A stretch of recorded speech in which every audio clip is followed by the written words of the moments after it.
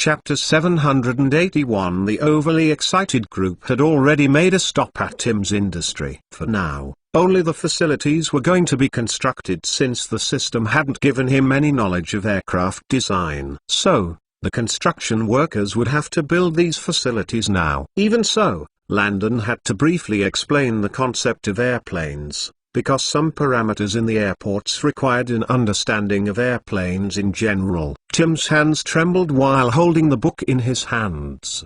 He briefly glanced through it all merrily. But, as usual, he still hammered Landon with numerous questions.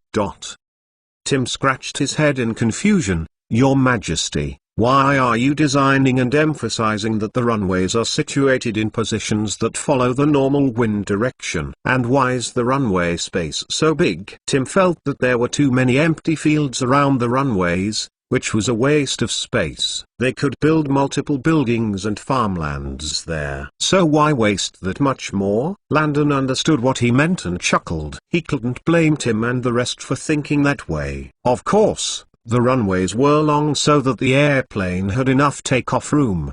But why were there always empty fields around it that could go for miles? Tim, those empty spaces are one of the key factors for airplane flight. When a massive field is empty and isolated, the winds don't have anything to reflect against, like buildings or trees. So the winds there are usually stronger on larger empty fields. These strong winds help the new get off the ground. So the wind definitely dictates the runway design. This was true. Looking back on Earth, one might not see a pattern for airport designs at first glance, but they were there. If one overlapped the prevailing winds in their area on maps, it would be easier to spot the wind patterns. These patterns in turn help decide how takeoff lanes should be positioned. For example, most airports in the northern hemisphere like Dubai are aligned from east to west, which coincides with the normal wind directions there. Examine any airport, and you'll find that they follow the wind direction when creating their lanes. One should know that each location in the world has specific wind and weather ranges in which they can fall, and the weather change rarely goes out of those range estimations. The headwind adds extra lift to the plane, reducing the power required for takeoff, which in turn reduces landing speed too. Of course, there might be times that planes will land with heavy crosswinds that are against them. This is also possible, but it won't be fun for the passengers or easy for the pilot. That is, if the pilot can land it at all. For sure, the crosswinds that each can tolerate differed with each airplane design. Some have larger vertical surfaces and stabilizers that help to some degree. An example would be a regular-sized plane like the Boeing 737 that can withstand a crosswind of about 60 km/h with a dry runway and 55 km/h with a wet one. Anything above this and the crosswinds will take the plane off track and might even damage it. That's why lanes were made the way they were. If one thought about it more, then they would be able to see subtle things that airports and pilots do. Sometimes when one has arrived in their designated city or town, the pilots would fly over a city and make a U-turn back to the airport just to land. High up in the air, they don't really need to worry about crosswinds. But when landing or taking off, they need to do so in the direction of the normal hemisphere winds. Also, in some runways, one could see large white wood-striped wind socks that tied to poles. This was generally a great help to the pilots who constantly look at the sock that was filled with air. And when the winds are too fierce, the sock dances crazily. The airports had several things that they had taken into consideration when making their airports. In the early days, the Wright brothers chose an isolated strip of a beach to test out many principles of flight. Takeoff and landing flight were much better on a massive empty space due to the winds. But when testing in a crowded place, takeoff was much more problematic. It was possible, but just too power-consuming and tasking. So of course most airports were ridiculously spacious with several lanes. And Landon dared not compromise when building Baymad's airport.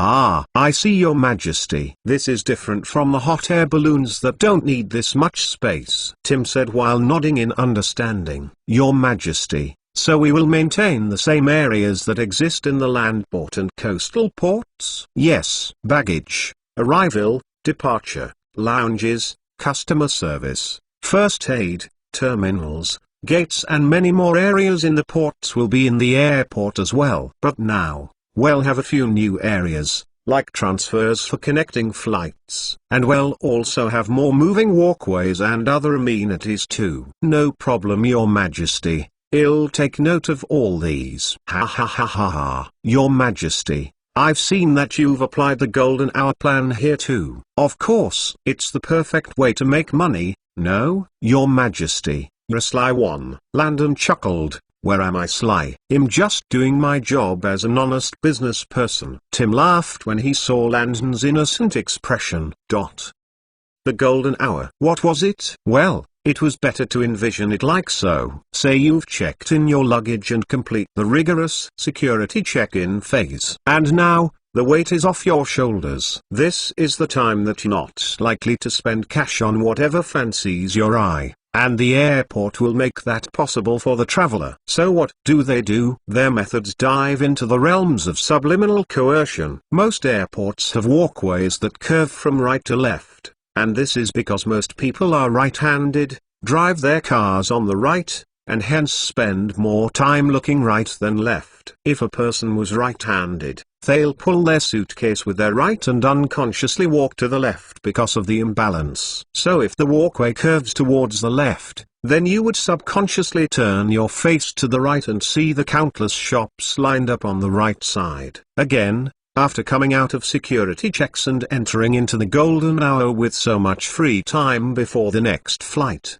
most people are inclined to spend money. That's why the first shop many people see after clearing security is the duty-free shops. Every trick in the book has been used to ensure that the airport kept getting money. And being the businessman that Landon was, how could he not use these tricks? What slyness! He was here to make money for Baymard. Alright. More money for the Empire. More money for the Empire. Carat zero. Chapter 782. Just like that, Operation Airport construction was in full effect. Everyone's excitement was full to the brim. At this point, Tim, there's something else that I need you to do. But I haven't finalized it yet. I just need today to finish it up, and tomorrow, I'll come over again. So, do you think you have time for that? Of course, Your Majesty. The team doing the Pac-Man, vending machines, and other slot machine games don't need me anymore. It's already the second week of August, and the team has already started building these machines in bulk. All their training and practice had officially come to an end,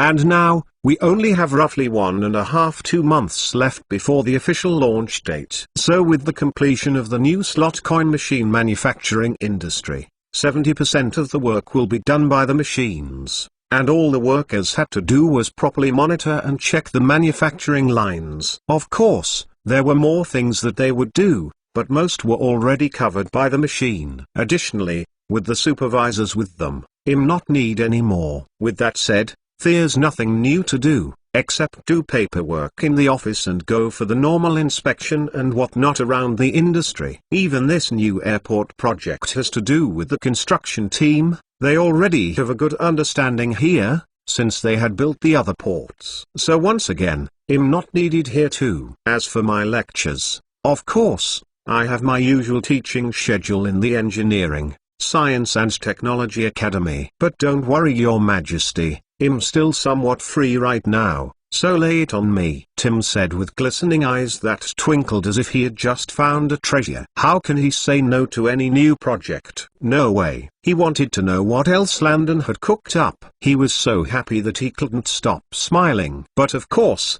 he wasn't the only one who felt thrilled. Far away, a young woman smiled coldly at her own reflection. No one knew what she was thinking of, but her expression was truly terrifying. But unbeknownst to them, the lady was truly happy for what evil was about to come. Fairy State, Deiferous Capital City.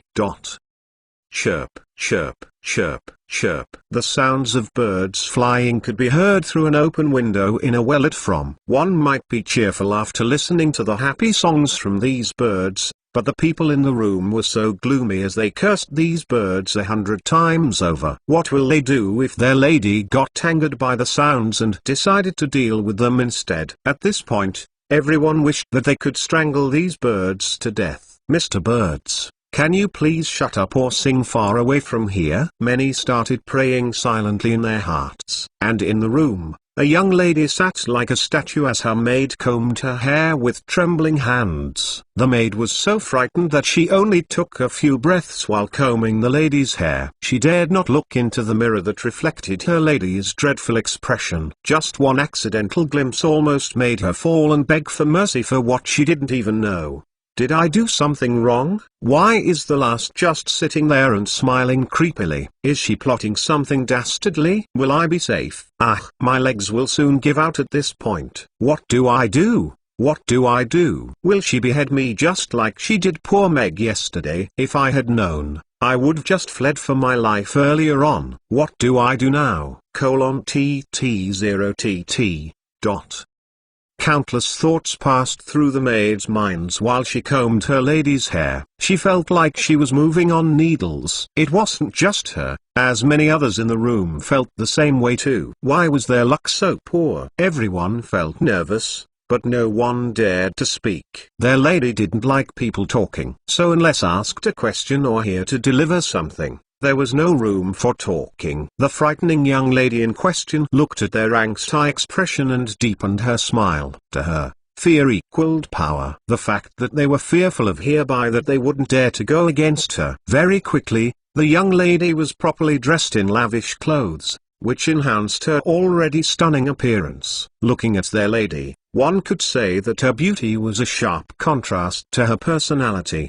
The contrast was truly astonishing. The lady, accompanied by her entourage of guards and 3 maids, left the fairy estate and headed straight to the palace. Doo-doon, doo-doon, doo-doon. As the carriages and horses passed through the busy streets, many people quickly escaped for their lives when they saw the markings and designs on the carriages. Some people dived into the shops, while others even went as far as stooping with their hands over their heads in fear of being spotted. Others plunged into ponds, while many just laid in the ground and played dead. Those on wagons, carriages and horses were in an even more predicament, as they almost had accidents, all because they were trying to avoid the lady's entourage. The young lady was known as the demonic fairy of Deiferes. Of course, some people call her the Queen of Hearts simply because she loved beheading people, just like the queen in the Baymardian book Alice in Wonderland. Every day, she beheaded at least one person.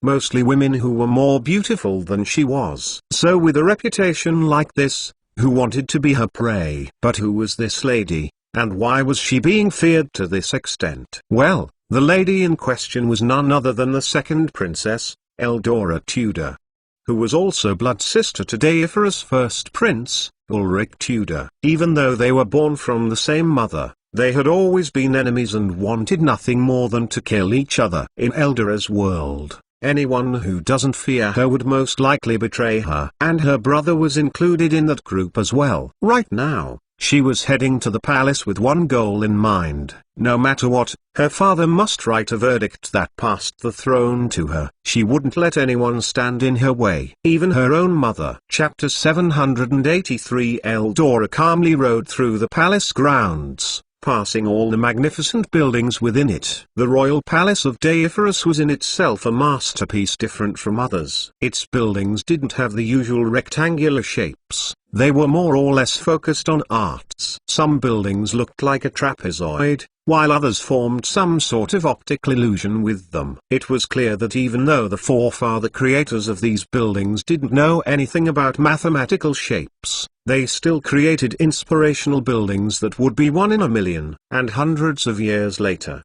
these buildings were still breathtaking. Eldora got out of her carriage and headed towards the tallest and largest building within the palace. This entire building was all for her father alone. He did his work here, and also slept here, while his wives and children lived in another 4-story building that had different wings within it. If a wife was favored or invited, then and only then could she step into her father's room on the topmost floor of his building. Of course, The first 3 floors within her father's building were the only floors that permitted visitors, as there was a garden there, and so on. But for the rest of the floors going to the topmost one, only those who are permitted by His Majesty could step into them. Even she had never seen these floors. Nonetheless, she felt like they would soon be hers, so what's the harm in seeing it now?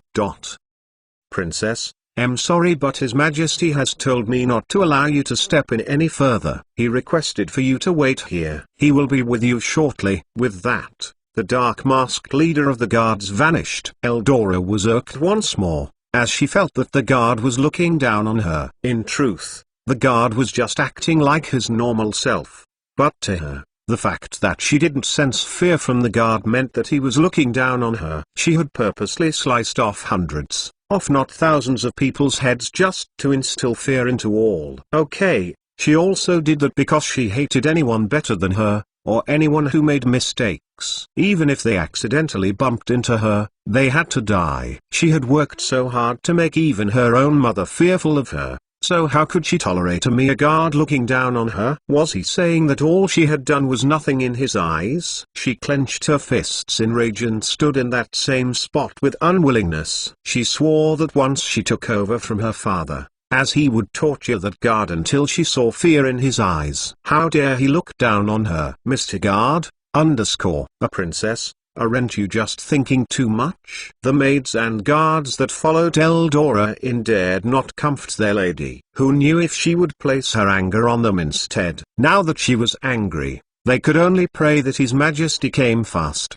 They constantly looked at the stairway, hoping that His Majesty could pop up now. Eldora on the other hand took in deep breaths before calmly seating in what seemed to be a lounge, since it was filled with Baymardian couches and whatnot. 40 more minutes passed by before her father arrived. Your Majesty. Everyone knelt at the sight of His Majesty. Julius Tudor. Father. This unfilial daughter was worried sick about you and decided to come and see you as soon as possible. Are you feeling any better? Do you need something to eat? Father, how are you? Julius looked at his loving daughter and felt touched. She came here 2 days ago, and now she's here again. It looks like she's really too worried about him. Everyone said that his daughter was demonic, but he didn't believe it. She had always been gentle and kind. Him. There was a time that he decided to investigate where these stories came from, since it was his duty as her father to help her clean up her reputation and live a happy life with a good husband. But when he was just about to begin investigation, several ministers and others claimed that the rumors were fake and that they had already begun taking care of them so as not to worry him. Seeing his most trusted people saying this, he truly believed in his daughter even more. But unbeknownst to him, Eldora had blackmailed them with their most hidden secrets. Some didn't want their son's evil deeds out since their enemies will use it to drag them down in the mud, while others protected their own behinds instead from embezzlement and so much more. Eldora made them put a stop to her father's nosy behavior.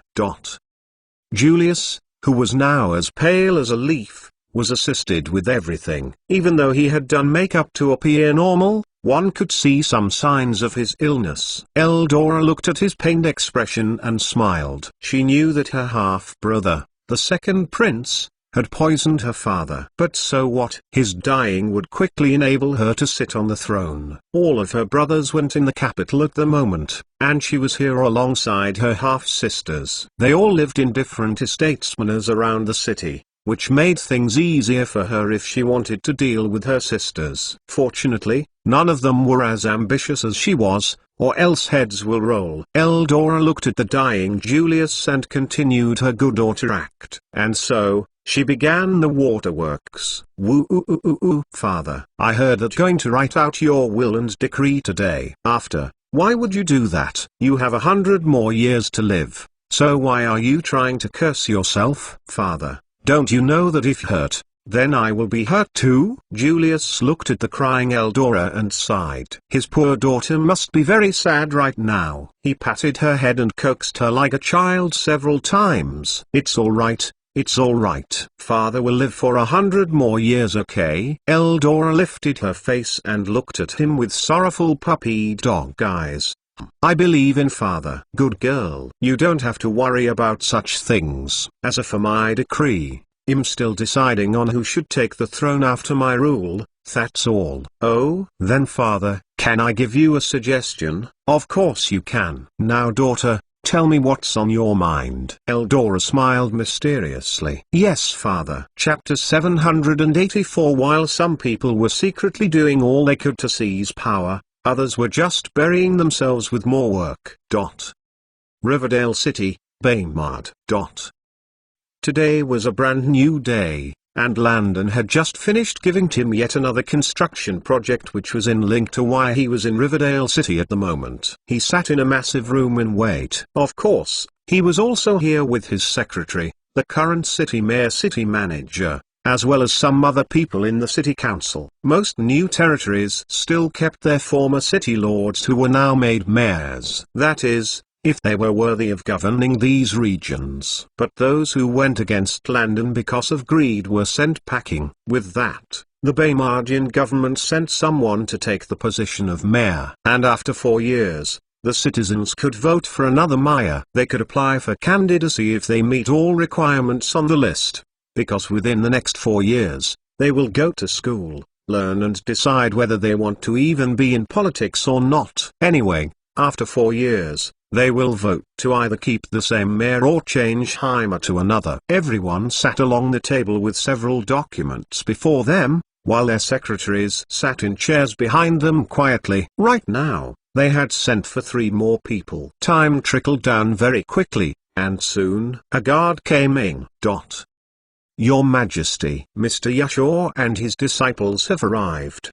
Send them in. Yes. With that, the guard left and later reappeared with a 44-year-old man and 2 other gentlemen who appeared to be in their late 20s. All 3 walked in anxiously, as they didn't know why they were called in. Had they done something wrong? Were they going to be punished? All the way here, they had asked the guards 100 times if they were in trouble, and the guards simply replied that they didn't know. Their anxiety was growing the closer they got to their destination. Numerous emotions passed through their bodies, as they thought really hard about how they had lived ever since Riverdale became part of Baymard. Maybe they offended His Majesty and didn't know about it? The guards just looked at them helplessly. They couldn't say anything because they didn't want to give these men hope when they too didn't know why His Majesty had summoned them. Who could know what was cooked up in His Majesty's head? Even the mayor and those from the city council didn't know why they had been summoned. In regular times, His Majesty would give them a heads up and book a meeting based on their schedules. But he didn't this time, so maybe the meeting was urgent? We salute your Majesty. Immediately, all 3 knelt and looked to the floor as if waiting for punishment. Please get up and raise your heads. Not in trouble. Rather, I invited you 3 here because I need your help. Your expertise is highly needed here. The oldest of the 3 looked at Landon in shock and confusion. But your Majesty, we're just astronomers who also happen to dabble in astrology. Exactly the people I'm looking for. Landon smiled broadly. That's precisely the expertise he needed. Why? Because if the airport was going to be constructed, then the weather had to be predicted as well. One should know that his next main missions might take him a year and a half, 2 years to complete. And after that, he might get rewarded the chance to create airplanes. He already estimated that he would use 8 months to train the workers to build each part. That is, they didn't have to know everything. Some would only specialize on how the wings should be made. They will be taught about all the drawbacks, consequences and reasons why the wings must be done the way they should. Their only concern should be the wings. Another team might focus on creating the overhead space for bags, while others focus on the emergency doors. All they had to focus on was their part that they specialized in. So for the next 8 months, that's all they would do. Study and build that part over and over again every single working day. It will be carved into their bones for the entire 8 months that they build it over and over again. Even if it was a mere door handle, they would do it until they were almost dead. That said, after 8 months of repetitive training, they would put the entire plane together and test it out for 4 more months. From here, The fun begins. Pilots will now begin training and one flying for another year before the airport ever opened for business. So when you look at everything and tally up the time frame, the airport will only be open 4 years from now. By building the airport, it wasn't that Landon was rushing. He was just thinking ahead of schedule in preparation for then. Isn't that how major projects are done? The budget and everything needed to be kept aside and finalized before then. The hangars were currently being built and all other buildings which might take over years to complete. So all this was part of the plan. But construction wasn't the only thing that was involved here. The weather needed to be predicted. Yes, how else were they supposed to ensure that the planes don't meet a terrible storm up in the air, especially during winter? Landon knew that the system wouldn't give him knowledge on satellite production because it was supposed to be a reward. He had a hunch that even after plans began flying, the system still won't reward him with it, so he had to go old school. And that's why he sent for these 3 special guests. Hearing that they weren't in trouble, all 3 felt very relaxed now. Your Majesty, I and my disciples will be glad to help in any way we can. Good. Now let's begin. Chapter 785. The meeting began and everyone listened attentively. The more Landon spoke, the more they realized that this matter was an important one that involved the entire continent. And in future, the entire world. The 3 guests, Yashua and his disciples Ben and Greg, also listened excitedly as well. They felt like they were now involved in some world-changing event. Yashua, I will need you and your disciples to temporarily reside in the capital city for this. In fact, just this morning, I had already asked for an academy to be built, dedicated to this matter. And you will be the academy's head. This is world-changing. After that will need your undivided attention. So if you do accept, then you will have to stay in the capital alongside your family. Are you all prepared? We are.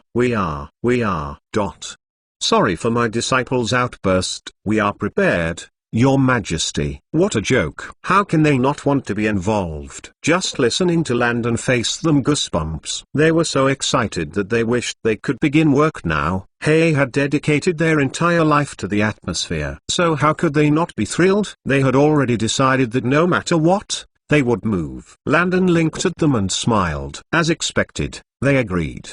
Every time he chose or picked an overseer or head, he always chose someone who was overly passionate about his job. Of course, they also had to be morally grounded too. As for why he needed their expertise, well, since he couldn't build a satellite anytime soon, then he had to look for an alternate method. One should never underestimate these ancient people. Even back on Earth, way before satellites were invented in the 1960s, the weather was still being predicted. Some battles had been won in the medieval periods because of weather predictions. Even the fact that people could see the Earth's changes through the stars showcased how amazing these ancient people were. That's why kings and rulers valued them. For example, in 650 BCE, the Babylonians predicted the weather from cloud patterns and, as well as from the stars. And way before the Babylonians, Aristotle, Theophrastus and many already compiled books on weather forecasting. The Chinese, Indians and many others also predicted the weather as well. But how did they do it? That was because the ancient people were good at book recording. They recorded all atmospheric changes, all signs of planetary astral alterations, all signs of rainfall from observation of the moon's phases, and most importantly all wind movements. Even sailors had a handful of people in their teams dedicated to weather predictions. As they say, the red sky at night is the sailor's delight, but the red sky in the morning is the sailor's warning. These people depended on weather reading to pass the hurdles while on board. As for the world Landon was currently in, one should know that even now, these people have been diligently recording the weather for the past tens of hundreds of years now. From morning, all through the night and day, there were teams that observed in rotation. However, these people could only be found in moderator-sized cities like Riverdale. All city lords heavily paid for these astronomers and astrologists to stay in their cities and constantly record the weather changes, as sometimes these people could predict whether drought was going to occur or not. Other natural disasters have been avoided many times because of these predictions. So all city lords typically paid heavily to keep an entire team of these people in their cities. But small towns and villages couldn't afford it. Of course some towns could, but not all. That said, within Riverdale City, there was a large library that had thousands of books that recorded everything every day for the past years. Even if it started raining now, there would be a team dedicated to observing and recording the changes. These people's eyes were always on the atmosphere. More importantly, they also looked at their crude wind vanes to observe the wind's direction too. And even though they didn't know anything about temperature and pressure, they typically had other tools and ways to measure what they felt was a hot day or not. Like the case with the wind, they had a total of 10 levels to describe the wind, and their wind vane was also made in that manner. If the vane didn't even shake, then the wind was just a level 1 extreme mild one. Likewise, they also had ways to tell just how hot or cold the weather was. From using stones, sand and other objects, they had a good understanding of things. And they wrote every single detail in their books. Anyway, thanks to their book recording skills, Landon could now stipulate a pattern for the weather and place it on charts and diagrams. Before coming here, Landon had already warped and scanned all the books last night, and from what he saw, the weather didn't change that much over the years. For example, snowfall typically started within the 2028 of December. It was very rare that it began later or earlier, at least from the data. Again, they could also predict the times when the winds would be heavy throughout the entire year. In fact, if one plotted all the data from all books and overlapped everything together, they would have a range for every hour, time and day within the year. That is, they would be able to know the range and probability of rain falling on so-and-so date or even sun shining then. Of course, they would still need to watch the current moon's phases, stars, cloud patterns and whatnot to make sure that their predictions were right. Again, from all the books, one could also see the wind pattern clearly. So now, he could start teaching them what to do. Firstly, all data needed to be recorded now with temperature, pressure and so on. That's why he decided to make barometers for atmospheric pressure, hydrometers for humidity, rain gauges for precipitation, ceilometers for cloudiness, anemometers for wind speed and other tools. So for the next 4 years, they will create good graphical weather charts and diagrams. Of course, he would also give them the entire map that had longitudes, latitudes and whatnot. Basically, he wanted to teach them numerical weather predictions. Yashar and his disciples felt even more excited about this new project. Your Majesty, I would be honored to be the Academy head. But I would like to ask, when can we start? Chapter 786. Landon looked at Yashar helplessly. Once again, he had recruited another overly excited person, but he would have it no other way. You'll start 10 days from now. So within this period, you need to round everything up and relocate to the capital. Yashar was happy for a while, before growing again. Your Majesty, what about the rest of my team? Don't worry, they have a different arrangement than you do. I'm aware that aside from your 2 disciples, there are 27 more astrologists in your team who record and observe the weather in Riverdale. And if I'm not wrong, you've divided them into 3 groups, right? Those who observe in the early parts of the day, those who observe in the later parts of the day and those who do so all through the night. But now, you need to divide them into 5 groups rather than 3. One group will follow you to Baymard for the first 2 weeks. And after that, the next group will take their place. In this way, no observation shift will be disrupted. This way, everyone will have the opportunity to learn and study while working. That said, I will also hire new graduates or recruits who are interested in this science. It will be the duty of you and your disciples to also teach them what to do. Yashar and his disciples patted their charts hard. No problem, Your Majesty. Leave it to us. We won't let you down. Good, good, good. I knew that I could count on you all. But that's not all there is. You see, over the course of time, several other astronomers and astrologists from all cities within all empires will come to the academy. Yashur and his disciples almost stood up from shock. What did His Majesty just say? Never in history had all of them come together like this. Did this mean that he would be working alongside people from Yodan, Terik and the rest? Will he work alongside some of the people he looked up to? He felt like a person who would soon meet his idol. Kareto. London looked at Yashur's dazed expression and chuckled. Of course, he was going to create weather charts for the entire Pino continent. This way, even they could see and witness how the winds blew in a directional pattern due to the world's rotation and other factors. Winds have constant steady patterns that typically stay the same from hemisphere to hemisphere and region to region. Like the trade winds that were powerful or emailing winds that blew across the Atlantic and Pacific Oceans, or the polar easterlies, which were dry cold prevailing winds that blew from the east and emanated from areas of high pressure around the north and south poles. All these always stayed constant and rarely changed. So the earlier they plotted and figured out the constant flow of things, the better things would be. And while they were at it, it wouldn't kill them to record time zones, would it? Landon decided that after this meeting was over, he would head towards the other cities in Baymard and request for some people in their astrologist team to head towards the capital as well. As for their books,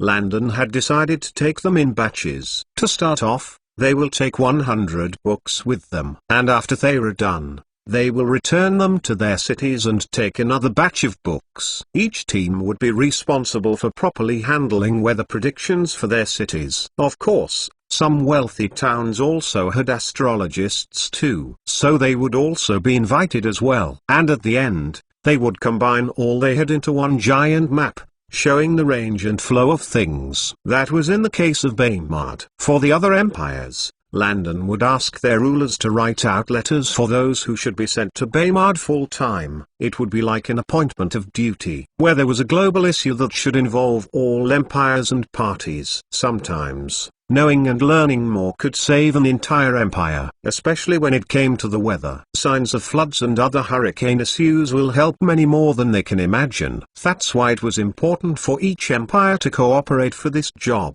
Additionally, they were learning here, so it was also a win-win situation as well. Once again, Yashur marveled at His Majesty's thoughts, but he was a little worried as well.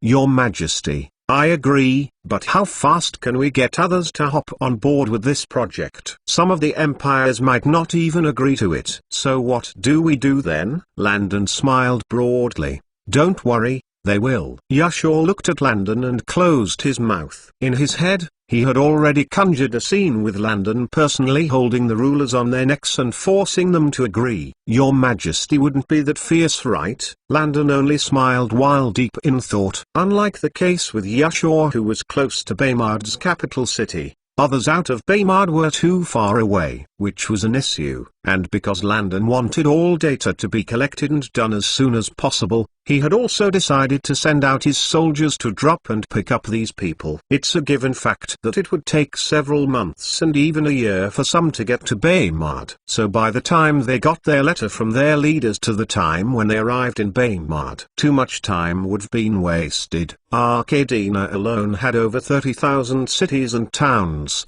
and villages alone. And each place needed to go through tens of hundreds of books to depict what their normal weather patterns were throughout the decades. So where was the time? If he wanted all this done in 4 years, then he needed to be responsible for their transport, and even deliver their letter of duty from their rulers to them. Of course, he would get the various empires to pay for the fees of these astrologists, as well as to pay Baymard for teaching them. Nothing was free. He would reach an agreement with their kings before sending his men out. He even planned to see Mikhail in Terik and William in Arcadina tonight. And the moment everything was finalized, he would personally deliver all letters, as well as send his men to pick them with their books fast. 4 years from now, planes will fly.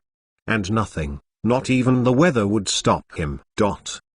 Yashur nodded while listening to Landon. Your Majesty, since the Academy of Atmospheric Science is currently being built, Then where do we study? Don't worry about that. In the capital city, there are 10 estates that are kept for these purposes. Back when Baymard was still in its transformation phase, these estates were all used as temporary homes for different academies and institutions, like the law school. Before they moved into their new building, they rented one of the estates there while waiting for construction to be finalized. So those buildings are only used for temporary stays. That said, the government will rent out the largest one for the academy while you wait for construction to be completed. So you don't have to worry about it. Yasur put off his worries and relaxed again. Well, it seems like His Majesty has thought of everything. Your Majesty, will you really be our teacher for the first 4 months? Of course. The academy will offer several subjects like climatology, meteorology,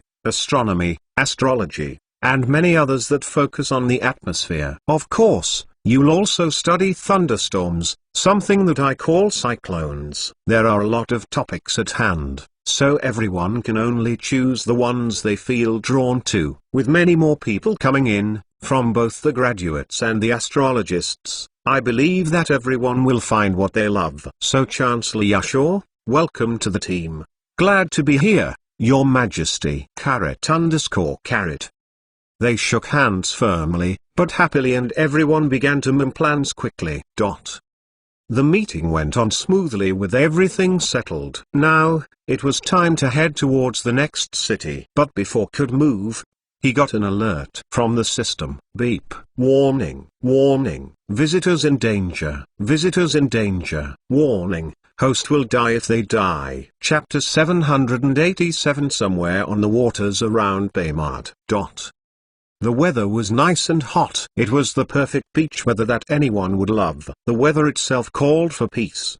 But unlike the sunny ever-warm weather, several people only felt cold at the moment. On a ship, several people were currently under attack by some fierce pirates. They were just 3 days away from their destination, so why won't fate just let them arrive safely? All through their journey, they had faced one issue to another. It was as if the heavens themselves were testing them. And right now, just when they were almost crossing the finish line, 5 enormous pirate ships surrounded all 3 of their ships. Presently, they had seen many people sail on what they would call the water roads. And linking at it, it seemed like Baymard was a very popular place because ships were constantly moving and leaving only within an invisible water path. It was like they had formed lanes on the water and only chose to travel along those paths. But they on the other hand were afraid to join in because they didn't know if these strange pale-skinned people will attack them, capture them, or even torture them. They've already been through a lot since they had begun their travel, so their only thought was to avoid conflict until they reached their destination. Worse, they didn't even know if they spoke the same language as these people, so they dared not go close to them. That's why they sailed very far away from the crowd of ships. They had chosen a deserted ocean region and had only decided to get closer to the rest when they were hours away from Baymard. For several weeks and days now, they hadn't met with any issues. So their plan seemed perfect. But who would have known that they would meet traveling pirates on these deserted paths? The worst thing was that they were so far from the other ships that no one would really see whether these pirates were their friends or foes. So no one knew whether they were under attack or not. From a distance, everything just looked like tiny dots. And right now, they felt doomed. The air was tense as everyone quickly sheathed their swords in panic. On the largest enemy ship, there was a 50-something-year-old man that had the most earrings in his ears, as well as the longest white beard that they had ever seen. He also had an eye patch and the thickness and longest hair that they had seen on a man. From the way the pirates acted, it seemed that this was their leader, or as many would call it, their captain. Lucia, Andrew, Javis and their men all looked at the leader intensely. In their mind, they still hoped that maybe these people weren't here to attack them. The leader, who they had now nicknamed Longbeard, squinted his eyes and looked at them in surprise and delight. His thoughts were more on how much they would sell as slaves since they were dark-skinned. They were rare for many, so they should be more valuable than ordinary pale-skinned slaves, right? Who knows? Maybe these dark-skinned people might even make them rich. Longbeard's eyes twinkled with greed. Boys, take them down, but don't kill all of them. They're our precious cargo. With that, the pirates laughed playfully and made their move. Lucia held her sword firmly as she watched the invaders jump onto their ships. No matter what, they had to survive. How could they die without seeing their savior? Then who was going to save their people? She silently prayed to the heavens for forgiveness for what she was about to do. Ting. She countered her first attack with everything that she had. All during their stay on that pirate island during winter, she along with her brothers and her men had fought almost every day for months, as they tackle more and more incoming pirates. But even at that, compared, she knew she was still very weak. In fact, it was actually miraculous that she could survive until now. These pirates had more years battling than she did, which made her extremely lucky since she was never trained or even had prior experience. Pain. Her palms turned red, and her body wobbled painfully from blocking her enemy's attack just once. Blisters appeared on her delicate palm, making her struggle to hold on to her sword. The enemy's sheer strength had completely overpowered her. Was she scared? Yes, but she believed that if she used her head brain, she would definitely be able to come out victorious. That's why had kept her alive all this while. She gritted her teeth and steadied her trembling hands while thinking of how to take down the giant before her. Ting, ting, ting, ha ha ha ha ha ha ha. Just look at how your hands are trembling. Little missy, didn't they tell you? Weapons don't belong in the hands of a mere woman. You see, I like you. You'll make a good addition to my bed. So why but drop the sword before I hurt you? I don't want to accidentally slice that face of yours. Wouldn't I? Shut up. Ting. Lucia didn't know what the bastard was saying, but the way he looked at her made her uncomfortable. She already has a fiancé that she loved dearly. Okay. The look in the pirate's eyes made her full utterly disgusted. As for the pirate, she was even more mesmerized by her. Little missy, what language are you speaking? How can it be so pleasing to the ear? Ha ha ha ha ha. I've decided, Azil, ask the captain for you. How about that, Pa? The pirate was shocked that he had just been struck by Lucia's leg. He had been paying too much attention to her stunning face and her sword that he forgot about her feet. Unfortunately for her, her attack wasn't enough to fatally injure him. The pirate's lips spread wide, as he grinned coldly. Good. I like my women feisty. But, I'll have to discipline you first. How dare you strike your master? Ting, ting, ting, ting. The giant charged even more fiercely than before, proving that he didn't use his full strength earlier on. This was bad. Lucia's face turned pale as she was constantly pushed back by the brute, and soon, she fell on the floor while trembling to lift her sword. But her enemy swiftly kicked her in the belly before mocking her. Pa, pa, pa, pa. You. Lucia held her belly in agony, while the brute felt inexplicably happy with the scene before him. Ha ha ha ha ha. BCH. How dare you kick me close to my recreational seed bearer? How dare you, a lowly woman, think of destroying my generations? Hey, maybe you like this because you think that's too pretty for me. If that's the case, then why don't I redesign that face of yours and force you back to reality? As the man was about to strike Lucia's face, her brothers, who were also fighting more enemies, almost went crazy. Lucia, they yelled out in fright, as they seemed to be watching everything in slow motion. And just when they thought all hope was lost, something miraculous happened. Ting. Silence. Degrees. 0 degrees. Excuse me, sir, but who are you? Chapter 788. Silence. Oh, everyone looked at the man dressed in all black and quickly glanced through their memories to see if they ever recalled such a person on the scene this entire time. The pirates were confused, and so were Lucia and her crew. The reason why everyone froze was because the minute the man appeared, there was a thick pink smoke surrounding the ships. It only took 10 seconds for the entire smoke to vanish. It was too mysterious and somewhat troubling. So when it cleared out,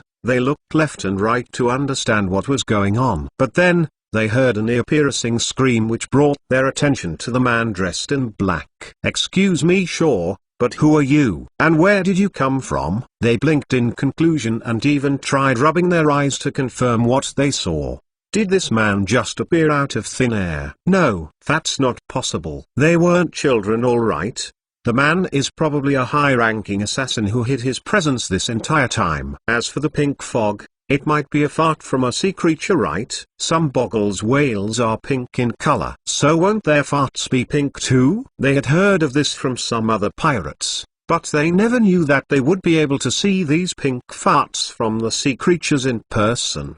The smell was really comfortable and was nowhere near as bad as the farts from humans. Yeah, that makes sense. Now all they wondered was who this assassin was. And more importantly, why was he here? The skin across the assassin's eyes showed that he too was pale-skinned like themselves. So why would he appear in the ships if these dark-skinned people? Or could it be that he didn't hide in these ships but stayed in their pirate ships instead? Was he an assassin out for revenge against one of their crew members? Judging from the unwrinkled skin around the man's eyes, it was clear that he was a young man. At this point, many had already come up with the scene where one of the crew members murdered the assassin's family on the sea, and now the assassin trained grew up and tracked his family's murderer for revenge. If Landon knew their thoughts, he would only say they read too many Baymardian books or watch too many movies. What sort of dramatic scene were they painting out? He was here to rescue people, alright. Lucia, whose eyes were previously shut in anticipation for what was about to come, only heard a loud but ghastly scream instead. She opened her eyes and was stunned by the scene before her. She was so dazed that her brain went off for a bit. Landon looked at her and spoke in Roma. I'm here to save you all. Worry not, Savior. Landon was taken aback in confusion from the awe he saw in the young lady's eyes. Lucia's eyes lit up the second Landon spoke to her in Roma. She was from the continent of Romaine, and they spoke only Roma there. Meanwhile over here, they spoke an entirely different language that she couldn't understand. This man appeared from nowhere and could speak Roma. Plus he said he was here to save them. Coupled with the overwhelming feeling she had just now, she knew who he was. Her visions had given her a sense of familiarity with her savior, so she could tell if he was the real deal or a fake. Even if someone disguised themselves as him, she would be able to tell the difference.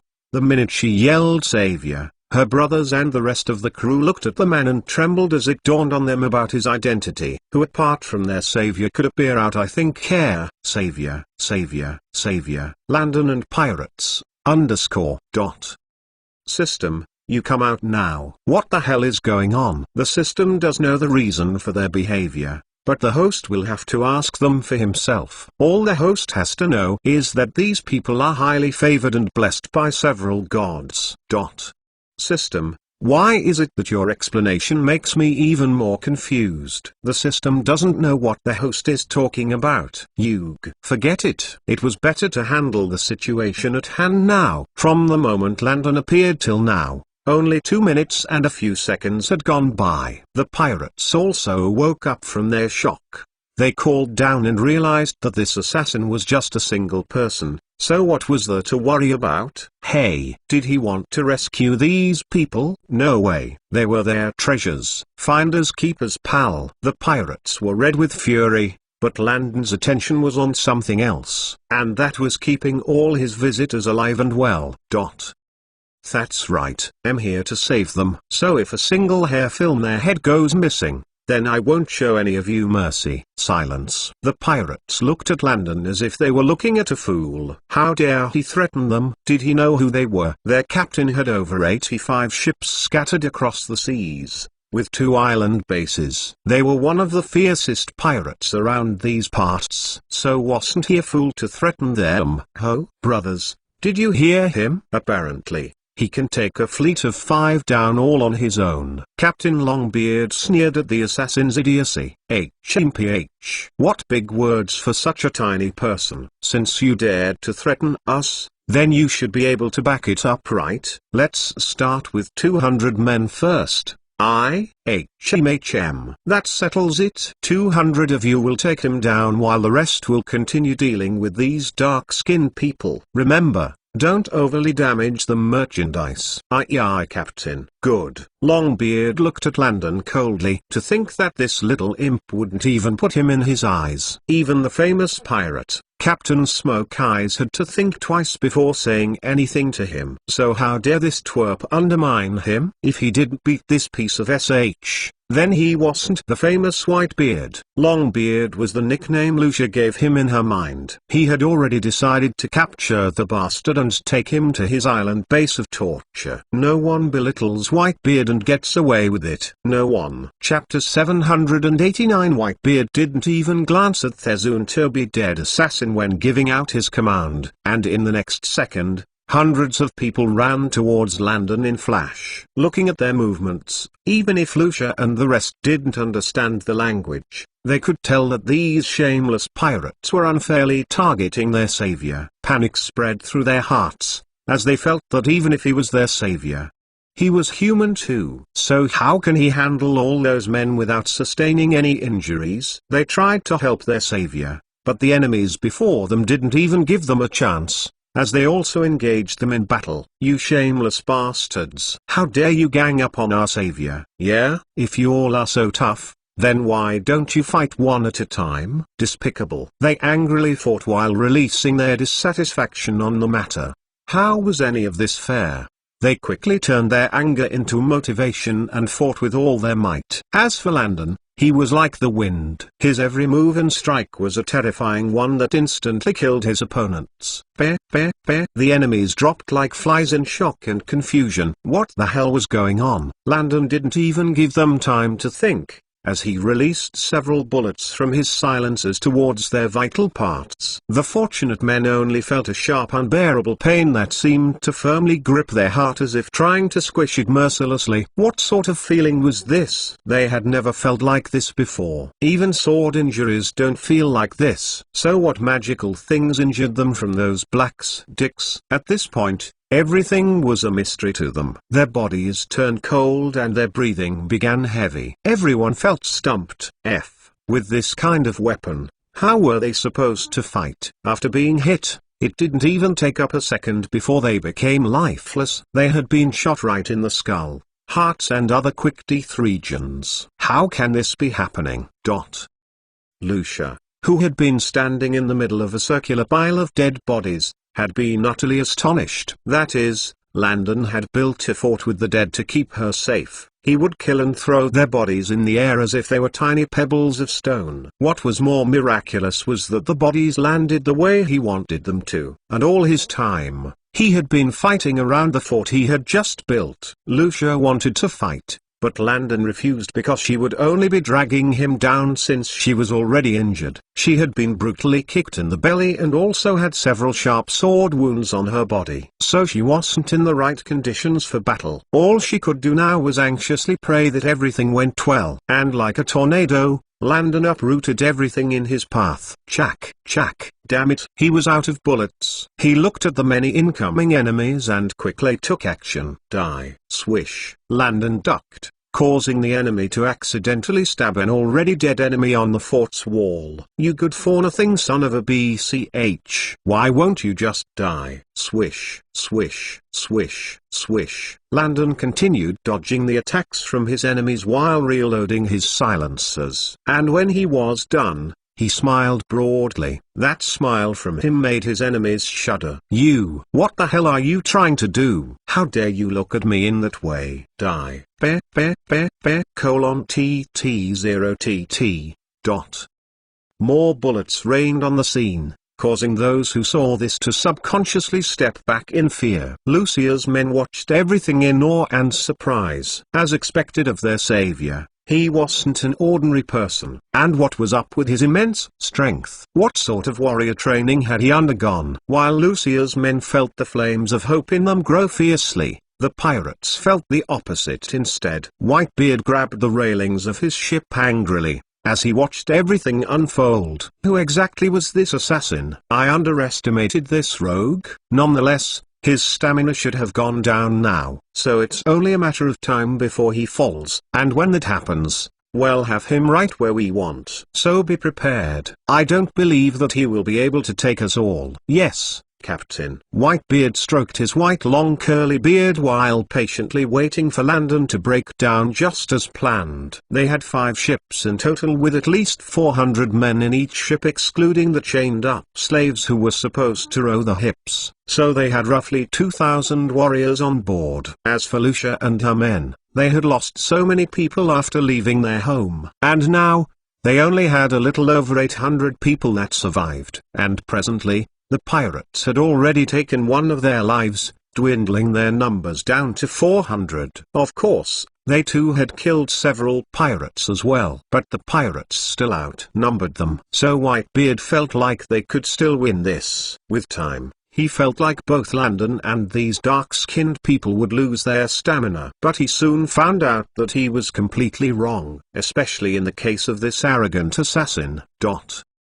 As time flew by, Whitebeard's confident smile began cracking slowly. This wasn't possible. He opened his eyes wide in disbelief. Was he seeing this right? Just one person had killed over 500 men in such a short period. How? If you had this skill, then aren't you the equivalent of an entire army alone?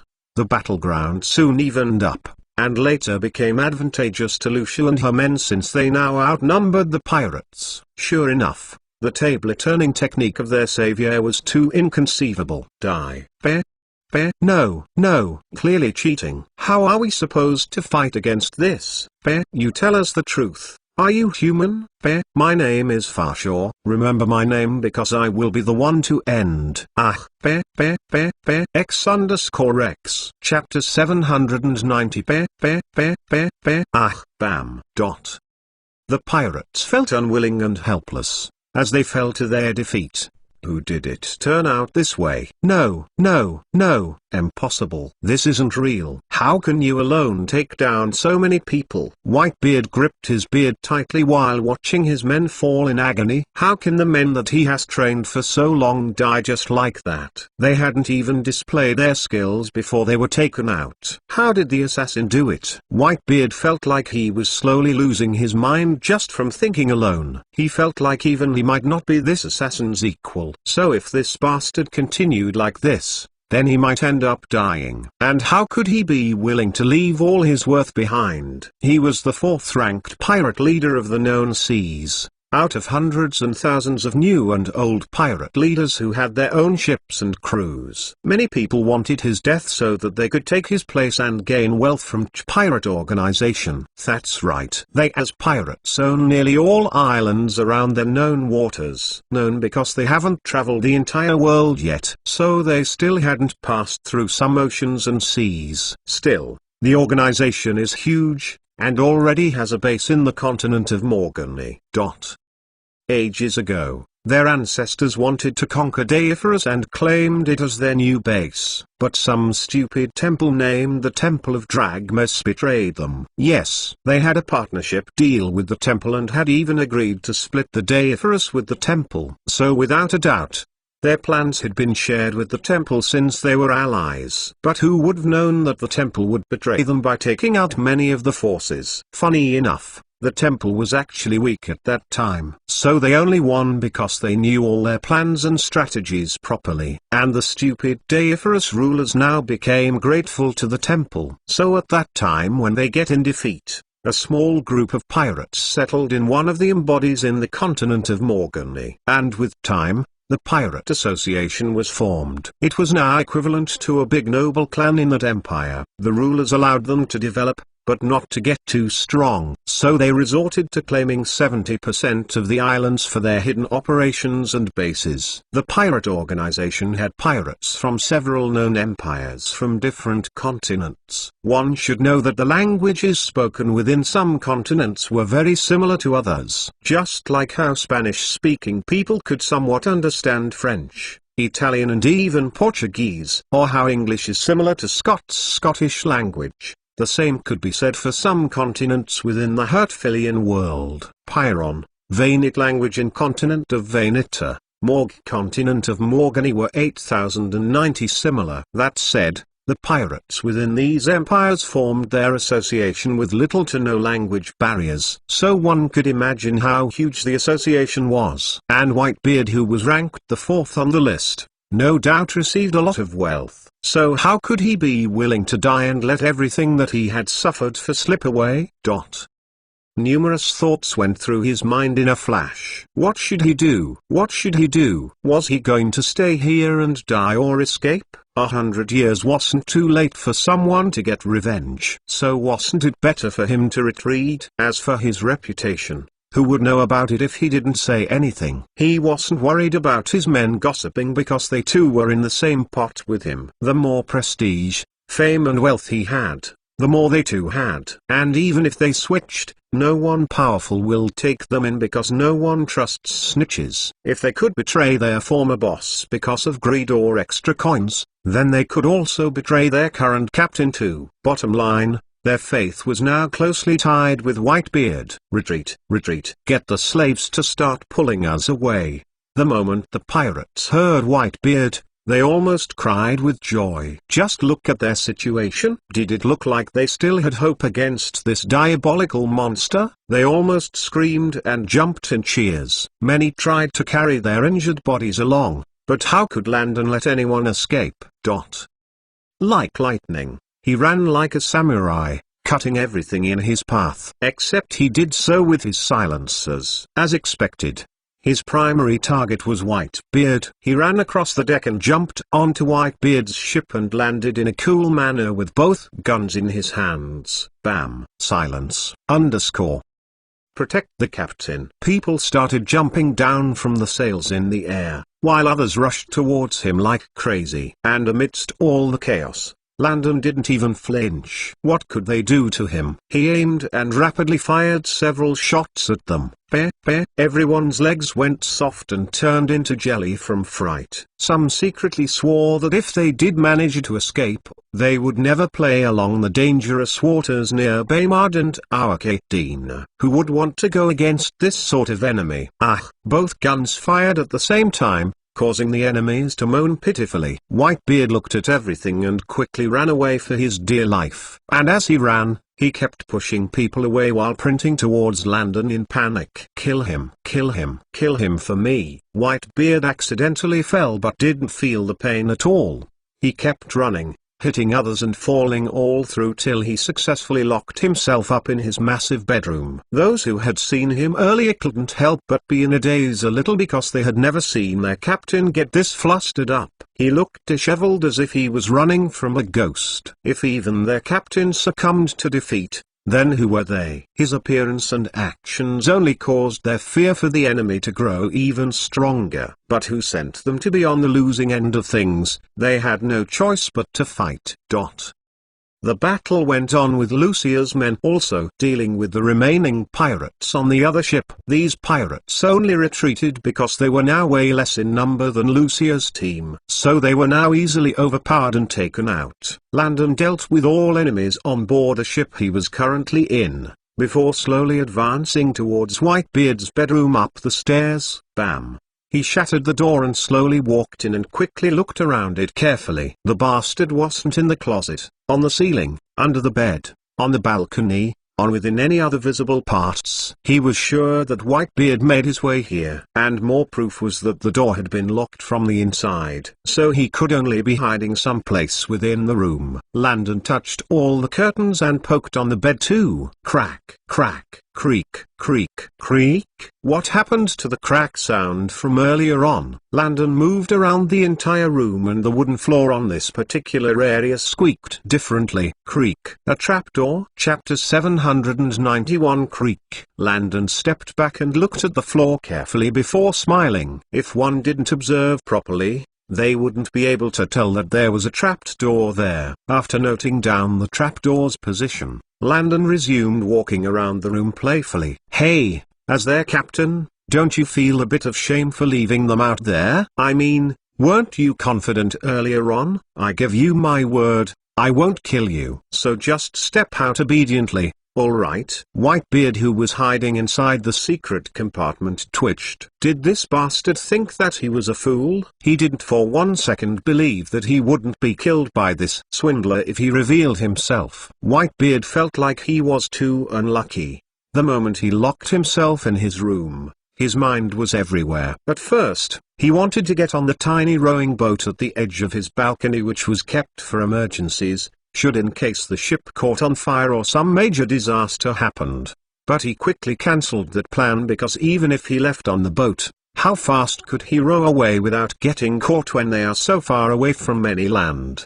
Doing so will only expose him instead. The rowing boat was really small, as its size was enough to take just 6 people in it. In this case, he would be the only one rowing the boat, and no matter how fast he rowed, he wouldn't be able to get that far away from the ship without someone noticing. For sure, this massive ship that had hundreds of rowers will be able to meet up with him in a flash. Bottom line, he would get caught the moment he left in that puny rowing boat, so that was out of the question. Now, his only choice was to hide and secretly sneaking out later on. There were 3 scenarios that could happen. The first was that these dark-skinned people would claim his ship, sail with it and finally dock somewhere. And if that was the case, then all he had to do was hide and secretly sneak out when they docked. He would just have to do his toilet business here in the trap. The second option was that they decided to leave the ships on the waters, since it was indeed a pirate ship. They might not want trouble, so they might just choose to leave it here. If that's the case, then all he had to do was wait for them to leave before controlling the slaves below and issuing them to sail out. He didn't believe that Landon and the rest would free the slaves. Why go through so much trouble? That said, he would be able to escape with his expensive ships. Last but not least, the enemy could just set these ships ablaze before leaving. In this case, he could just take the rowing boat and go his way. After burning ships, no one ever stayed behind to watch, because the smoke called enemies, new faces and other passerbys, so no culprit stayed behind the moment they saw the ships ablaze, which was perfect for his escape. Looking at all 3 scenarios, they all involved him linking for a place to hide. So, he quickly picked up all the fruits and rum in the room and stuffed them into his hiding space. Of course, if he needed to hide for days, he had already planned to secretly sneak out during this period and steal fruits and rum when no one was in the room. As for the master bedroom, he was sure that only the topmost person would use it. So the moment the person closed the door and left the room, he would scurry out and steal any food available. He might also relieve himself as well. In his mind, he had thought of all possibilities before hiding. He didn't believe that Landon and the rest would be able to find his secret trapdoor. Din, din, din, din, din. Sweat trickled down Whitebeard's back as he listened to his enemy's footsteps that echoed sharply across the massive room. His heartbeat grew louder and louder every time Landon moved closed to the trapdoor. And every time the bastard passed over it, Whitebeard would subconsciously let out a sigh from relief. But then, Landon would walk closer towards the trapdoor again, making his nerves rise again. TT, was this son of a BCH trying to give him a heart attack? He felt like his poor heart couldn't take it at all. Landon on the other hand seemed to be enjoying playing with him. Hey, I know you're in here somewhere, so why bother hiding? Like I said, I won't kill you, so step out peacefully. Besides, don't you think that you're too old to be playing such games? Don't you know that hide and seek is for little children? No matter how much Landon spoke, Whitebeard dared not move. Since you don't want to reveal yourself, then I have no other choice but to force you out. No, pitch. Whitebeard was so scared that he nearly peed his pants. Out of nowhere, a long sword pierced through the spaces between the wood and went right into the secret compartment. This bastard almost killed him. The sword had been inserted so close to his face that his nose was just inches away from it. His face turned pale from watching the wooden trapdoor's roof get pulled away. Terror was very evident on his face. Didn't this bastard say that he wouldn't kill him? Then what the hell was that earlier on? Wasn't the sword meant to kill him? Like an unwanted rat in a home, Landon pulled him out of his rat hole. Bam! Whitebeard slowly backed away on his butt, while pointing his trembling fingers at the approaching Landon in fear. You You. Who are you and why are you against me? Landon calmly walked towards him with the sword in his hand. My name is Inigo Montoya. You killed my father. Prepare to die. Revenge? Whitebeard had no tears but wanted to cry. Boy, when did I kill your father? Can you tell me the exact year so that he'll at least remember it? I'm a top-rated pirate who has killed thousands. So how am I supposed to remember your father? Whitebeard felt like the world was playing a joke on him. You let me go, and I promise to let this matter go. My pirate organization isn't a society you can afford to offend. My brother is the current leader of the pirate organization, so don't do anything rash. Landon just calmly advanced once more. My name is Inigo Montoya. You killed my father. Prepare to die. Whitebeard was exasperated at this point. Why did he have to run into a blockhead who didn't seem to know the weight of the organization? Hey, are you listening to a word that I said? I said that my brother is the current head of the organization. Are you listening? Yes, my name is Inigo Montoya. You killed my father. Prepare to die. I know that already. You've said that 100 times now. What do you think I am? Deaf. Silence. My name is Inigo Montoya. You killed my father. Prepare to die. Invisible mud-up streams of tears flowed down Whitebeard's cheeks. He felt like he had been talking to himself all this while. He was truly helpless. Hey bro, are you the one who is deaf by any means? Why does it seem like nothing I say gets into your ears? And why are you going back on your words?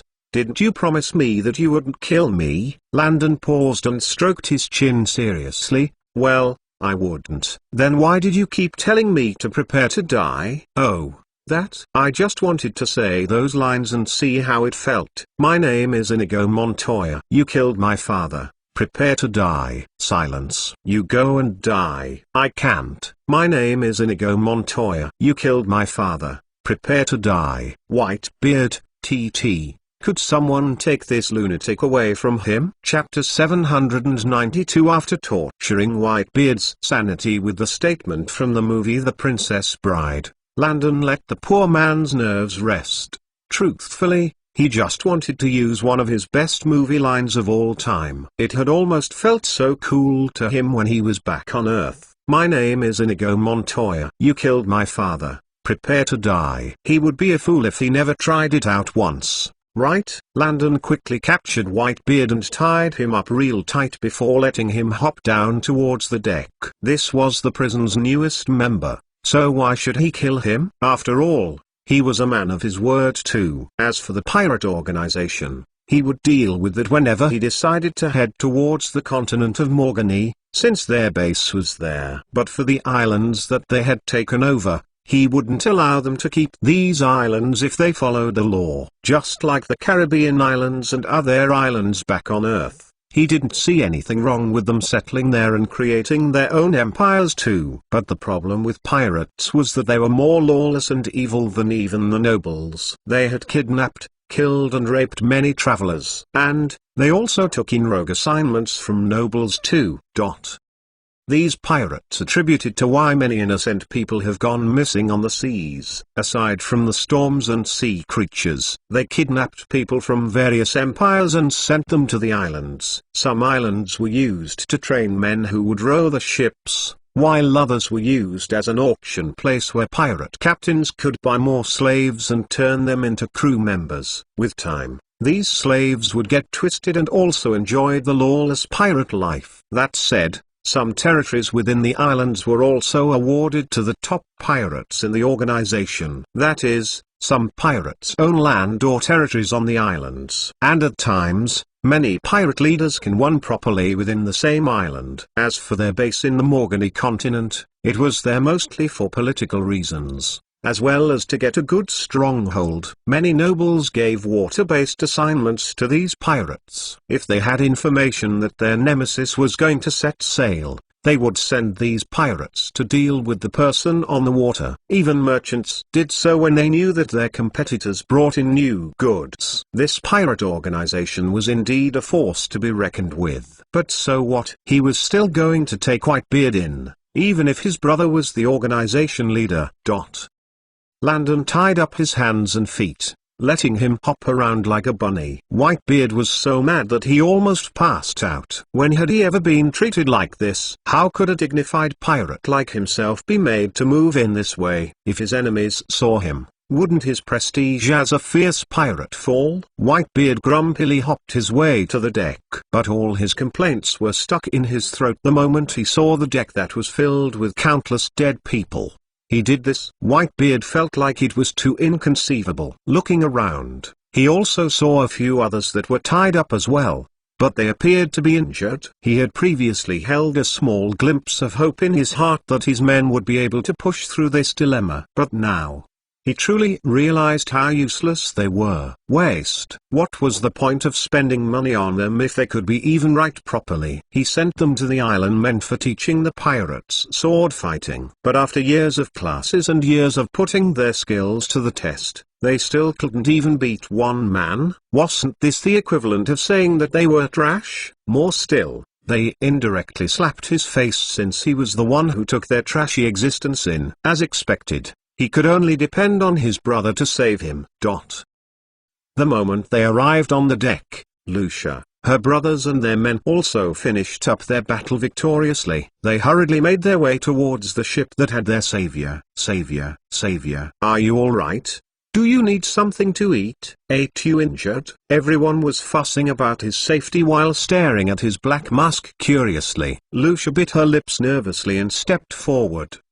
Savior, may we see your face? We mean no disrespect, Savior. Landon looked at their eagerness and sighed before taking off his black ninja mask. Oh, everyone looked anxiously to them. It seems like it was all in slow motion. And the moment Landon's face was revealed, their expressions turned explosive. Glory be to the gods of our land. It really is him. His eyes, nose and everything else is the same. The heavens truly want our people to survive. We have found our savior. Landon, _.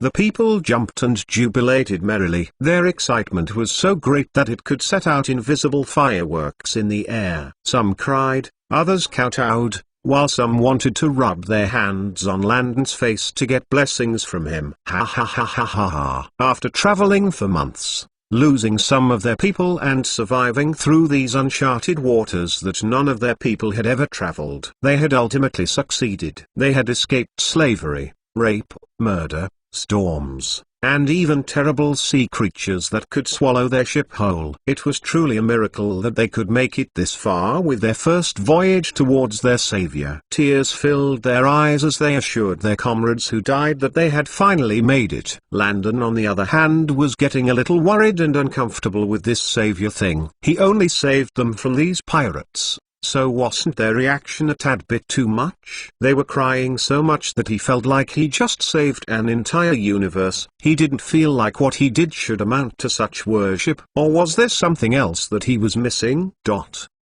System, are you really not going to explain further? Host, why are you asking me? They are right in front of you. So leave this system alone. Excuse me. But why do you all call me savior? Silence. The savior can speak our language. He is indeed our savior. When Her Highness Lucia said that she heard him speak Romu earlier on, I didn't fully believe it. But listening to our savior now has only left me in shock.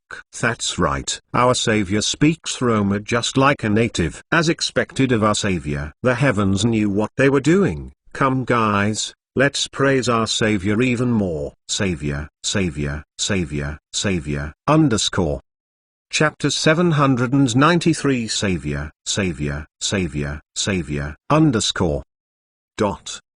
Landon felt helpless listening to everyone call him savior. Was he really that good? He smiled awkwardly while listening to their praises. Landon didn't want to dive into this matter yet until they solved the issue of these pirates. First up, all 5 pirate ships were searched for wealth. Of course, all the treasure was kept in a tiny room within the massive bedrooms that were designed for those leading the ship, which made sense, since pirates themselves were thieves. If it was just kept somewhere within the crew's reach, people would be stealing them bit by bit secretly. Landon gave 60% of the treasure to Lucia and her men, while he shared out 25% to the slaves who were owing these ships below. He instructed them to head towards Corona's coastal city that had the Bakeronian transport ships, and leave these pirate ships there. 1. Ever since Baymard did its operations in that coastal city, it had surprisingly become safer because Corona had sent too many Coronian soldiers to guard the city and ensure peace and order there. So even if they stepped out of their ships,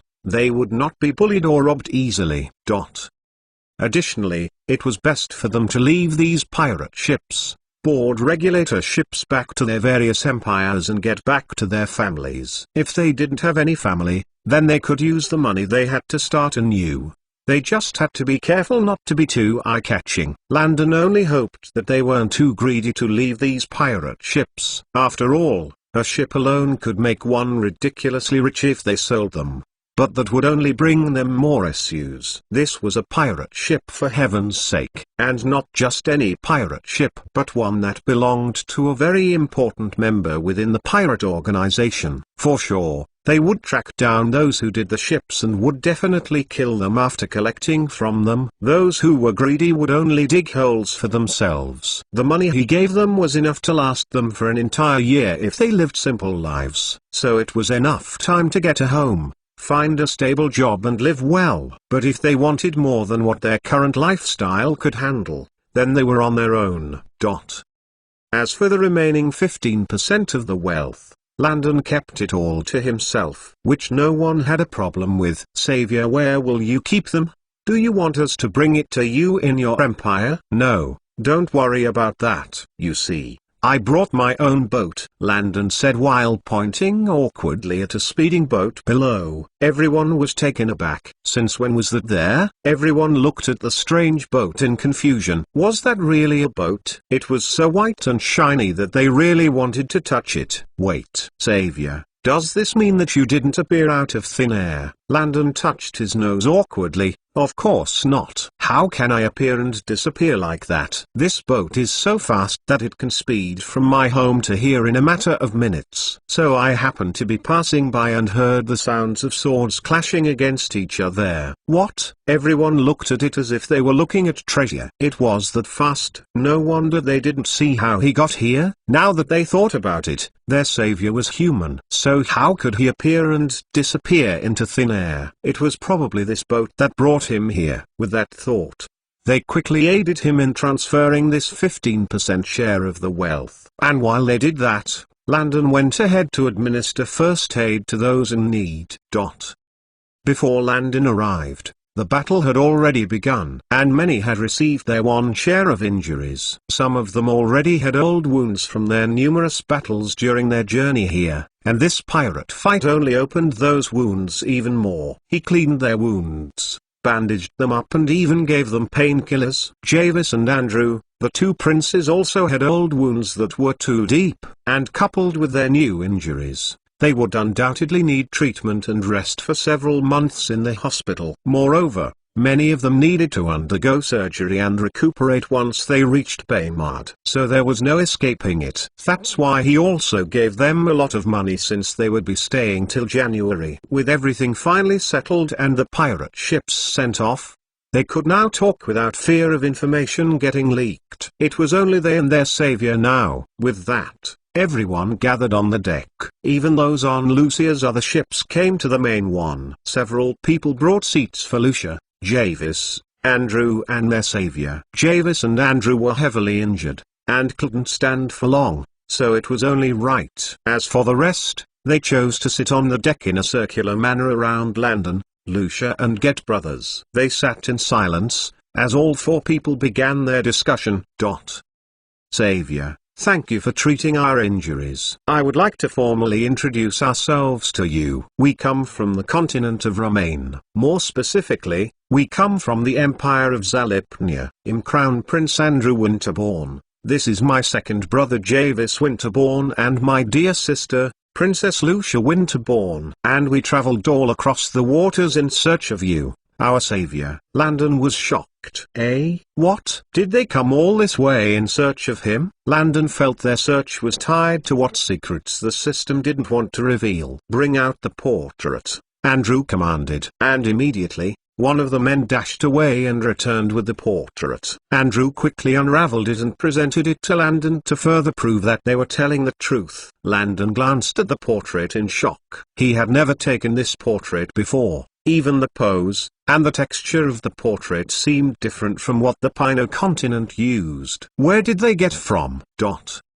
Landon was surprised at the portrait before him. It was too strange. The feeling was the same as if something happened to give you a photo of yourself which you were sure you never took.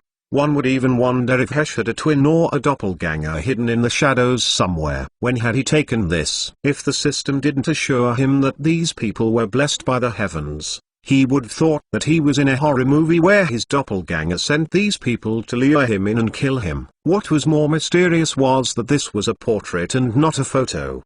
Didn't it mean that whoever took it had to stand there for hours? That was definitely not him. No matter how you look at it, it was a little bit bizarre and mysterious. To make matters worse, the stupid system didn't feel the need to explain things to him. He looked at the portrait helplessly. Could anyone tell him what was going on? Chapter 794. Lucia and the rest looked at Landon and smiled at his speechlessness. Savior, why do you all still call me that? We're now friends, aren't we? Everyone smiled at Landon's humble personality. They could see that he felt embarrassed by the title. Many people would show off and take advantage of others just because they helped them out.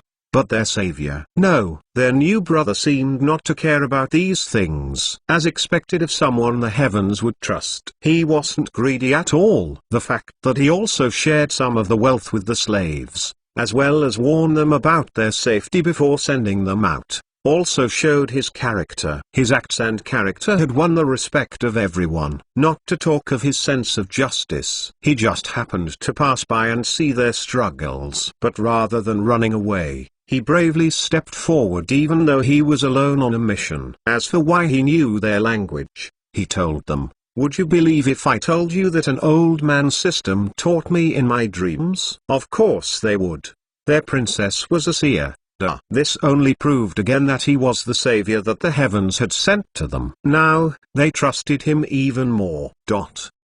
Brother Landon, you see, our people are blessed by the heavens. So we every generation of royals have seers in our midst. Andrew spoke while gesturing to Lucia. Because they trusted in the heavens, they decided to disclose the fact that Lucia was a seer. Lucia was more than happy to disclose this information to their savior. Well, in her empire, and even in the entire continent, everyone knew that she was a seer. So she felt like this information could be gotten by anyone if they wanted to. Again, her seer abilities are only limited to her people. That is, she couldn't help other nations with these powers. Why? People these gifts were given by the heavens because they favored her people. So they gave them this ability in hopes that they could foresee danger coming towards them and survive. If danger was attacking another region, she couldn't get visions for that. She only saw what was either beneficial for her people, or troublesome for her people. That's probably why the neighboring regions who knew of her power didn't even bother asking her to predict their futures. She was just a regular girl to others. Of course,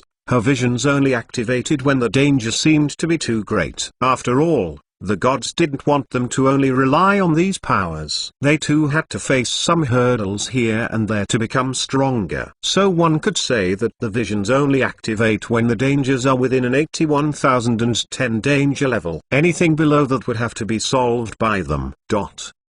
A seer. Landon felt like Lucia came out of the Legends of the Seeker movie. Granted, she wasn't a seeker. But wasn't the seeker's companion in the movie a seer? Basically, she received strange visions that popped up surprisingly, and that was it. It was just that her powers were only meant for her people, which in a way, protected her as well. He really wanted to see her powers in action. It was just too amazing, right? Now he knew why the system said that she and her people were highly favored by many gods. Not one, not two, but many. They must have been the most devoted and morally upright people ever. They had been collecting blessings for centuries now. Truly, They were a blessed bunch. Moving on, Landon also got a clear understanding of the Romaine continent. Even though the continent itself wasn't that big, it still had 37 empires within it. Funny enough, some of these empires were the size of Baymard, while others were a little bigger. One should know that back then, their empires started with just a single clan or tribe that inhabited a single city, village, or town. And with time, several leaders fought their way through and expanded their regions, conquering more areas. Now, some empires were the size of Caribbean islands back on Earth. Even though they were small, they were still prosperous. That said, the continent of Romaine had 37 empires within it. Brother Landon, we came all the way here because some temple from another continent decided to invade our empire. Please, we came to ask for your help. Please, didn't turn us down. Plop. Immediately, everyone, be it injured or not, dropped to their knees. Even though they felt somewhat confident that Landon would agree, they were still a bit afraid that he might turn them down and send them away. Their anxious hearts were drumming hard, as they stared at Landon pitifully. They were so scared of his rejection, that they dared not breathe. Everyone, please get up. We are now family. So how can I not help you? Landon said warmly. Yes, how could he not help them when his boss was the system? Wasn't that suicide? With his acceptance, they hurriedly got up and cheered merrily while thanking him over and over again. Thank your brother Landon. Thank you, His Majesty, Landon Barn. We are saved. Our people are saved. Hooray, hooray, hooray. They jubilated for a bit before Andrew quickly calmed everyone down. Landon was more churros about their enemy. You said it was a temple? Yes, Brother Landon. It's called the Temple of Adonis. Them again? Eh? Brother Landon, you know them. Landon stroked his chin thoughtfully. They tried to claim territory here, but I stopped them before they could even make it to land. It seems like they plan to take over all continents and rule the world. Rule the world? What? We can't let that happen, Brother Landon. Yeah? If those people take over, there will be no place for others in this world. What? They were that ambitious? Everyone was now frightened by these Adonis people. If they succeed, forget about the people, no one else will live happily. They must be stopped. But can Brother Landon handle it all alone? The air was gloomy as they thought of ways to help Brother Landon. It was too bad that they were still too weak and useless right now. They couldn't even help themselves. How bound they help others? Landon saw through their frustration and smiled. Don't worry, it's nothing to me. If you don't believe me, then just wait until you arrive in Baymard. Then you'll understand. Baymard? Their savior's empire? How would it be like? Everyone was now looking forward to seeing how special it was. They spoke for a bit and rounded things up. Brother Landon, don't worry. We'll help you bring the prisoners to Baymard. Thank you. I didn't have space on my boat to transport them all. So this is the only way. I'll be seeing you all in 3 days. Yes, Brother Landon. See you then. Landon turned on the engine and flew away amidst everyone's shocked expressions. My God. Do you see how fast it's going? The Savior said that no one is rowing the boat. So this is definitely a miracle boat sent from the heavens. Yes, just this alone is something that no human can do, no matter how hard we row the ship. Only our Savior can have such things. I really want to ride on it. Me too. Hey. Will we see such things in Baymard? How I wish we could arrive there now. Everyone stared at the small boat that had almost disappeared from their sight in amazement and longing. They wished that they could magically appear in Baymard now. As for Landon, he was long gone. The moment he was out of their sight, he and the boat vanished into thin air. And just like that, he was back in Baymard. Now, he had to prepare for their visit. Chapter 795 Pap. In a flash, Landon was back in his office again. It was currently 5 p.m., so there was much he could do for today. That said, he organized his thoughts and dedicated the next 2.5 days to prepare for his guests. The night passed in a blink of an eye, and before Landon knew it, it was another day. Great. He could begin preparations.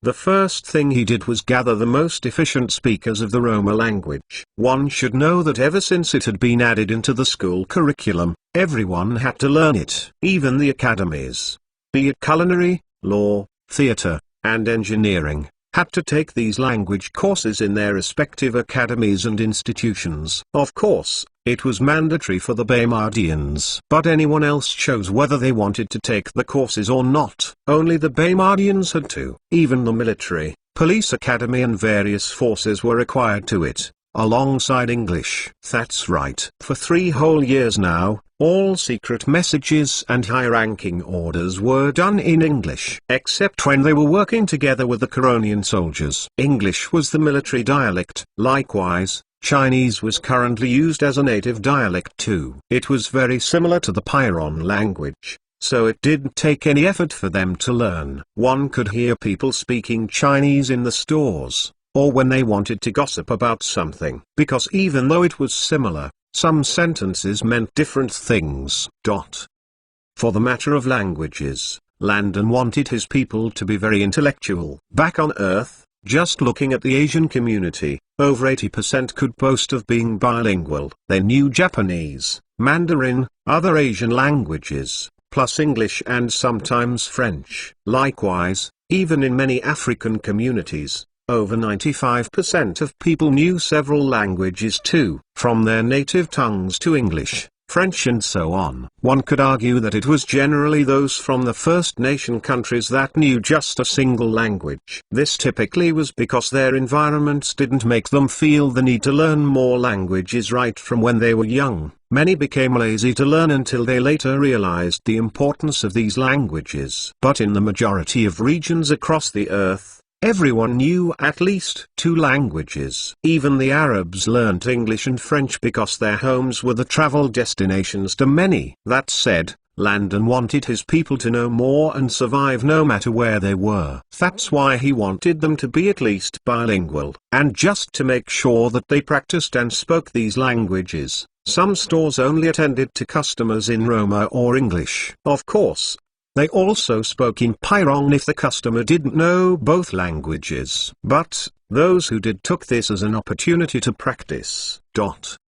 Again, all merchandise had instructions written in Pairon, English and Roma. So even if you buy a T.V, the manual will have the instructions in Roma as well. And, all movies had translations in Roma or English text written below them. On the cassette cases, the subtitle language is written there. So people could choose to buy a movie with Roma subtitles, English subtitles, or a movie without any subtitles. This in a way was a learning opportunity for them. Even protein bars had various texts in Roma on them. Landon had been incorporating everything for the future. That said, even though people who spoke Pairon could speak and communicate with those from the continents of Vainicta and Morgani in future, the languages Vainit and Morg will still be taught in Baymard. Yes, those languages were 7,090% similar, but they had slight differences with their past tenses and other grammatical concepts. It was like comparing the Shakespearean language to the New English. One could understand it, but one couldn't deny that they were indeed different. Landon hoped that with time, he would be able to offer courses in schools that taught all languages in this world. Coming back to the matter at hand, Landon selected several translators for their stay here. Just in case, one should know that even though these languages had been incorporated into Baymard, everyone's learning pace was different. Some were at a beginner's level, while others were in the advanced stage. But almost everyone could make conversation in these languages, even though there are grammatical errors in their speech every now and then. Many jobs for Baymardians, especially those in the lower region, favored those who were bilingual. So they had no choice but to buckle up and learn. That said, Lucia and her people shouldn't have too many problems moving around or touring the place, because all establishments, be it the coastal port or bank, had people who spoke advanced Roma. But just in case, Landon still felt it necessary to appoint a translator for them. After all, what if they got lost while touring and all the people they met were at a beginner's level? They might face some difficulties here and there, That's why he insisted on them having full-time translators by their sides. Your Majesty, you mean we will actually see people from another continent? What empire do they come from? Your Majesty, we will be honored to serve them. Saying that they are dark in complexion just like those toys? How amazing. Now I really want to see them. All three translators happily expressed their opinions about these visitors. His Majesty said that apart from them, he didn't plan to tell anyone else about their skin complexion. He only told them so that they wouldn't be too shocked or excited when they meet them days from now. Landon chuckled at their overly animated behavior. Over the years, many have loved the Black Barbie, who had long gorgeous white hair just like Lucia. Black Barbie even had fans. Alright. Right from the start, Landon had been planning strategically because he didn't want anyone to look at Lucia and her people in disdain or disgust. Their black skin should be celebrated, and so should the avatar-like blue skins of those for the continent of Zol. In future, he would bring the entire world together. As for now, he had to focus on these Zalipnia's people from the Empire of Zalipnia in the container of Romaine. All three translators nodded their heads in agreement. Your Majesty, how can classes be more important than this? Your Majesty, say no more. Well, do it. Yeah, Your Majesty. In fact, well, do it for free. How can we turn down such rare opportunity? Landon glanced at them and nodded. All right. Once you've agreed, then it's settled. 3 of you will be their official translators. 2 of you will translate for their crew meters, while the other will translate for the royals. You guys can discuss who will do what and inform me of your decision by the end of the day. Not a problem, Your Majesty. Good. With that, Landon moved to the next thing on his agenda. Everything needed to be perfect. Chapter 796. Shortly after all 3 translators left, Landon headed out towards the main hall. There, several butlers and maids were gathered there. The moment they saw him, they Miles AMD Boedgert stared at him. Good morning, Your Majesty. Morning, everyone, Landon replied. I have to say, over the years, you all have done a splendid job which has led me to be thoroughly impressed. Many times, your skills and work ethics have made me very proud to bring visitors over, which shows how hard you all have been working. So thank you. Thank you for doing your best. At the moment, everyone felt proud and happy to receive compliments from Landon. Their pay grade itself was higher than those of regular cleaners, cooks, gardeners and other household workers in Baymard. After all, they were royal maids, butlers, gardeners and so on. They had to clean delicate golden surfaces and other precious materials that needed to be maintained with utmost care. Their salaries were honestly high, which motivated them to work even more. Also, thanks to modern equipment, it wasn't as strenuous as it was back in the days when they had to take a bucket, kneel on the floor and scrub the entire place. Now, things were easier than before. Everyone felt honored and a little shy to be thanked by His Majesty. Your Majesty, no need to thank us. It's what we ought to be doing. Yeah, Your Majesty. We get paid handsomely and our health benefits are better than others. So how can we not work hard? HMHM. We even have discounts and can enjoy some of the tourist attractions here in the palace too. And let's not even talk about our holiday bonuses. Your Majesty, working for you is a blessing. Everyone Boedgert said again merrily. They truly respected and looked up to His Majesty. Many of them had jobs people in other empires hated, but not in Baymard. No royals or anyone less could kill them because of a mistake, just like how maids in other empires got killed by their lords and mistresses. Here, they had rights. They loved their jobs mostly because of peace of mind and income stability. Landon waited for them to calm down a bit before proceeding with his talk. Yes, each and every one of you have done an outstanding job while working here. And once again, I will need your excellent skills. 2 days from now, several guests from the continent of Romaine will be staying in the guest building till January. They are led by the royals of the Zalipnian Empire. Everyone's eyes opened broadly in excitement and nervousness. They had never seen anyone from another continent before. How would they look like? Will they look like them? They were really curious. But they didn't have any more time to waste. Very quickly, they flew about the place like crazy. Christina, where are the new sets of curtains I requested for? Butler John, I'll get them right away. Thomas, you and your team will work on the master suites. I want perfection.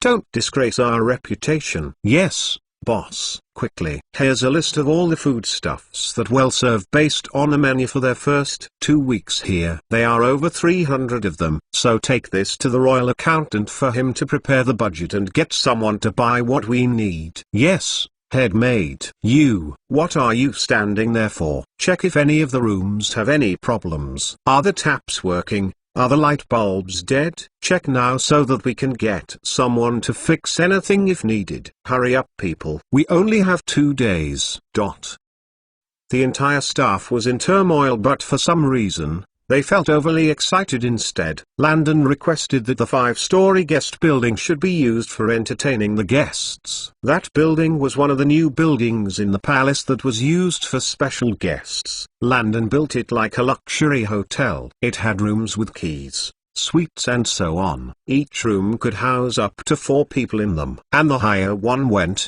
the more luxurious the rooms. Of course, compared to the other floors, the 5th floor just had 4 rooms that took up the entire building floor. These rooms had minibars, walk-in closets, jacuzzis and so on. Their Zalipnian royals will stay in these rooms. All their breakfast and everything else will have to be handled by the staff. In short, everything needed to be fully prepared for them. Landon could have put them in a hotel, but they were too many in number. So if they stayed in hotels for months till January while paying for their food and buying items, it might be a little too much. Lucia and the rest had managed to survive this long, and 70% of the money that they left their empire with had been left behind while they were on the run. If not for the additional money Landon gave them, they would really be in a pinch. Plus, their gold coins were very different from what was used in the Pino continent, which was also problematic. But with the money Landon gave them, they should have no problems enjoying themselves since they would live and eat in the palace here for free. Well, Landon was paying for their stay here. He had so much money from various missions, so as a super wealthy man, it cost him nothing. Moving on, Landon also hired guards for them too. Yup, even though they were warriors, many were injured. In other words, they were defenseless. That's why he got guards for them too. He also assigned several chauffeurs and vehicles for them as well, but he felt that they might not even want to use them for them. Almost everyone who came here chose to explore, who on trains, taxis, buses and so even walk. Being a tourist was great, and many people prefer to discover Baymard's wonders for themselves. Again, Landon had someone call the news stations as well. He had already discussed with Lucia and the rest about the arrival. They were royal allies and should be treated as such when they came. It was the same when Carmelo, Penelope and the rest came. This was also good publicity that showed that Baymard was friends with this nation. It was belittling for him not to give them a welcome, as many might think that he was looking down on them, and in turn, his people might look down on them too. How our ruler place importance on things will be noted and done by his people too. Treat everyone fairly and equally, unless they were in hiding like the case with Mikhail and Sirius. That's why he wanted the news stations to capture the warm welcome and smile of these Zalipnians when they arrive. Additionally, Landon had also spoken to Warden Mitchin about sending men to pick up Whitebeard and the rest. Sigh. There was so much to do and arrange within these few days that he barely slept a wink. Lucy, Mother Kim, Mother Winnie, little Momo and little Linda ran around as well. They wanted to prepare gifts for the guests too, and because they were curious, they stalked Landon everywhere. Do you think that they were like this? You said that there's a 16-year-old princess amongst them. So what do you think? Can't you tell Mother what you think? Brother Landon, why are you so stingy with information? Why can't you tell me how they look? Won't I eventually see it? Brother Landon, this isn't a movie. So what do you mean by spoilers? TT. Just Landon spent his time hiding from his family helplessly, and soon, 2 days flew by in a flash. Today was the day. Chapter 797. Today was another perfect summer day. The bees buzzed, the flowers bloomed, and the clear blue sky seemed to have the ability to mesmerize all that glanced upon it. The bird songs drifted away beautifully, making many appreciate nature even more. The newly radiant sun stepped forth and wrapped a blanket of warmth on the land below. Its warmth was like that from a love letter from a beloved that promised warmth to its reader. The air was stagnant and hot, yet it made the people glow. This weather made many turn on their air conditioner and fans a day long. It was indeed a perfect summer day. Its splendor added to the already joyful day. But why was it a joyful day? Well, that was because everyone else was both curious and excited about the news. 2 days back, an explosive piece of news was publicized all through the capital city. The news stations and newspapers were all over the news like crazy. Everyone wanted to know more about the incoming visitors. Of course, they had heard of the continent of Romaine before, since they learnt Roma. One could say that they only knew that the continent existed. But no one had ever visited the continent before, so they didn't know a lot about the place. Even the foreign merchants within the other Pino continent had never visited or seen the continent before. So this in itself was a learning opportunity for them to see how the people of that continent fared.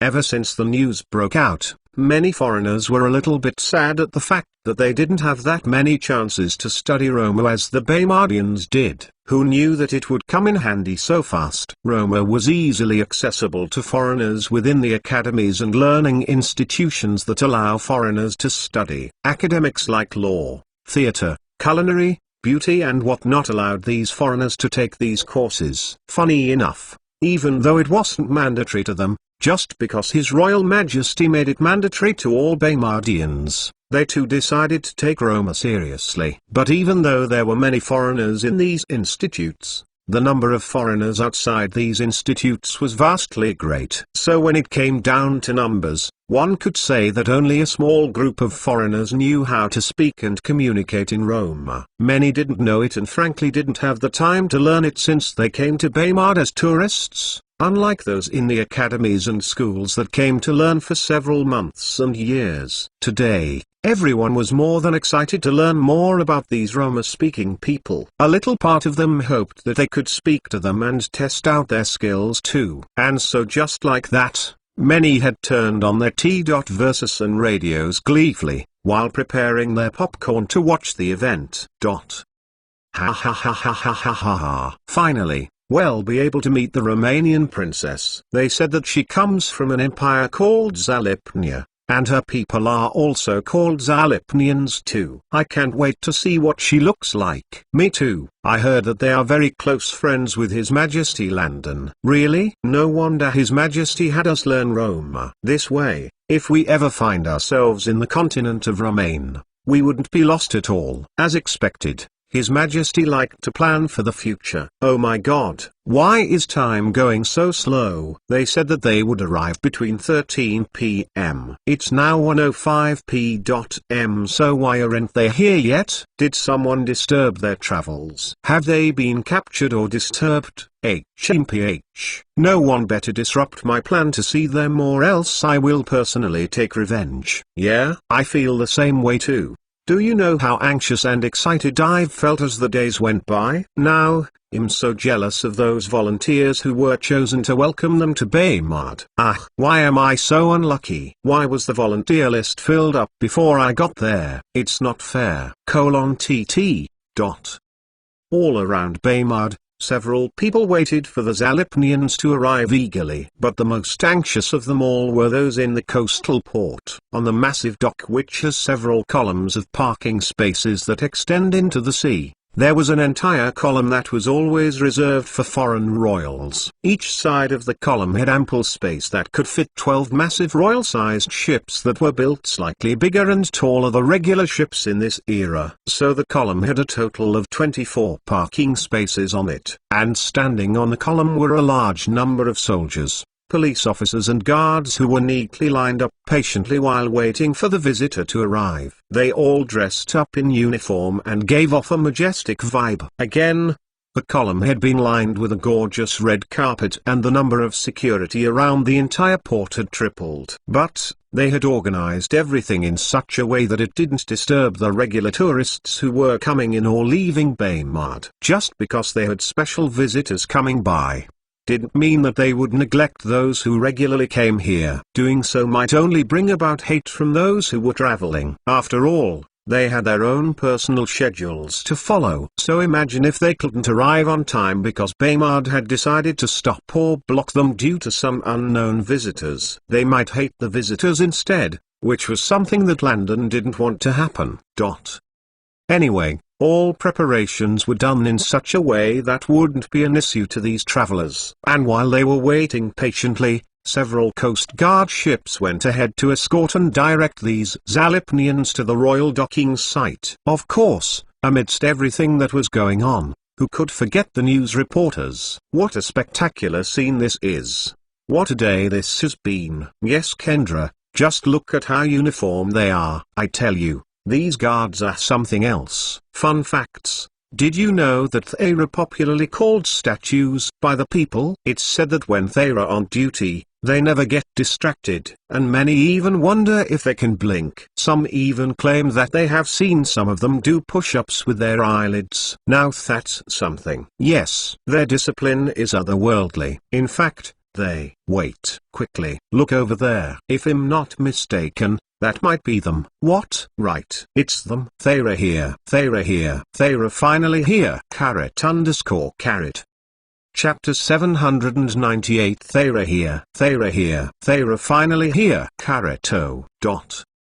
Very quickly, everyone focused their attention on the fleet of 6 ships making their way towards the royal docking site. 3 Coast Guard ships were currently escorting 3 wooden ones. As thrilled as the onlookers were, their excitement was nowhere near what those on the ships were experiencing. Lucia, Javis, Andrew and their men looked on with awe. Their dock design and space management was something that they had never seen before. From afar, it looked like a tree that had over 20 branches that stretched far into the waters. Once again, they turned towards the ships that escorted them and trembled with excitement. What sort of ship was this? How could such a hung chunk of metal float? Landon's small something boat didn't look like it was made out of metal, so they just assumed that it was some foreign object that could float on water. But with these massive Coast Guard ships, they could clearly tell that it was made of metal and painted white. But how could metal float? They even started counting their lives and secretly promised to try making their swords float in water just to be sure that they were wrong. Everything before them had opened new doors and ways of thinking in their minds.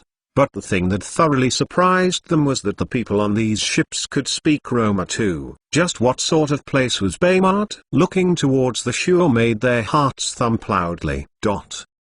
Lucia jumped around her brothers while trying to calm herself down before they arrived on the shores. Her brothers were a little better than her because even though they too wanted to scream and exclaim enthusiastically, they still chose to hold it in for now. Lucia didn't care at all. In the face of such amazing things, why did she have to hold it in just because she was a royal? Please, who has ever seen an iron ship that can float? Andrew looked at her helplessly. Little sister, calm down. People are waiting for us on the shores, so we have to hold Zalipnia's honor properly. HMPH. Killjoy. Who says that I can't be honorable in my way? I can't help it. Alright. The more I look, the more amazed and confused I am. So what can I do? Javis, who was standing next to her, rubbed her head playfully. Brother, and I understand your feeling. I feel like a fish out of water. But, in a thrilling way. Everything before us is mysterious in its own way. But what surprised me were the people we've seen so far. Yes, just seeing the welcome they have planned for us shows how happy these people are to welcome us. And did you see how polite, professional and nice the men on these Baymard ships were? They've done a fine job at making me feel both comfortable and delighted to visit Baymard, as expected of Brother Landon's people. Lucia and her men eagerly sailed towards Baymard before finally docking at the royal site. And at that moment, the news reporters completely captured the scene. When Lucia and her brothers stepped off, Many people over Baymard exclaimed excitedly. What a beauty! How can anyone be this pretty? Oh my god, does anyone else think that she looks like the black Barbie scientist doll? She has long white hair just like the full AMD. Her skin complexion is in the same shade of dark as well. Ah, my goddess. The one I've been waiting for. That's it. I've decided, I'll definitely marry the goddess. Pewee. Can you stop dreaming? How can you be worthy of my goddess? Just look at how mesmerizing her eyes are. Are you daydreaming or something? Only the best is good enough for the goddess. That's right. You wouldn't even qualify as a lover, talk less of a husband. So don't even think about stealing my wife. Oh my god. Prince Jarvis is so handsome. How can there be such a perfect creation? Once again, my eyes are getting blinded by his handsomeness. He's just too much. No way. Prince Andrew just looked at me from the T.V and I felt my soul fly out. My husband's eyes are something else. Hey, I'm tired of you all claiming my husband. Prince Andrew is already married to me. So can you all not get in the way of my marriage? You wish. Who else thinks that the princess is too cute? The moment the doors opened on their own, the princess' eyes popped open like those cute toys. Ha ha ha ha ha ha. You can tell that she's trying not to rush towards the door and check it out. She was undoubtedly surprised. Not that I blame her. The first time I saw doors that opened on their own, my reaction was way worse than hers. I actually dived to the side in defense instead. Ha ha ha ha ha ha ha ha ha. I too had a similar experience as well. TSK. Dorkan has played with us all. So princess, not alone. My goddess, we love you. Prince Andrew, I'm officially your #1 fan. Prince Jarvis, are you looking for a wife? I'm very much available. Welcome to Baymard. Welcome to Baymard. #0. In the cafeterias within the schools and academies, several people were watching the news while screaming and exclaiming joyously. What an exciting day! Indeed it was, because Lucia and her group almost fainted from everything that they saw. The massive glass buildings, the tasty snacks, the beverages, the clothes, the cars, and everything else that they had seen almost gave them a heart attack. Was their savior trying to kill them? Didn't he know that showing them all these things might make them crazy? As they rode in the limousine towards the palace, they all kept their eyes glued outside their windows for fear that they might miss something. Of course, they did so after touching all buttons inside the limo. They even accidentally lowered the glass screen that blocked the drivers from the passengers. They were so embarrassed, but the driver made them feel comfortable again by smiling and joking about his first time in the limo too. The fact that everyone acted like this made them feel that it was only natural. Occasionally, they would also wave at the many people who helped and screamed love and welcome grades towards them. They blushed when they heard many called them goddess, handsome, husband and whatnot. They were extremely shy but very happy with the welcome that they had received. All through the way, no one had looked at them in disdain. Peoples were mostly filled with shock, excitement and curiosity. The people here were a very welcoming and open bunch. They drove and waved happily amidst the loud cheers from those standing along the roads. There were even welcome banners and decorations around too. Everyone only brought joy to their hearts. And the moment they arrived at the palace, they asked in shock. The palace looked like a mythical place where the gods themselves would love to live in if ever they chose to descend onto Hertfilia. They drove right in and witnessed another grand welcome. Several guards stood at attention along the path, and when they finally arrived and stepped out of their vehicles, there was a massive red carpet that led them onto the steps. And on top of those steps were Landon, Lucy, Mother Kim, Lucius, Mother Winnie, Grace, Little Momo and Little Linda. Everyone was wearing their royal attire.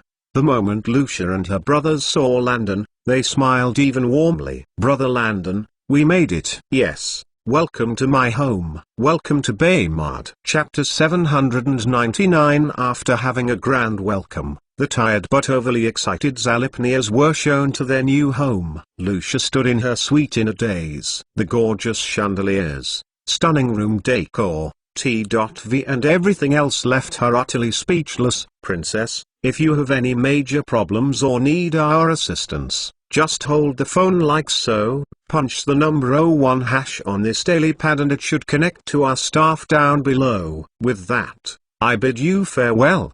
The butler bowed professionally, stepped outside and closed her door. He had briefed her on everything about the room, so there was no point staying any further. Bam! Lucia, who had been trying to contain herself to some degree, finally exploded. The first thing she did was run towards the room and jumped on the massive king-size bed there. Holy cow! It was big. She rolled on it from left to right and right to left several times while trying to fully take in its softness. Earlier on, she felt like the cushion in the limousine was the softest thing ever. But how could she have known that she would be wrong so soon? The bed was so soft that it was quickly sinking her to sleep, but she dared not sleep yet. How could she do that when she hadn't even finished exploring her grand room? No, this room was freaking huge.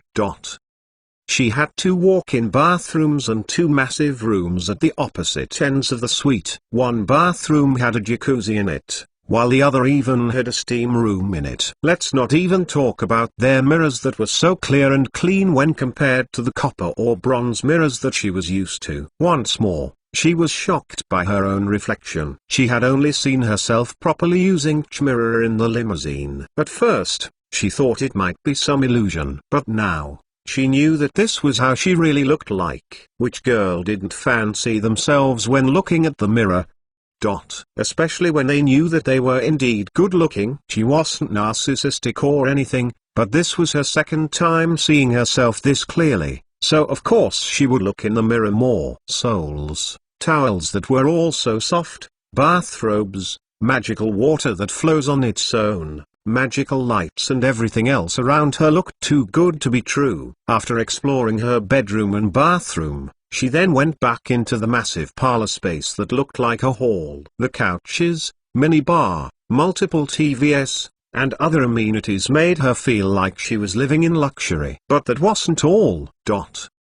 She also had a massive balcony that showed the stunning view of the palace's west angle. So far, she was pleased with everything. She quickly glanced at her phone book by the table and turned it page by page. There were 3 public phone books written in Pino, English and Roma. Of course, apart from these 3 phone books, there was another phone book that focused only on the general palace and room service phone numbers. For sure, this particular phone book had 3 sections in it for the 3 different languages as well. Lucia flipped through them and was very pleased. It looked like these people had incorporated the Roma language into everything else, making it easier for them to live here. Up next, she selected a cassette from the massive wall collection and followed the guidelines on the manual on how to use it. And what did she choose to watch? Buffy the Vampire Slayer.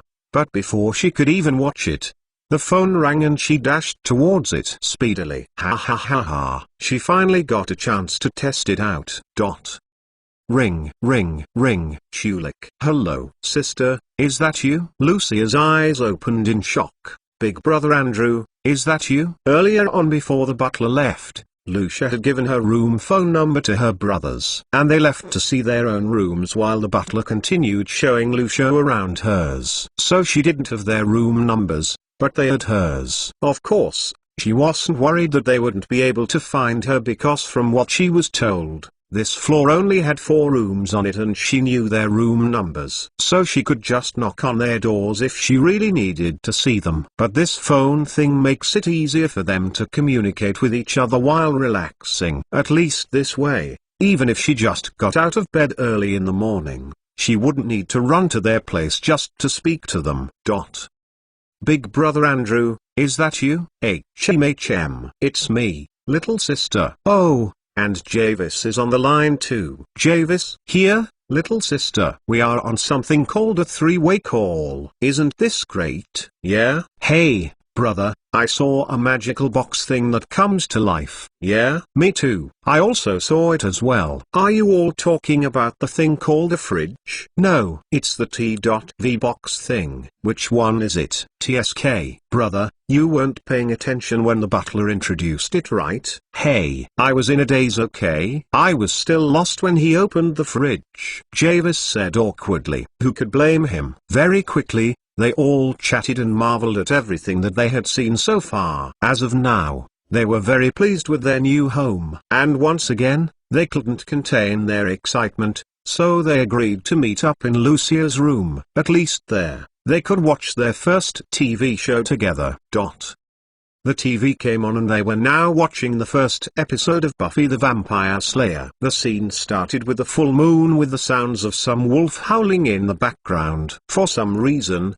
their hearts skipped a bit in panic. They looked around the room just to be sure that there were no wolves around. They had to say, the effects from the TV box thing made them scared to death. More still, how could there be a moon in the TV box? Had these Baymardians successfully captured the moon and brought it into the T.V box thing? As expected of their savior's people, they too were godly. Oh, chapter 800. Their eyes sparkled in admiration as they continued watching Buffy the Vampire Slayer. The TV series intro played out before the actual series began. The scene started with a girl who seemed to be walking through the dark streets alone. And as she walked, the sounds of dogs barking could be heard. The music lower climaxed, making everyone both nervous and afraid that something might happen to the girl. What is she doing out? The one girl. No one is out there at this time of the night. So why are you? Are you just wishing for something bad to happen to you? I knew it. Look, now someone is sneaking up on her. Girl,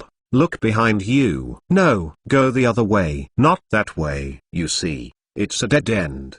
She's trapped. The scary dark shadowy man will get her. No, I can't watch anymore. Lucia covered her eyes with her fingers and carefully watched through the gaps between her fingers. How could this TV series thing be so frightening? More still, why couldn't she take her eyes off it? Was she bewitched? 0. Everyone was fully immersed in the world of Buffy the Vampire Slayer. And as time went by, they slowly discovered that watching movies while having some snacks or drinks was so satisfying. Without even knowing it, they had spent several hours just sitting there and watching it all. If not for the fact that the phone rang for their supper, they wouldn't have believed it at all. They looked at the dark sky helplessly. If they continued like this, then maybe they might never leave their rooms. So how were they supposed to go out and explore the capital city with all these distractions? Sigh. Life was just too difficult. This wasn't what they planned out for the rest of the day. Yet here they were sitting on the same spot for hours. But they just couldn't help it. How could they have known that they would be met with such a good TV series? Their men were also facing the same problem as well. Everyone was in their rooms exploring and watching TV with everything in Roma subtitles. Heck, their eyes were fully glued and they didn't want to take it off at all. Right now, they got the same pleasure anime watchers get when they watch English subbed animes. Time flew by without them even knowing it. This Baymard was really something else. During supper, they could all eat at the restaurant section on ground level or eat in their rooms. But for their first night here, everyone chose to eat together in the restaurant area. Of course, Landon dropped by and had a meal with them as well. Lucy also came as well. She and Lucia even started calling themselves the princesses. They quickly bonded with each other as if they had known themselves for ages now. Landon had also made arrangements for Lucy and Lucia to appear in some sponsorship commercials and do some Photoshop and interviews together. This way, more and more people would love and admire Lucia's dark skin. Of course, he would also do a photo shoot with the princes as well. One should know that their coming is also a historic event. Just like how Queen Elizabeth visited several countries. There would even be a photo of him and the princes shaking hands or doing something important. It was good to spread love, diversity and unity amongst the people. Even others in other empires would appreciate and like Lucia and her people just because of it. That was the plan. Brother Landon, There's something that I and my siblings wish to discuss with you. It's just that we don't know if it will be appropriate. Landon dropped his fork and pulled his entire attention to Andrew. It's okay. You can say whatever it is. Brother, it's like this. We were just wondering if it was okay for our men to attain behind the building. Since we are going to be here for long, we'll need a steady training spot. Landon nodded in agreement. They were warriors after all, and for them, training was essential. More than ever, they wanted to be in tip-top shape when they attacked the Temple of Adonis. So they were probably training tirelessly in preparation for then. No problem. Andrew, Javis and Lucia smiled broadly. Brother, that's but all. Oh, what else? This time, Javis spoke. If it's possible, we would also like to have a private tutor that will teach us the Pino language as well. It really is embarrassing for everyone to at least know a basic level of our Oma language,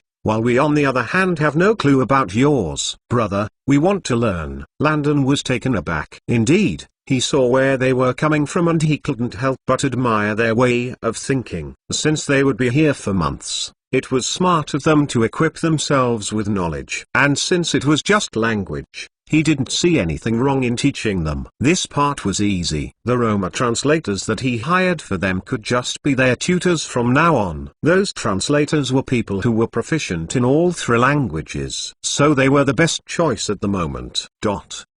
Landon chuckled when he saw Lucia's anxious expression. Anything else? Lucy nudged Lucia and encouraged her to speak up. Brother Landon, you see, I admire the fact that Sister Lucy and Auntie Kim still work even though they're royals. I want to be like them. So, I want to work as well. That's very admirable, Lucia. If it were any other place, you might find it hard working here because of the language. But since you're in Baymard, you won't find it that problematic. This is also a great opportunity for you to learn Pino while working. Those who learn and practice, master a language faster. That said, I can't arrange a job that requires you to talk to customers because you don't know Pino yet. So the job I arrange can only allow you to speak with those working with you. For starters, what makes you happy? I like animals. Like horses? Yes, they are the best. Alright. I have just the perfect job for you. Once you get your visa done, we'll talk more about the job and your pay wage. Lucia smiled so much that everyone feared that her face might crack. Thank you, Brother Landon. Ha ha ha ha ha ha. Sister Lucy, I'll work just like you. Lucy rubbed her head playfully. HMHM. Good for you. Landon smiled as well and looked at Javis and Andrew meaningfully. Many of your men are injured. So once you all are healed, I'll arrange something for them too. Don't worry, they're going to like it. As for you too, I have something even better planned out. But you'll just have to wait and see, won't you? Seeing Landon's smile, Javis and Andrew felt like he was plotting against them. Brother Landon, have we offended you in any way? Chapter 801. Just like that, 5 days went by in a flash with the Zalipnians settling down. They had watched a lot of shows on the cathode ray TVS and were very pleased. Speaking of T.Versus, they were in themselves simple computers. Just like calculators or even photocopying machines. They operated on simpler functions and weren't as complex as laptops that had Google and whatnot. TVS just focused on a few functions like on, off, volume and so on. Therefore, these cathode ray TVS were easy to make, at least to the Baymardians who had been making calculators, radios and photocopying machines. Anyway, TVS were already a part of Baymard and were used for news and whatnot, and Lucia and the rest had enjoyed shows like Merlin and Fear Factor. To them, the Fatboxy T.V was truly extraordinary. That said, their Zalipnians didn't spend all their time must-watching TV. For the last 5 days, they applied for their visas, started learning Pino and had their medical checkup done. As for the matter of their checkup, Landon found their reactions somewhat funny, especially when it came to their check-in results. Their results were no joke. Many needed minor major surgeries and recuperation, as the old wounds that they had acquired throughout their journey were intense. Their muscles had been strained and their bodies were overall tired. Nutrients and other factors needed to be pumped into their bodies. From what he understood, there was a period in their journey where they battled for 3 months straight almost every day, and many of their men, ships and belongings were lost. And the moment spring came, they sailed out of that island and fled for their lives. They were first chased by another bunch of pirates who wanted revenge against the many pirates they killed on that island. So they had been wanted fugitives on the waters. It was truly miraculous that they were here, again, at sea. The atmosphere was different, and with no fresh foods, fruits or anything else to give them constant nutrients, many are stale food that caused sickness instead. The only thing they ate daily was fish.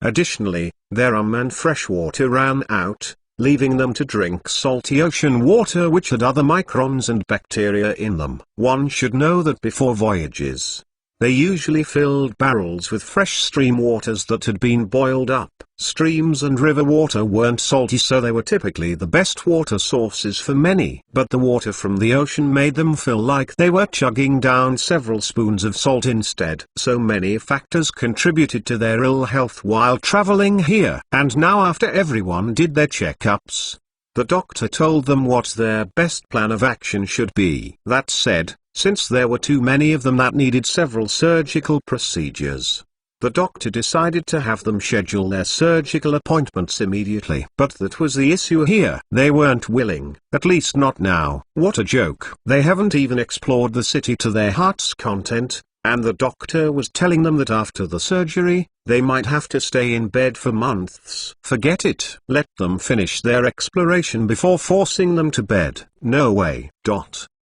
Your Highness, as your subordinates, how can we boom the first surgeries and allow you to wait while in pain? Yeah, Your Highness, seeing you hurt makes us feel hurt as well. So wouldn't we be seen as uncaring if we go first and let you all suffer? I agree, Your Highness. Please, who first? Everyone shook their heads and looked at Jarvis, Andrew and Lucia pitifully. They looked like they were showing filial love towards the Zalipnian royals. One of Andrew's aides stepped forward. Your Highness, it is our duty to protect you all. So for the sake of His Majesty and the Queen back in Zalipnia, we cannot watch you continue to live in pain. Why, just last night, I couldn't sleep because I was thinking about your conditions. That's why. Crip. Degrees 0 degrees. Silence. Everyone glanced on the floor to see what was dropped. It was a pamphlet on the city's touristic sites. Andrew and Jarvis' mouths twitched. For our own good eye? Then why does it seem like you all are rushing us towards the hospital so that you can go out and play? And what do you mean that you couldn't sleep because you were worrying about our conditions? Are you sure it wasn't because you were watching the T.V? Who are you all trying to fool? The 37-year-old aide quickly picked up the pamphlet and coughed awkwardly. Your Highness, as I said, it's for your own good. Immediately, many others agreed as well. Yes, Your Highness. We are doing it because we want you to get well. Carrot. As the men spoke, Lucia was quite amused by their ability to turn white to black.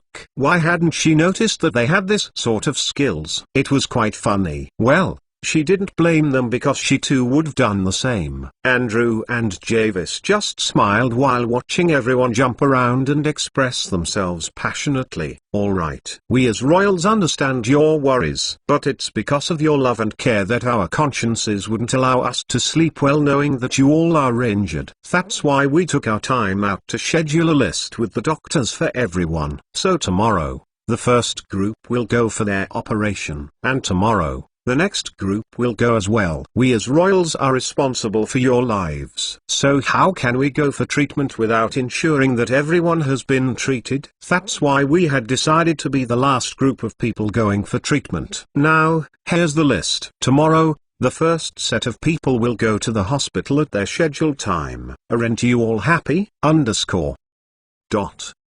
Happy? How could they be happy? Your Highness, aren't you all using the same excuse as we did? As royals, How can you be so shameless? Everyone felt helpless and nervous as they looked at the list. Some wanted to cry when they saw their names appear early, while others jumped in excitement instead. Very quickly, they looked at their names and strategized about what attraction they could see before they went for treatment and recuperation. As for Lucia, she didn't need any major surgeries. She mostly had swollen regions on her body from punches and kicks from her enemies. Maybe it was because she was a beautiful girl who the enemy always underestimated. So because of this, the enemy typically teased her and hardly had any intention to actually stab her to death. Everyone that she had encountered during this journey had looked at her lustfully and seemed to be determined to have her as a bedmate instead. And because they took her as weak, many had died under her calculations. They had great raw strength,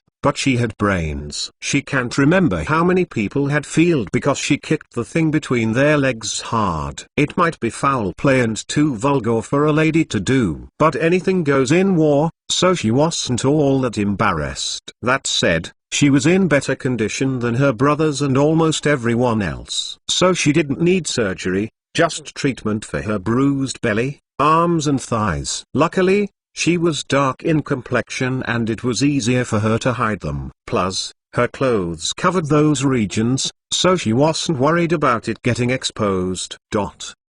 Everyone checked their names in the list diligently, and everything else was said and done. Jarvis, Andrew and Lucia went to Landon's office. It was time to get serious. Chapter 802. Good morning, Brother Landon. _carrot.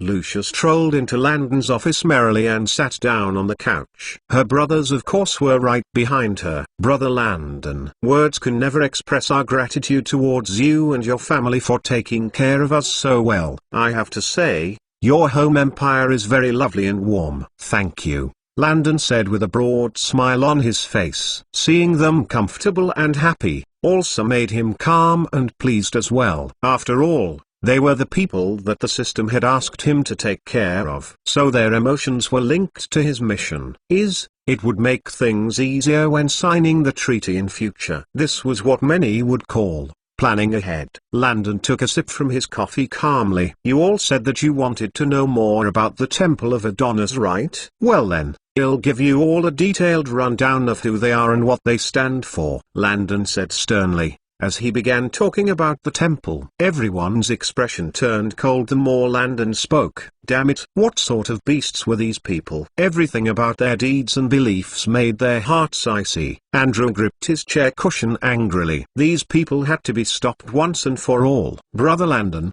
thank you for agreeing to our request. Hey, enough with the thanking, alright? I'm already your brother. So how can I watch you all suffer without extending a helping hand? Don't worry, we'll get to Zalipnia before March as scheduled. Everyone looked at Landon warmly. Thank you, brother.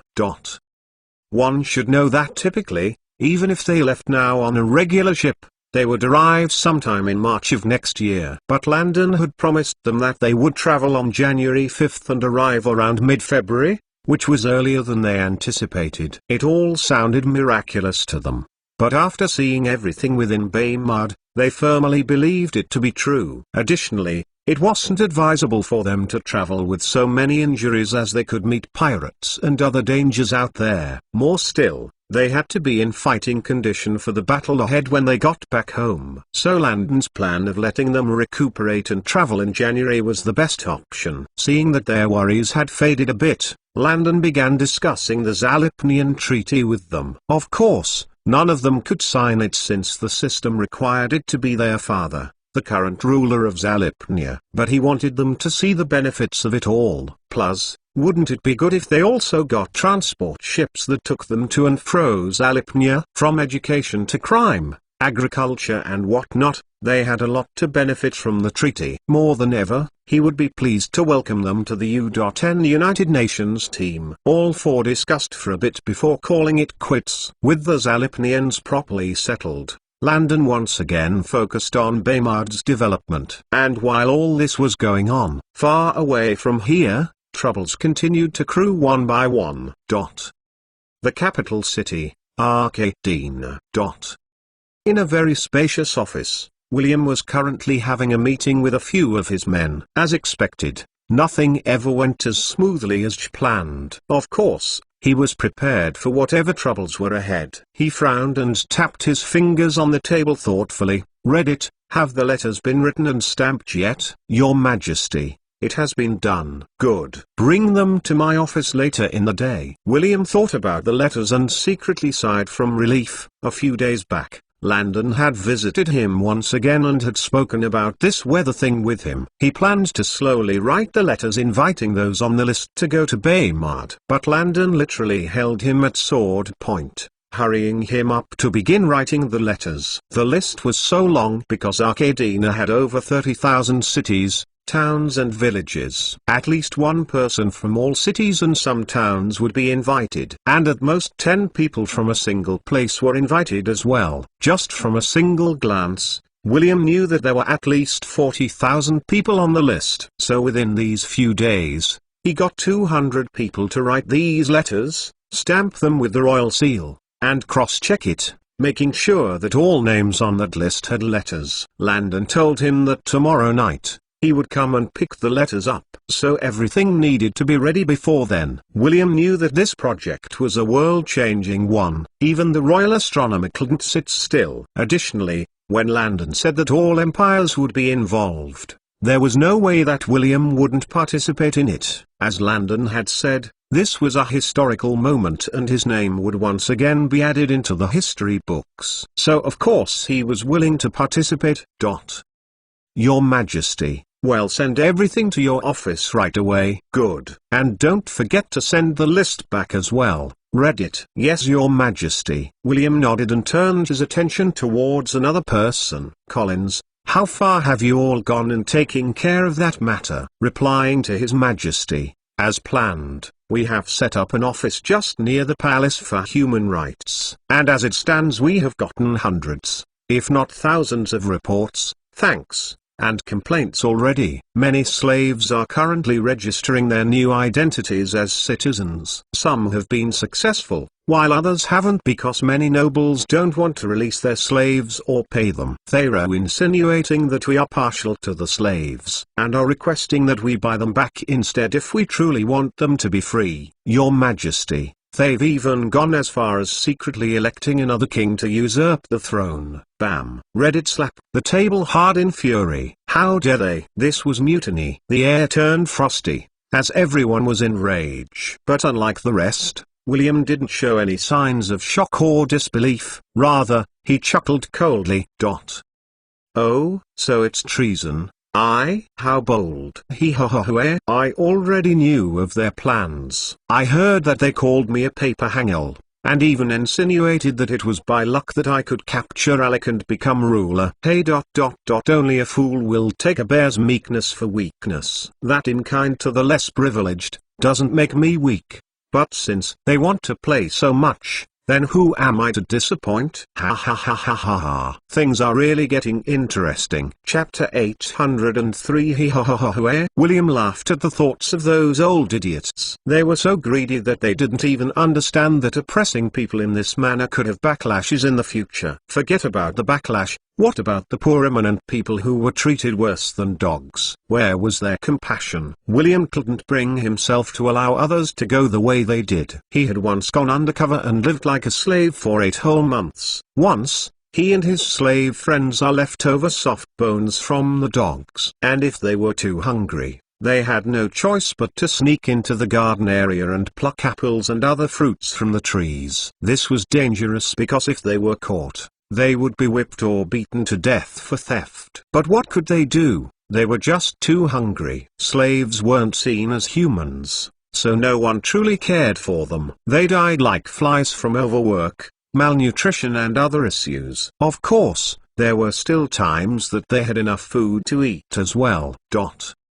Slaves who were loved or highly favored by their masters lived well. It was just that no one knew the mood swings of their noble owners. In short, their lives were in the hands of their masters. If they failed to poison someone or even serve a dish that their masters gated, then they would get punished. Sometimes, even if they were raped or framed, no one would stand by their sides. Their lives were in their master's hands, and anything could happen. So they lived in constant fear and bondage. Remembering his time in that manner, William couldn't help but scoff at these complaints. Why would he buy the slaves back? Those people have worked ways more than the original place that they had been bought off. So instead, it should be the nobles paying them the difference. Yet these people dared to argue with him. HMPH. He wasn't going to change his mind.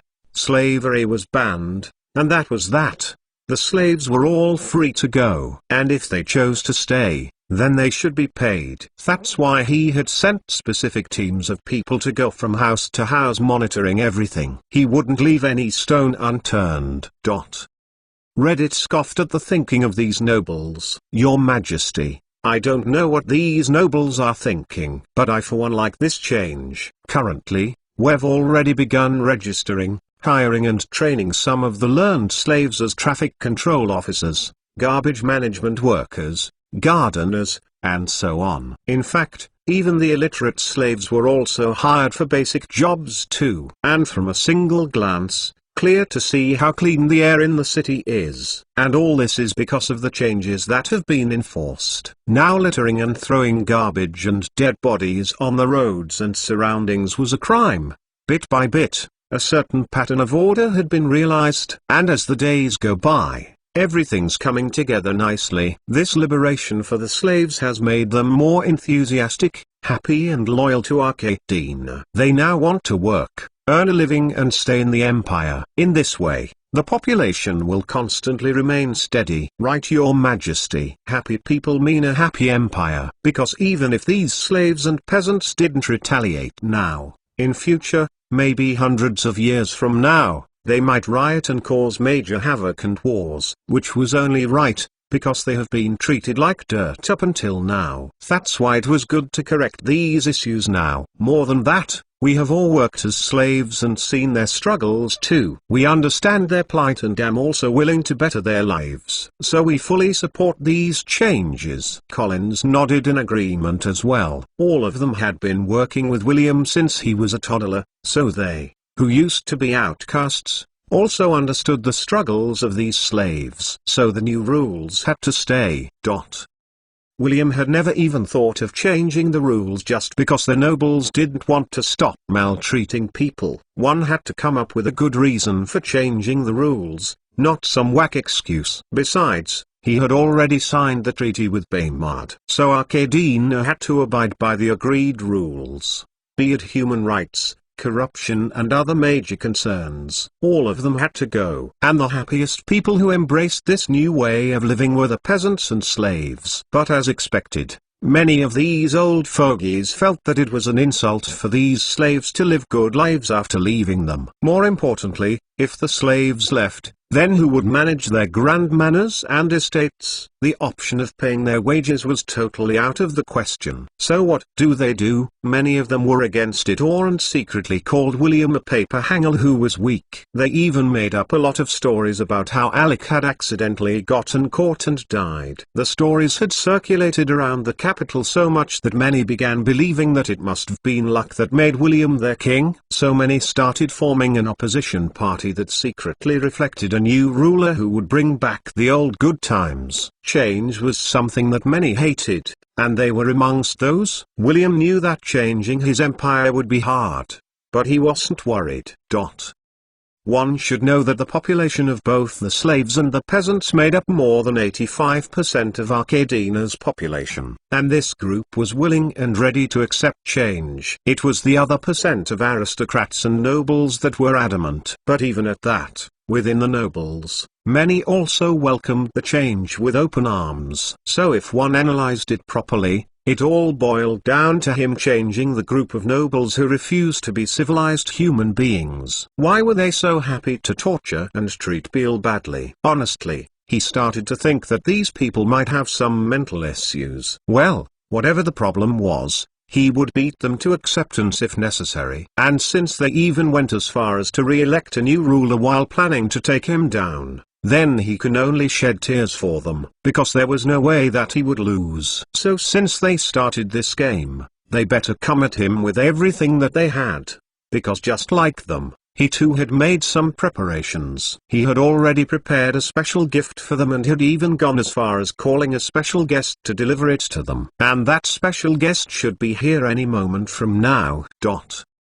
William continued his meeting before someone came in and whispered into Ho's ears. "All right. Meeting adjourned. We will pick this up tomorrow, same time." "Yes, Your Majesty." With that, everyone left, and soon, a tall burly figure walked in with a mask on his face. William smiled warmly. "Uncle, here." "Of course. How can I miss this opportunity to play?" The masked man smiled mysteriously underneath his mask. And who was he? Why, he was none other than the famous top-ranked assassin in Arcadina, Mr. Death. Chapter 804. Death lay on the couch in a relaxed manner while grabbing an apple from the fruit tray at the center of the table. He looked so chill, as if this was his own office. William was already used to Death's laid-back personality. This uncle of his used to be his father's subordinate, and after he came of age, his father assigned Mr. Death under him to be his biggest hidden force within Arcadina. Crunch. Death chewed in his apple playfully. "Young master, on my way here, I heard some very amusing news. So seeing that you sent for me, I take it you want me to deal with your best problems, right?" William looked at him and smiled broadly. "Uncle, some people think that I'm just here for show. So what else can I do?" They were so quick to forget that I personally executed Alec and some other nobles a few months ago. Now, they even dared to call me a paper hanger, thinking that I was just lucky. Sure, the Baymardians aided me a lot, but they are not my opponents. Death stared at William and smiled mysteriously. "Young master, say no more. I'll take care of it.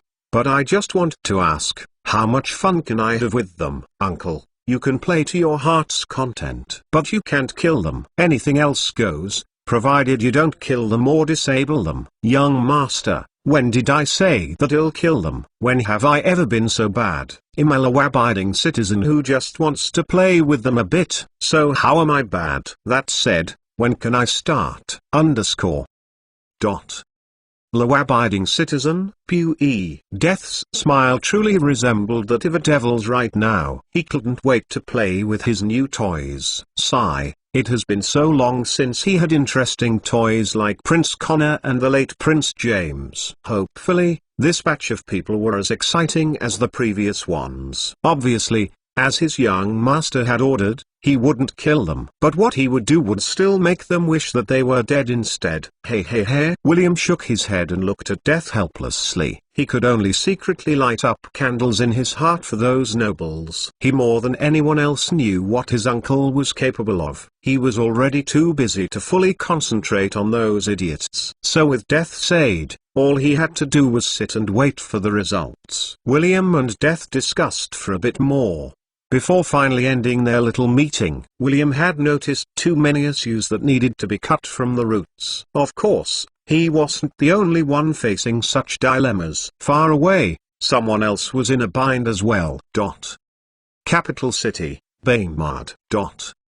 In a large waiting room, two soldiers were currently seated there patiently. One crossed his arms and closed his eyes, while the other took out a book to read. And all that could be heard was the sounds of the loud wall clock.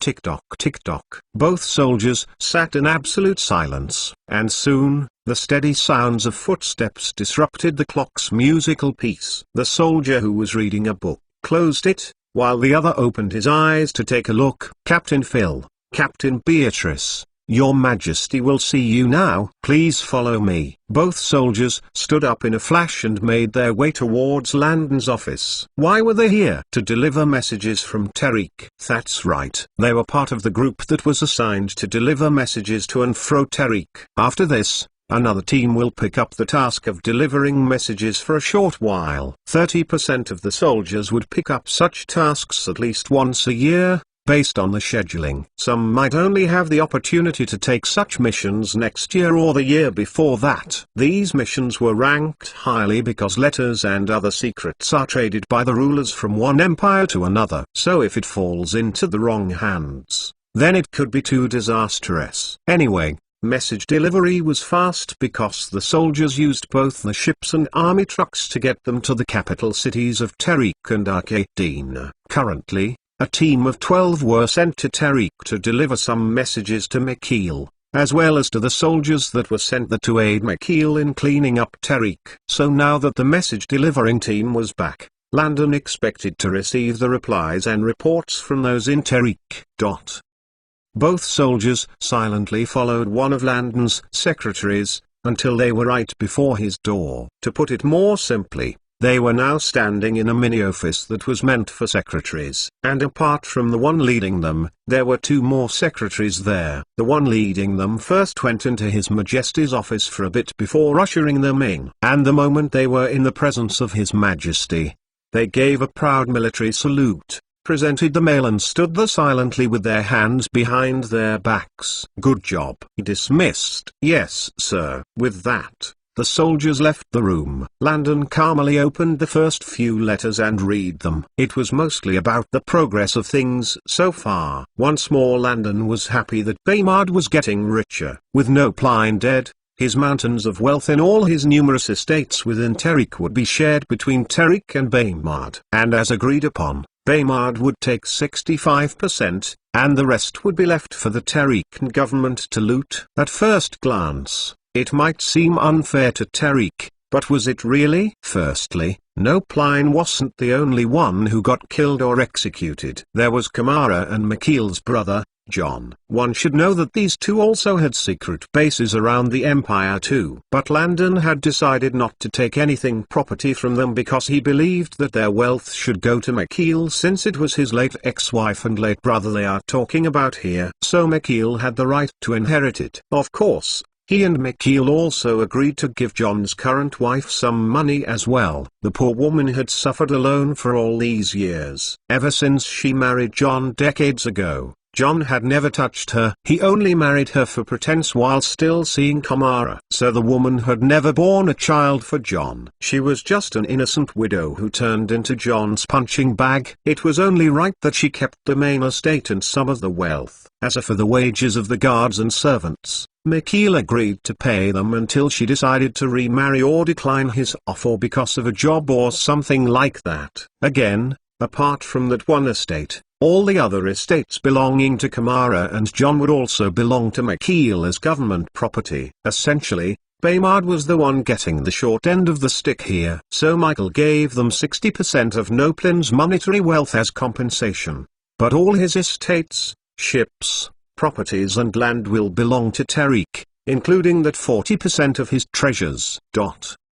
Landon finished reading several more letters until he stumbled upon the last one. His expression turned serious after reading it. His hands trembled violently just picturing what he read. This was truly a cruel and sick world. Well, he better get someone to deal with this right away. With that, Landon picked up his phone to call the barracks. Not so fast, host. Ding. New side mission, capture Marlo Jones, aka the Baker. Reward: all knowledge on forensic facial reconstruction. Punishment: death. Deadline: 1 month. Note: this is the deadliest psychopath within the Pino continent and is more deadly than any of those in the host's prison. Mind you, host, he is also one of the smartest. So this system wishes you good luck, because you're going to need all of it. Silence. System, doing it on purpose. Aren't you? Host, why can't this system understand you? This system is just sending out missions as planned. So whatever do you mean? Landon was really at loss with such a shameless lying system.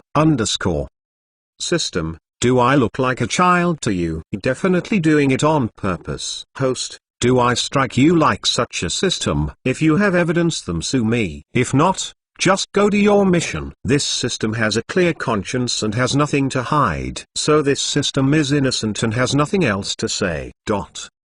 London retracted his hands from his office phone and looked heavenward. One day he would really sue this bloody system. He definitely had an enemy in the heavens. Or else how could he be stuck with such a system? It just wasn't fair. Chapter 805. Landon sighed and quickly accepted his fate, even though he wanted nothing more than to choke the bloody system to death. Why was it trying to make his time in this world hard? Presently, He had a lot of work to do here in Baymard, not to talk of the fact that he had special guests over. Additionally, this was the last week of August, meaning he just had 3 more weeks before setting off for his other mission in Deiferes. According to the system, Julius Tudor would soon die and he had to safely put Henry on the throne. And that wouldn't be easy, since most of his siblings were all hard nuts to crack. Funny enough, immediately after that, he had to attend Penelope and Santa's wedding in Corona. The day Julius died was just 5 days away from the grand wedding. The system was trying to kill him here, seeing that he had been robbed of his time. And now, he had an additional mission before even setting off for the mission in Deiferes. He could only squeeze family time between the gaps. But what about his one time for relaxation? His time was now fixed between family, missions, empire development, and so on. But what about his vacation time for pure relaxation? The system was clearly out to get him. When he thought about the fact that he would be journeying to thousands of worlds with this same system, he felt like crying. He was stuck with this bastard for a very, very, very long time. Who could be more pitiful than him? Pap. He rubbed his face helplessly and gave himself a little spanking on his cheeks to cheer him up. Feeling a bit better, he hastily entered his time capsule and began writing down all the information that the system had given him about his target. Of course, those in Tariq have provided 60% of information about Marlowe Jones, aka the Baker. So he just blended all the information needed for his mission. From there he made his way towards the barracks. He had to show and discuss it all with Lucius and the other military personnels. And the earlier they got it done, the faster he could start selecting his team who would join him on this mission. He was in a rush. He had to carry this mission out fast, before setting out with another team towards Deiferes as well. So there was no time. And while he was preparing for his mission, the Baker had other things in mind. Magoon Island, found between Arcadina and Tariq. On a large island that belonged to the mighty pirate organization, 3 main forces pirate captains ruled the islands. They were all under the top 20 strongest pirates and had been awarded their own territories to develop their forces even further. After all, the bigger they were, the more victorious their missions from the organization would be. The island in itself was a huge one. At times, one might look at the map and think that it was small. But just like other Caribbean island countries like Jamaica, the Bahamas and others back on Earth, the island itself was big enough to support many others. That said, not all regions on the island had been given out by the organization. They only gave out 15% of the island to those 3 pirate captains. The other 85% were kept for future pirates who performed exceptionally well. And if any of the pirate captains on the island died, the land allocated to them would once again belong to the organization and their crew would be absorbed and sent assigned to different crews or captains. They could also be sent to the main base in the continent of Morgany or given to new promising pirates as well. That said, only 15% of the land was in full use, while the other percentage was left as a jungle for exploration and defense against invaders. No one knew this island more than the pirates. So many who tried to take them down in their own land died without even knowing it. The sinking swamps and deadly environment showed the invaders that they were dealing with something that was beyond their scope. The island of Magoon was pirate territory, and not just anyone could waltz in as they damned pleased. That's why the pirates took turns in setting up traps all over the island. Plus, they had nature to look out for them as well. Even though these pirates always looked like they were high off enjoyment, make no mistake, they were always ready for action. Today, the island was lively as always. Some pirates went deep into the forest to gather fruits and food, while others went to the highest point of the island that gave them a 360-degree view of the place. Some stood in the west, while others stood on the east of the tall mountain-like structure. There were people positioned all around it to keep a close watch on the waters for any incoming ships. Of course, back on the pirate territories, many ate, chugged down rum, battled with their swords, arm wrestled, played instruments, danced, slept drunkenly all over their territories. danced and told exciting adventures as usual. It's true, I tell ya. There I was, on the open waters, lying on nothing else but a piece of wood minding my business. But suddenly, something poked out of the water. No, two things poked out of the water and swam around me in circles. But was I afraid? Hell no. I grabbed both things while still laying on the wood. I grabbed them and lifted them in the air, only to reveal a mighty two-headed count shark. What? You lifted them in the air while still lying down? Then what happened next? Why are you keeping us in suspense? Hey, why are you even asking? Of course he ripped them apart with his bare hands. Probably, that's why they call him the Divider. As expected of his strength, with him in our crew, who would dare go against us? 0. The Unjancomer pirates spoke with disguised awe in their eyes. They clinked their jugs of rum and listened to the stories excitedly. When would they be able to be as powerful as the Divider? Many of the new pirates spoke out as they listened to the many takes of the senior pirates and their crew. One of the senior pirates who had been laying down in the shade lifted his grass hat from his face and glanced at the overly excited youngsters mysteriously. Have any of you ever heard of the Baker? Everyone searched their minds and looked at themselves in confusion. The Baker? Who was he? Chapter 806. The Baker? Who was he? The young pirates looked at each other in confusion. Nope, that name didn't ring a bell. Seeing their expressions, the pirate sat up and placed his grass hat properly in his head, seized a jug of rum from one of the younger pirates' hands before looking at them mysteriously. So, you want to know who the Baker is? Well, let's start with his qualifications. He is the actual brother of our leader. No, not the brother of our crew captain,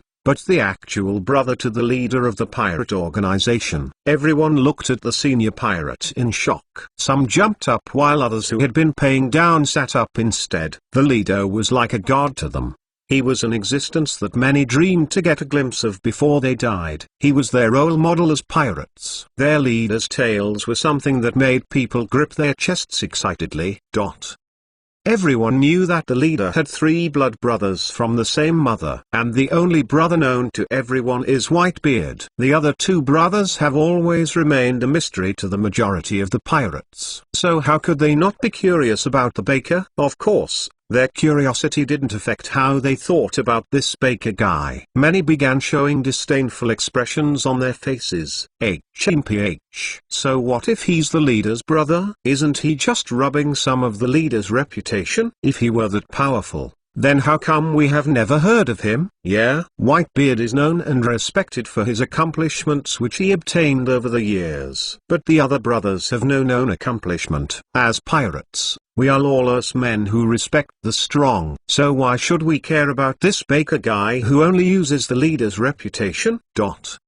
Everyone sneered with disdainful expressions, which made the senior pirate laugh. Ha ha ha ha ha ha ha. Your words only show that you all are still too young in this pirate world. Hey, from what I know, he's even more deadly than any of the main pirate captains on this island, including our own captain. No way. I don't believe it. How can someone like that be better than our crew captain? Everyone felt like the senior had just insulted their captain if he could compare such a person to their captain. The senior pirate chugged down a large gulp of rum and hit the jug on the floor excitedly. Ah, good rum. The reason why you haven't heard of the leader's other brothers is because you all aren't in a high enough position. Make no mistake, the 2 men that you look down on are the fiercest ones within the pirate organization. Believe it or now, he's someone our crew captain wouldn't mess with, even if his life depended on it. Think about it. How can the leader's brothers be weak? There are many powers working for the organization in the dark. So it's not that those men are weak, but that your levels are too low to know who they are. In a single sentence, you all are unqualified. Boom. Like a bomb, the information hit them hard. What? Everyone felt like their faces had just been slapped. The more they listened, the more shocked and scared they were. What if such a powerful person overheard them and chose to take care of them permanently? Cold sweat trickled down their backs as they thought about the things they had just said. Indeed, The pirate organization itself was massive, and not everyone could work publicly. Some needed to work behind the shadows, and no one knew who those people were. The senior refilled his cup again and gulped its contents down in one go before wiping his mouth fiercely. "Ah, it gets better and better with every cup," he said while patting his belly. Everyone looked at him impatiently. "Senior, can you hurry it up and go back to the story already?" Right now, they were scared, as well as in amazement about the baker. As expected, the brother of their leader was nowhere near ordinary. The senior pirate looked at their anxious expressions and smiled. "Now you know how big things are. Even I am not qualified to know about the baker. But, I accidentally stumbled upon a certain scene in my younger days that has haunted me till this very day. You see, there's a reason why they call him the baker. His ways of doing things are ways that even I wouldn't wish on my worst enemies. He is a hidden legend that not just anyone can see. No one knows what he looks like apart from his brothers. And that's why it's easy for him to move in the shadows, because he could walk right in front of us on the streets, and we won't know who he is. He's a ghost, and a frightening one at that. And when he's officially in the presence of pirates, he'll wear a mask. I heard that he changes his masks daily and had over 400 of them. He is a person that no one can mess with. He is the baker." The senior pirate spoke while looking at the main building ahead. Everyone looked at him and didn't know what he was thinking of. But the information that he dropped made them shiver uncontrollably. What sort of scene could haunt someone this long? They secretly swore never to talk ill of the leader's brothers again. Who knew if they would be watching from the shadows? Everyone made a mental note of the name, the baker. As for the senior pirate, he just continued staring at the main building while lost in thought. Yesterday, he accidentally spotted a person wearing a unique mask, and that mask was one that he would never forget even in his dreams. It was the same mask from that incident in his younger days. It was really coincidental that the baker chose to wear that particular mask yesterday. The pirate knew that the next day, the baker would definitely have another mask on as well. He only knew this much about the baker because his senior brother also worked in the pirate headquarters too. Many major personnel and pirates knew of the baker, but all that they knew was superficial. No one knew where he was going or what he was up to. He just disappeared and reappeared when he wanted to, excluding the pirate captains. No one else on the island knew that the baker was here. And during this time, the pirate captains had asked their bodyguards to wear masks. So even if the pirates on the islands saw the masked baker, they would assume that it was a bodyguard on an errand or something. Only he knew that the baker was actually here. He looked at the main building curiously. Why was the naked here, and what was he up to? Of course, the person in question was hidden in a room way below.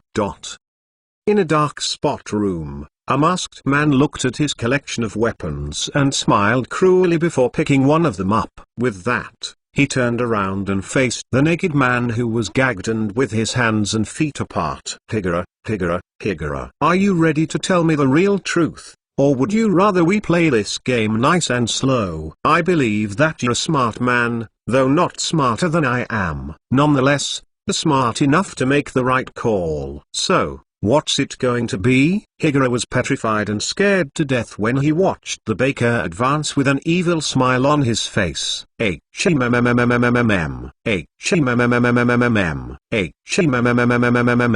Higura's muffled screams only made the baker more excited. Tonight was bound to be a restless one for his prey. Chapter 807. Marlow ran his hands over several cold metal tools while watching his prey muffle helplessly. The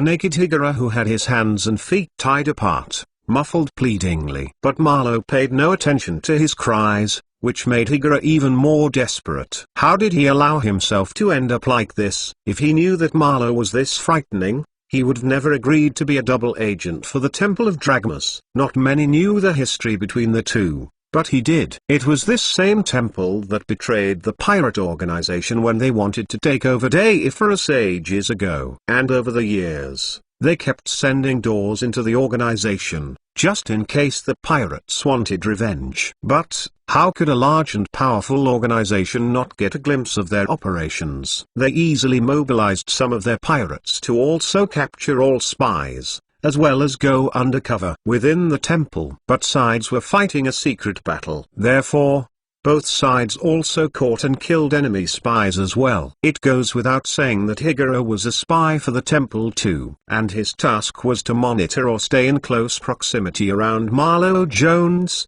aka the Baker.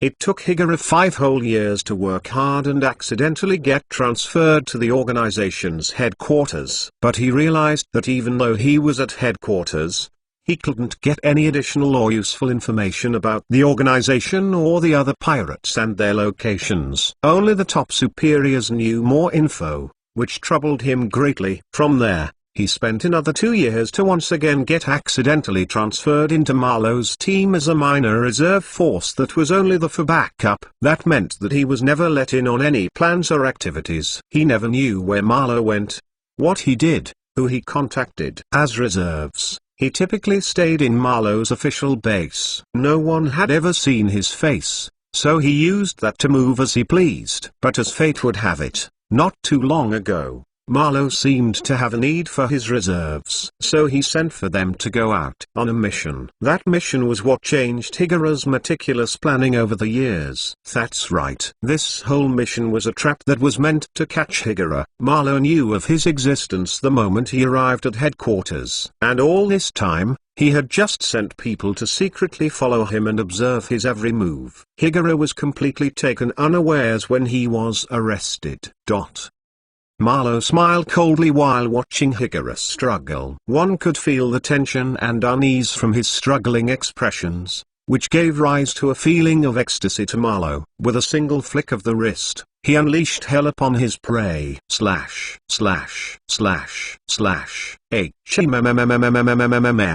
Blood spluttered everywhere as Marlo began neatly carving out his prey's body as if he was decorating some sort of pastry. Marlo sliced off his nipples, as he found them an eyesore. How could he create his masterpiece with that ugly thing there? Art and presentation were a must in every baker's work. Today, he was going to create another masterpiece, with that in mind. After getting the information that he needed, Marlo attacked to his heart's content. The more he attacked, the more sunken Higuro's pain was. His breathing became haughty and his entire body was filled with sweat, as if he had just run an Olympic race. His eyelids became very heavy, as he struggled to see his torture underneath there. His body trembled, as he felt his life threatening to vanish under this torturous beast called the Baker. Marlo began humming as he slowly placed his blade down and picked up a sharper one. He carefully carved out the flesh against Higuro's neck, revealing his bloody throat. From there, he forced Higuro to swallow all the body parts that he had sliced off one by one. Splew. Higuro spat out blood, vomiting non-stop each time he was fed his own raw flesh. Everything frightened him silly. He watched his body get sliced, as if one was casually cutting off meat from a chicken, and almost had a heart attack from the shock alone. Marlo grinned coldly and forced everything down his throat in satisfaction. Now, the garbage unwanted body parts had been discarded, so he could finally create his masterpiece and unleash hell. At this point, he looked almost mad. Bam, bam, bam, bam, H. The heart-stopping sounds of all sorts of weapons sounded out one by one, making the guards outside the room horrified. Their spines tingled as they envisioned it all. How gruesome! They almost pitied the poor man in there. And the once strong-headed Higuro, who had now gathered everyone's sympathy, was truly in tears. Ill talk, ill talk, ill talk. His raspy hoarse voice made Marlo pause his actions. Marlo smiled and harassed Higuro's body playfully. See, isn't it better when you're obedient? Now, for starters, I want a list of all those who are working with you in the organization. Speak. I can give you the names, but you must promise to let me go. Marlo smiled even more broadly. Oh, all right. If you can survive after everything today, then I'll let you go. You have my word. Mao dropped his weapon and the two conversed for a bit. One last thing. Was the temple behind the attack in Tariq? I don't know. Are you sure? Marlowe asked coldly. I don't know. I was never informed of any plans of that nature. You have to believe me. Marlowe listened and didn't believe it for a second. Who else would have the guys to attack him apart from the temple? They must have been the ones behind the attack in Tariq. His face turned cold when he thought of the fact that he, the famous baker, was actually made to flee in such a matter. He would never let this matter go. Marlowe looked at him and sneered, even though you were used as bait, it seems like the temple doesn't trust you that much for them to not inform you of their plans. But don't worry, by the end of today, you'll be on your way to a better place. The afterlife. Higura's eyes opened in fear. No. You lied to me. You said that you would let me go. You gave me your word. I did give you my word. And I never had any plans of breaking them. I said if you can survive everything after today, then I'll let you go, didn't I? Well then, today isn't over, and there are still a lot of things to do. Higura shivered and shook in fright at the sight of Marlowe, who had just picked up his weapon again. No. You promised. No. Bam. Slash. Cluck. Bam. Bam. Bam. Bam. Xox. Chapter 808. The flames from the fireplace continuously warmed the room, as Marlowe slowly ate his meal. His meal was fresh out of the chimney-like oven. Its smell and taste were truly sensational. He had to say, he was really enjoying the taste coupled with the new Baymardian spices that he bought in Tariq. Everything blended perfectly well together, highlighting the flavor even more. Marlowe picked up another piece of meat, dipped it in the bowl of blood and placed it in his mouth. He closed his eyes and enjoyed every little bit of it. The taste gave him mouth-watering orgasms that made him feel like killing even more. Luckily, while fleeing Tariq, he had kidnapped 30 women and children as his reserves while he waited for his brother on this island. He couldn't kill any of the pirates, so of course he needed reserves for his stay. No other meat could do it for him like how human meat could. He had just killed off Higura, so he wouldn't have to kill another person for the next week or so. Higura was a full meaty grown man, and normally, one might take 3 or more weeks to fully eat Higura clean. But not in Marlowe's case. He was an assassin type of pirate who needed to maintain his muscles and body proportions by eating a certain amount of food every meal. So for him, it would only take him at most a week to finish up Higura, leaving only his bones behind. Marlowe had already neatly prepared everything else for storage and placed it close to the fire to dry up to a certain degree. And once that was taken care of, he would later store them in basins of cold water. Higura should last him for a week. And after that, he could kill off 2 children for the next week. They had started crying a lot, which began to piss him off. In cases like these, it was better to get rid of the children first. At least the adults had some sense to stay quiet when frightened. If not for his threatening the children, they would still be screaming non-stop and disturbing his peace. Tch, what an annoying bunch of preserves. Marlowe ate while seemingly lost in thought. Of course, he was thinking about the things that went down in Tariq. What did the temple mean by attacking him directly? Did they also attack Nopline? No, that wasn't possible.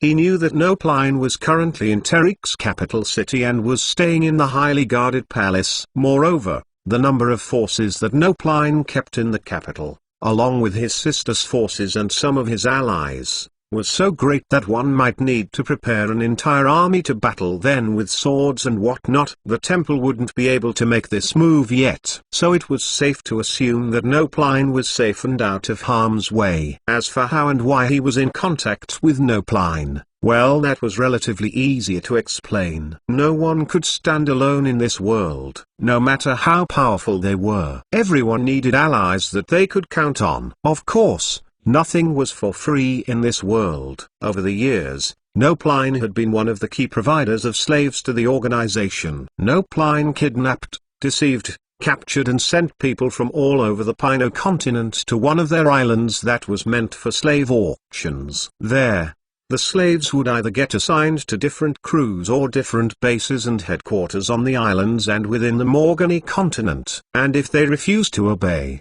then they would be shark food. Plain and simple. The organization was too busy to bother with acquiring slaves, so they left all that to some powerful people within the empires. For the pirates, they took on serious voyage missions like attacking their client's target on ship, or even hunting for treasures or exporting the vast waters. Of course, there were times when they were told to capture exquisite sea creatures that sold for millions. And at times, they also discussed themselves and headed on to land for more serious missions. That said, they were busy as a bee. And just as new pirates emerged, several others died as well because many of these missions were life-threatening. Some died without even knowing why they died. Their lives were hanging on thin threads, and so, they needed allies within many empires to provide them with some supplies of what they needed. They even worked closely with some merchants too. That said, many hated them for good reasons too,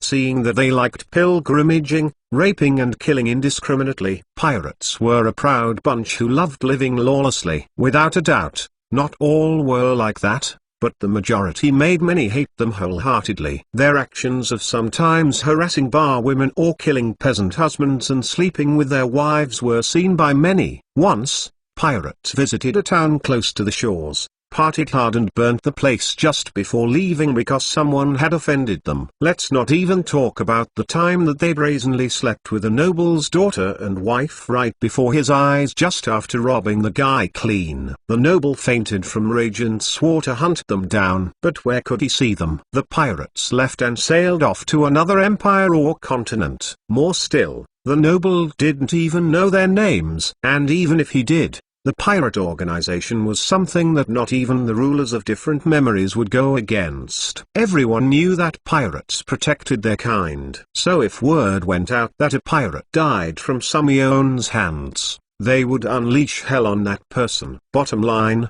the pirates didn't have time to handle slave capturing and transportation. They left that to their trusted allies like Nopline.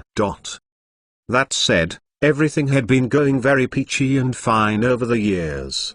But for the first time ever, something odd happened. Apart from confirming his suspicions on Higura, he also went to Tariq to investigate a very important matter which contributed to the growth of the organization. Basically, it all boiled down to one very important question. Where were the slaves that they ordered? Chapter 809. Marlowe ate calmly, while his most trusted aide carefully filled his cup halfway with blood, before filling it up again to the brim with rum. The aide then stirred it, asked it on the table and stood by his side like a loyal butler would. Marlowe picked it up and slowly drank its contents emotionlessly. Ratcliffe, what do you make of the situation? My lord. All this time, Nopline hasn't sent the regular batch to the slave auction island, which is indeed bizarre. The last batch of slaves arrived on the island last year during the month of April. And now, a new year has already begun and still, no slaves have been sent yet. In fact, rather than saying that a new year has begun, it would be more accurate to say that the new year was about to end, seeing that we are currently in the last week of August. So for the past 16 months, nothing has been sent yet. Following the last order we received, the next one should have arrived sometime this January. But it's August now, and no new slaves are in sight. So my lord, if I may, either Sir Nopline was delayed by something or he betrayed us.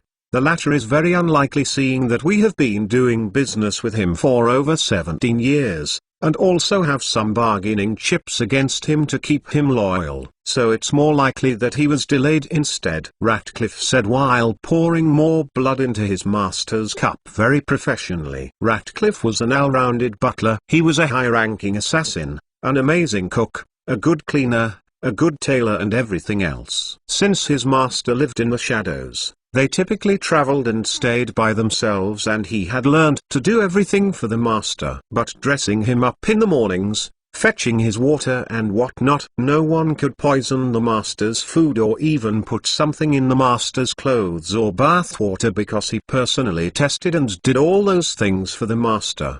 His entire purpose and reason for living was to serve his master. He was just an impeccable butler.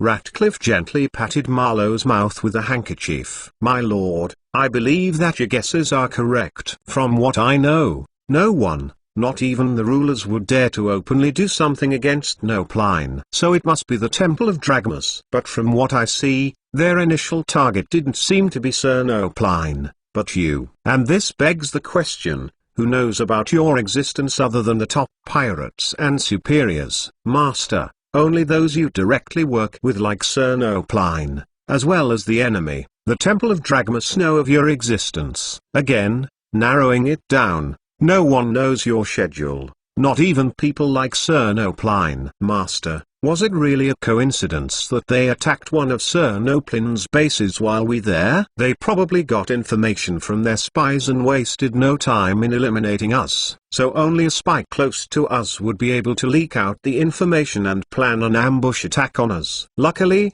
they attacked when we left the base and headed into the nearby city 14 hours away to gather information about Sir Nopline's state." "Master, I think that the temple might have indirectly delayed Nopline from sending the slaves as planned. They might have done this just to draw us here and ambush us," Ratcliffe said expressionlessly. All fingers pointed towards the temple, and Marlowe couldn't agree more. The fact that he had personally caught Higura only made him suspect the temple even more. All this, what can he expect from a scheming, backstabbing group who had betrayed his pirate ancestors hundreds of years ago? They liked planning in the early and making incidental moves so as not to alert their prey. This was their style, and he believed that they were now out to get him. Luckily, he had noticed their move, and now, he could better prepare and protect himself against them. Of course, he would give them a little gift to thank them for their kindness. Just like that, Marlowe had blamed the temple for Baymard's attack on one of Nopline's bases. He didn't even know that Nopline had been executed. But funny enough, the person that he thought wouldn't leak out his information, switched his life away in a blink of an eye.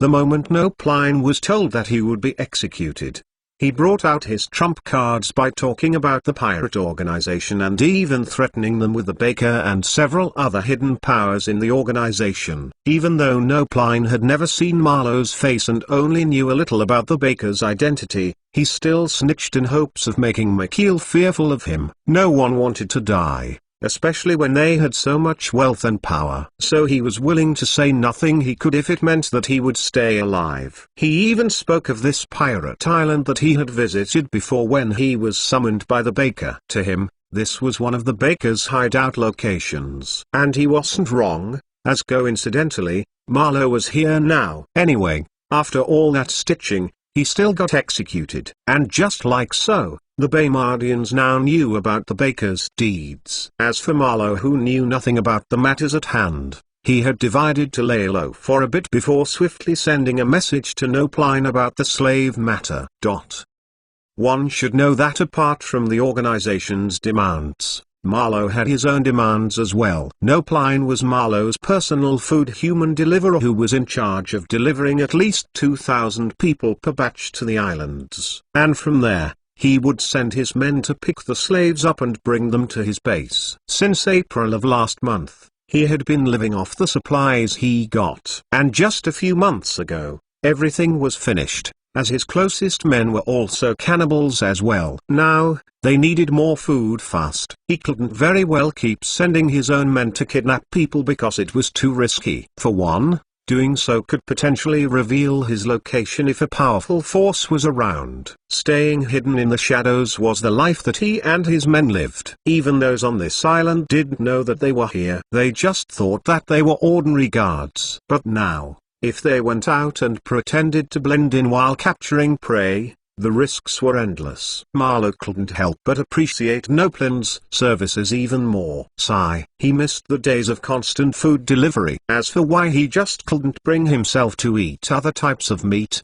that was because nothing else could compare to human flesh in his mouth. And it tasted even greater after watching his victims scream, struggle and beg for mercy. Children, babies, adults, All of them had ended up in his belly for decades. He enjoyed stripping everything off their bodies with everything intact. He was someone who craved for human flesh as if it were his everything. He personally loved killing his prey right before his meal like a ritual. Even drinking their blood gave him ecstasy. He was a cannibal through and through, and an intelligent one at that, who has taken care of more enemies than many in this world. Of course, Ratcliffe was also a cannibal as well.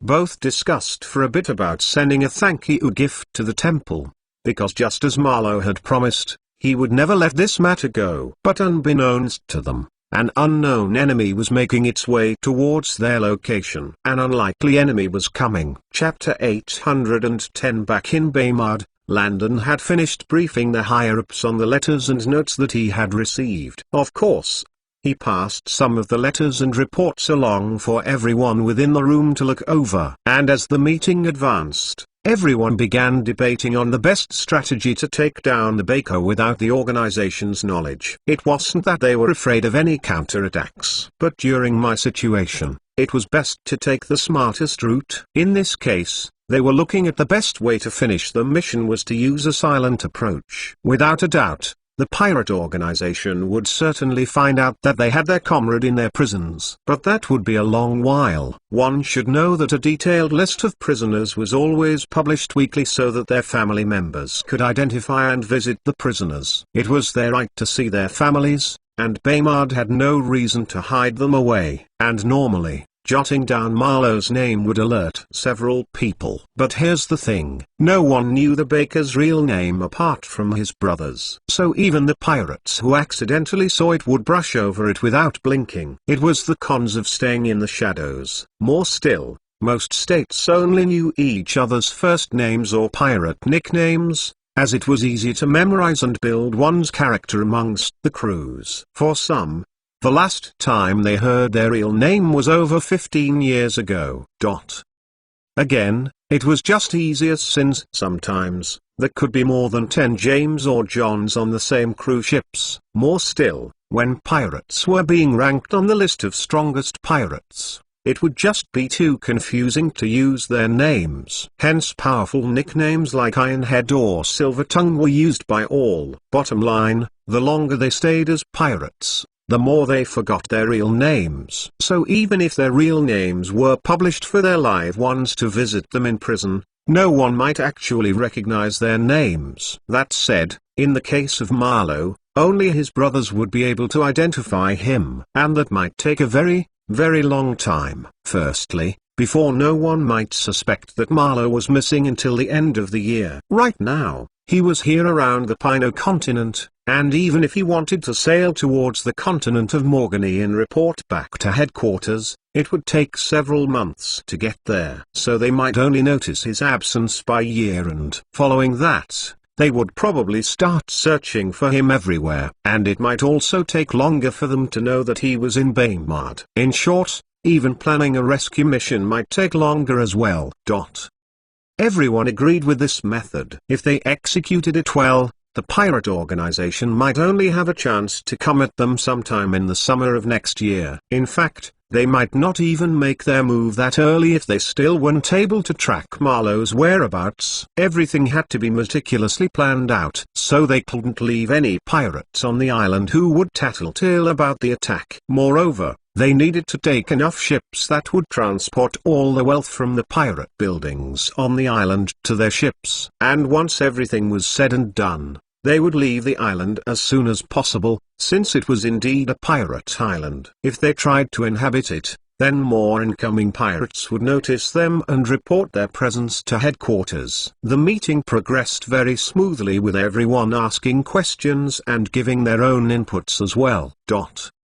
Your Majesty, thanks to the Pino continent map you gave us, we know the size of the island as well as its location. But this ain't enough if we want to be utterly successful. So I suggest that once the soldiers are a certain distance away from the island on ship, they should use a hot air balloon and fly over the island to properly pinpoint where the pirate buildings, island hills and other formations are. Knowing this can help us strategize and even come up with escape routes in the worst case scenario. Moreover, Knowing where the pirate buildings are located would make the mission progress faster. So I suggest we use their hot air balloons to mark up all that we can see. After all, the pirates have the advantage of knowing the island to heart. So if we didn't prepare well enough, we might unintentionally allow some people to hide and escape from our clutches," said one of the military superiors. He felt like they didn't know that much about the place and needed to be extra careful in this one. Landon rubbed his chin thoughtfully. To be honest,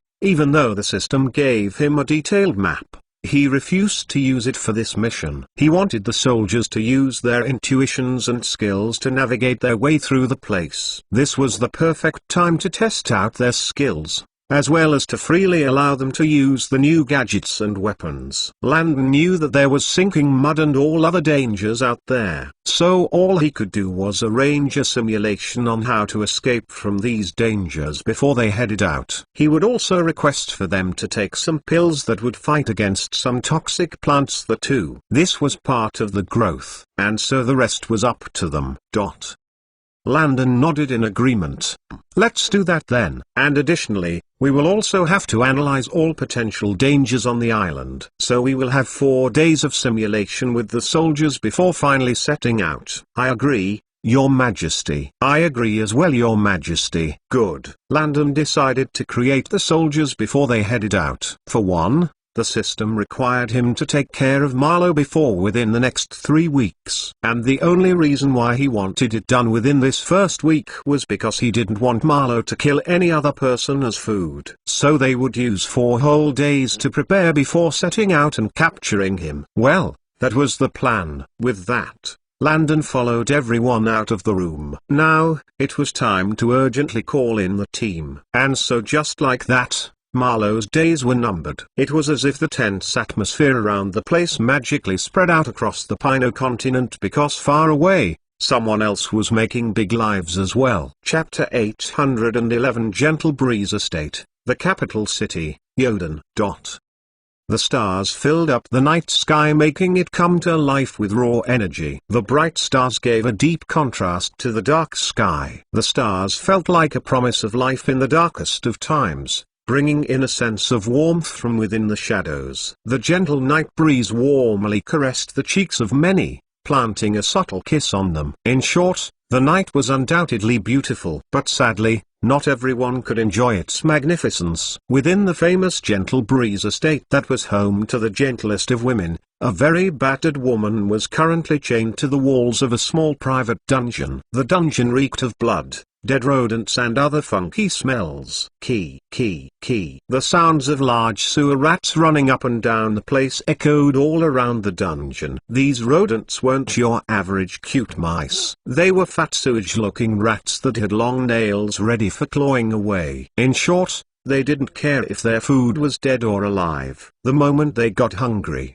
they ran towards their prey without a care in the world and nibbled on the person's flesh without a care in the world. If not for the fact that the guards outside constantly checked in the prisoner, these rats would have probably dealt with her in a heartbeat. The prisoner was just fortunate that her captive didn't want her to die yet. Squeak. The dungeon door was pushed open, and the battered woman in chains opened her eyes and came face to face with a pair of sharp bluish eyes that belonged to another woman. Rage swelled up within the battered woman's eyes as she wanted nothing more than to attack this scheming BCH before her. Never in a million years would she have thought that the person she called her best friend was such a two-faced BCH who had successfully fooled her for over 10 years. As for the scheming BCH in question, she just calmly walked into the room with a fan over her mouth. And who was she? Well, she was none other than Duchess Philippa, who used to be one of Yoden's queens. She was brother to Master K of the Temple of Dragmas. She was the lady that everyone felt was too weak and couldn't even hurt a fly. For decades, she had doctors lie about her condition, fooling everyone into believing that even the wind could break her if it was too harsh. This was why her private estate was named the Gentle Breeze Estate. Everyone else, she was such a kind and gentle person. But the scene now was a stark contrast to the image she had painstakingly painted out for herself. In fact, if anyone accidentally saw this scene, they would be shocked silly by it. Was this still the famous gentle lady that they were used to seeing? The face was obviously the same, so how could the personalities be so different? Philippa smiled arrogantly as she watched her former best friend's current predicament. The situation unfolded because her best friend's son accidentally found out about her other identity. And of course, for the sake of her and her brother's plans, they ordered for the bastard to be killed. And just to make the woman's life more miserable, they made her ever-greedy husband mull her son right before her very eyes. Her husband was someone with 6 wives and many sons. So after a lot of convincing, he agreed to do it, provided the family got their status ranked a little higher than it was. In his mind, he just took it as if his son was sacrificing himself for a noble cause. And that's how he killed his son right before the boy's mother. From there, he threw the woman out for cheating or something like that. After leaving, the woman was immediately kidnapped and secretly sent to Philippa's estate. Truthfully, Philippa didn't like this best friend of hers. But like almost all noble friendships, it was just a necessity and a way to keep one's ears all around the place. Lou, you won't blame me, right? I mean, it was your son who dared to see and hear what he shouldn't have. So I had no choice but to silence him. As a matter of fact, the person you should direct your anger to is your husband. No, he was the one who ordered his men to slice his own son's head off. Now that I think about it, you should be happy that I gave him a quick death rather than torturing him. So shouldn't you be thanking me instead?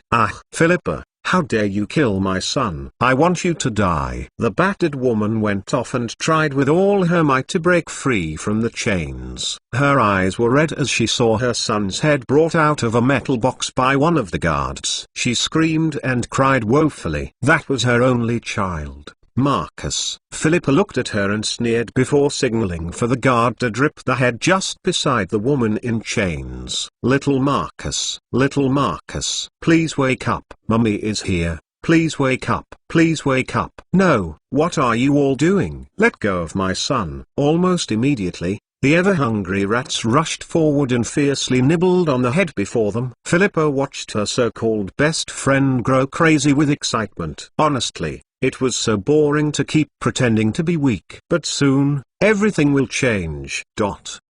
Philippa unleashed her whip on the chained woman's body. Honestly, what did she have to do to get some fun around here? Pretending to be weak was so exhausting. Philippa struck the woman's boy with a fierce whip, creating several streaks of reddish lines on her body, more specifically, her face. And when she had enough fun for the day, she stepped out of the dungeon alongside her most trusted aide. Mistress, by now, the Sirius boy should be dead. Master K's men should have already successfully taken care of him during the ambush. It's time to begin the next phase. Inform Krillin to start preparing the men as planned. As you wish, mistress. Good. With that, the duo continued walking on in cheerful silence. There was no way that the Temple of Dragmus would fail in their plans. Their success rate in everything that they did was almost 100% successful. So with that thought in mind, they knew that the plan was also successful. His Majesty Sirius MacLaine was finally dead. But just to be safe, they decided to wait for confirmation from Master K before first. Nonetheless, they decided to start moving things in the shadows in preparation for phase 2 of their plans. Soon, Jotun will belong to them. Philippa sneered when she thought of Sirius. The first time she tried to kill him, he was on his way to Baymard. He managed to escape her from her grasp. And from the looks of it, Sirius never suspected her of being the culprit behind his attack. Of course, after he returned from his trip, she tried to pry into the matter only to discover that some passing noble had saved them. So someone helped him out, which led to his escape. And that was how her first attempt on him failed. But this time, would be no one to save him. She made sure of it. So this time, Sirius was dead. Chapter 812. Good afternoon, Your Majesty.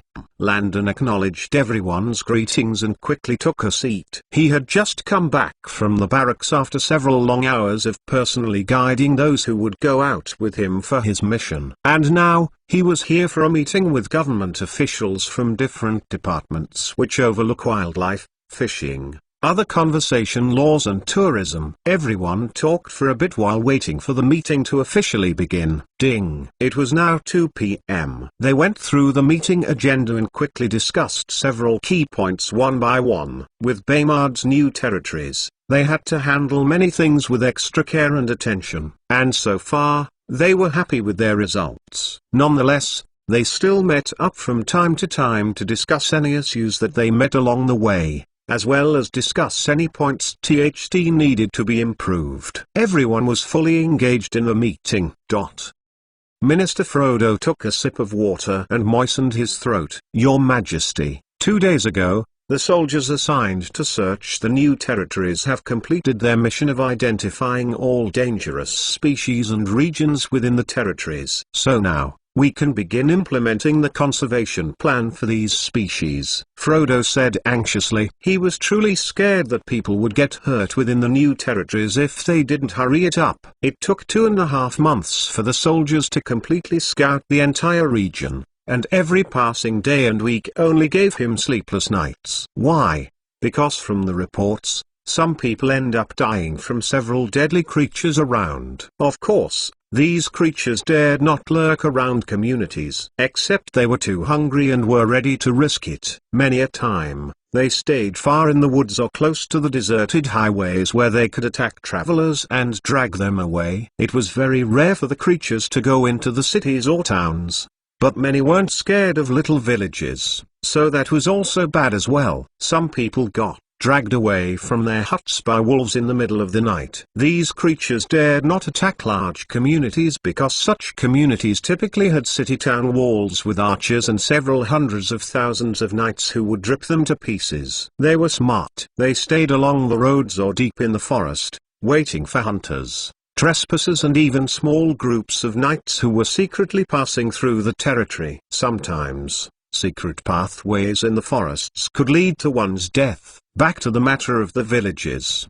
Before these communities were under Baymard, they were attacked at least thrice every month. At times, those attacked would be able to fight off these animals leaving them injured. But other times, they would end up dead instead. Currently, with Baymard protecting them, the soldiers protected them fiercely and kept them safe all day long, which gave many peace. However, this was far from enough because the main issue wasn't solved yet. They needed to fully implement their plans for the people to remain safe, and now that they have finished scouting the area, it was time to put their strategy in motion. Landon and the rest of the ministers agreed as well. Your Majesty, I agree with Minister Frodo. From the map and documents distributed, we can see the locations that had the most deadly creatures in them, as well as what animal species can be found in those regions. So just as planned, I propose that we pick one of the zones and transport all endangered species there. They can keep that location as their home and live freely within it, because we can't continue allowing them to live everywhere. It would be dangerous to us as humans. Agreed. There are monstrous creatures that can swallow us whole, so allowing them to spread everywhere would be too dangerous. Everyone gave their opinions on the matter, and Landon couldn't blame them at all. This wasn't Earth that had seemingly average and docile creatures here and there. No, most of the creatures here were overly large and had more tricks up their sleeves for survival. From those that could make one frozen for days, to retractable claws like Wolverine and X-Men. Even some bugs like caterpillars were the size of a wolf with their antennas as sharp as blades, ready to slash their opponents in half. This world was weird but dangerous. That said, the caterpillar of all things was now an endangered species. Of course, all the dangerous creatures would be transferred to one location, allowing only the seemingly friendly ones behind, like the pink rabbits, ducks, wild boars, deers, bisons and so on. And hunters could only hunt those that they allowed. Everyone felt like this was reasonable. Your Majesty, before we transport them, we should find a way to enclose the selected area. So maybe we should place a metal barred fence and put warning signs on it telling people about the dangers and importance of the creatures there. Your Majesty, we will also be saving them from what you call poachers. This way, we'll be able to keep both animals and humans safe. We'll give them a massive region with several hills and stretches of forest. But the problem is, where do we place them? Everyone looked at the map and thought deeply before glancing at Landon. Your Majesty, what do you think? Landon just looked at them and smiled before taking his pen and circling a region on the map. Here, let's do it around this cliffside. Landon chose this region because he didn't want the reserve to be close to any communities, and this was by far the furthest choice. For him, it was perfect. As for the fencing matters,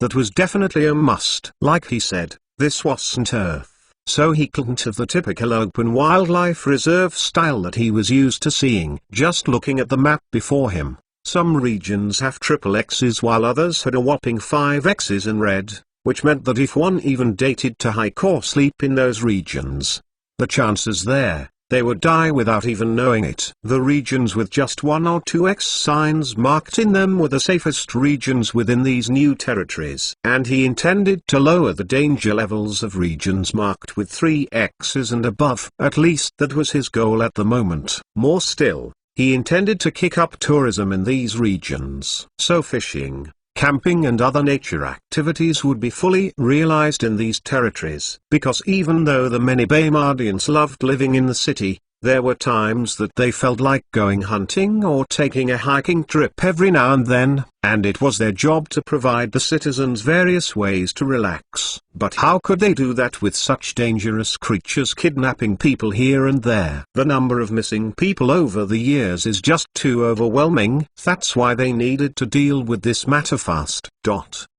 Time went by swiftly and soon, the meeting was over. Just like that, Landon juggled from one place to another, passing his days by busily, until finally, it was time for him to depart. That's right, Marlowe's time was up. Chapter 813. Today was the 4th of training, revising their plans and preparing weapons and everything else needed for the battle ahead. The selected soldiers had just finished their simulation training and were only given 5 more hours to rest before assembling themselves on the field for roll call. That's right, they were leaving this night and not tomorrow morning. Typically, if they traveled at an average pace, it might take 3 days and 15 hours to get to Magoon Island. But they decided to travel at their fastest pace, arriving within 3 days sharp. This was the 4th day since they finalized their plans. So they would leave by 9 p.m. today, and arrive around the outskirts of the island on the 7th day around 9 p.m. as well. They wanted to arrive when places got dark so that they could send the hot air balloons in the air and locate the buildings on the islands.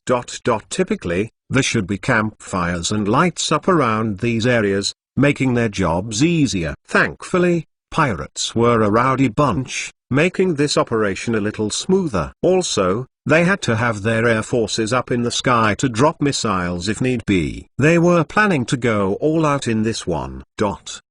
Anyway, they planned to arrive around 9 p.m. and use an additional 4 hours to locate the buildings and do any other necessary preparations for the time being, meaning they would only strike by 1 a.m. Why? Because by then, the many pirates might be drunk or asleep, and even those who were still up dancing, singing and telling them, should already be somewhat weak due to the alcohol or tiredness. Sure, they might still be able to fight and defend themselves, but that wasn't their best fighting conditions. So they were already starting the battle at a disadvantageous point. Nonetheless, one shouldn't look down on these pirates. Many of them had become so immune to alcohol that it wouldn't be easy for them to get drunk. They might get tipsy, but full drunkenness was a hard thing for many of them to reach. Some had even fought terrible sea creatures while drunk and had also engaged with others after drinking barrels and barrels of rum. So they weren't like ordinary people, as their bodies had been conditioned and adjusted to bear large amounts of alcohol. Some of them drank daily, almost every hour whenever they were free. So the soldiers didn't dare to lace all their hopes on these pirates getting drunk. Still, it was worth the shot. That said, from the brief summary of what they were told about the pirate organization, they were sure there might be many camps belonging to different pirate captains scattered around Magoon Island, and their target could be in any camp. It was just that they didn't know how many camps were on the island. That's why they had to get the air forces to locate all buildings on the island, which would likely belong to the different crews. So after they got the report, they would then divide themselves up into teams and head towards all camps. Their target could be in any of them, so they had to attack them all. One important key point to note was that on arrival, they couldn't get too close to the island yet because spies might be on the lookout, so the Navy ships will stay put at a certain distance away, while the soldiers and Marines would get into the latest underwater boats and head towards the shores. Were the boats military submarines? Not really. They were more like those used by tourists or researchers to view ships underwater. One should know that the ship manufacturing industry had been making these underwater boats for a year and a half now and was strictly for military purposes only at the moment.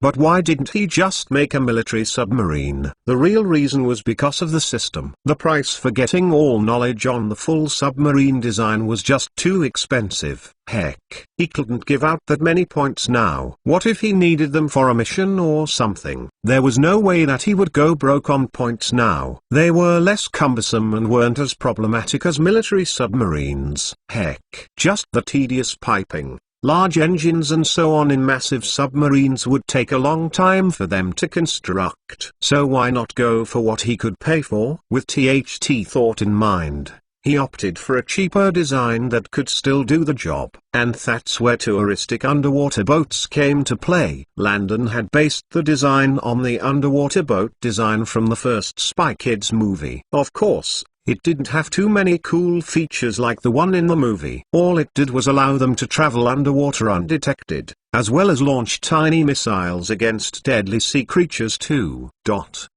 Additionally, it could also release a long antenna-like stick that had a fake frog attached to it. And once the frog touched the surface, its mouth would open, revealing a microphone to listen to any activities around before they reveal themselves and get out of the water. Of course, the Air Force teams would also scout the shores too, just in case some pirates were out on patrol.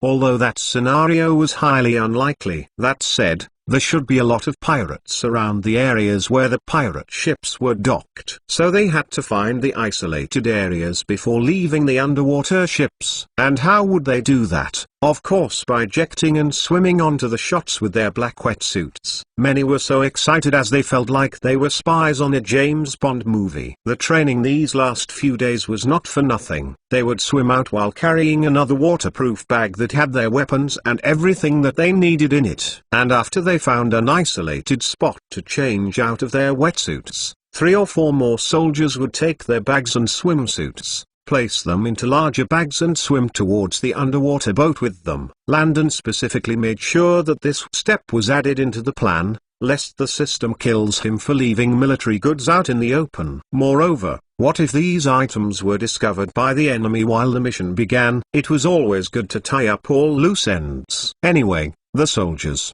Navy, and Marines had been preparing themselves for the mission ahead. And soon, it was already 6:30 p.m. Assembly time. Yana Magor, Sir. Fu Stein, Sir. Nicholas Mo, Sir. Zhen Yang, Sir. One by one, their names were called and marked off the list. They hastily ran into the Navy ships, chose their beds for the next few days and unpacked their backpacks and luggage neatly before heading out to their various assigned posts. Some were on cleaning duty, others were on cooking duty, and why not? Everyone had a 6-hour shift daily, giving them a make time for relaxation as well as training. Time flew by quickly, and in a blink of an eye, it was already 9 p.m. Time to set sail. Chapter 814. Landon, Lucius and Warden Mitchell hopped aboard side by side after everyone had got on the ships. Ha ha ha ha ha ha. Your Majesty, I really want to see this person, this criminal who is so privileged to personally get an invitation from me," Warden Mitchin said excitedly. He licked his lips in anticipation of the battle ahead. This was the first time that he had been called to personally aid in catching a prisoner. So he was very curious about how dangerous the fellow was. "It looks like his prison was getting livelier by the day," Landon chuckled when he saw his overly excited expression. If any prisoners saw Mitchin now,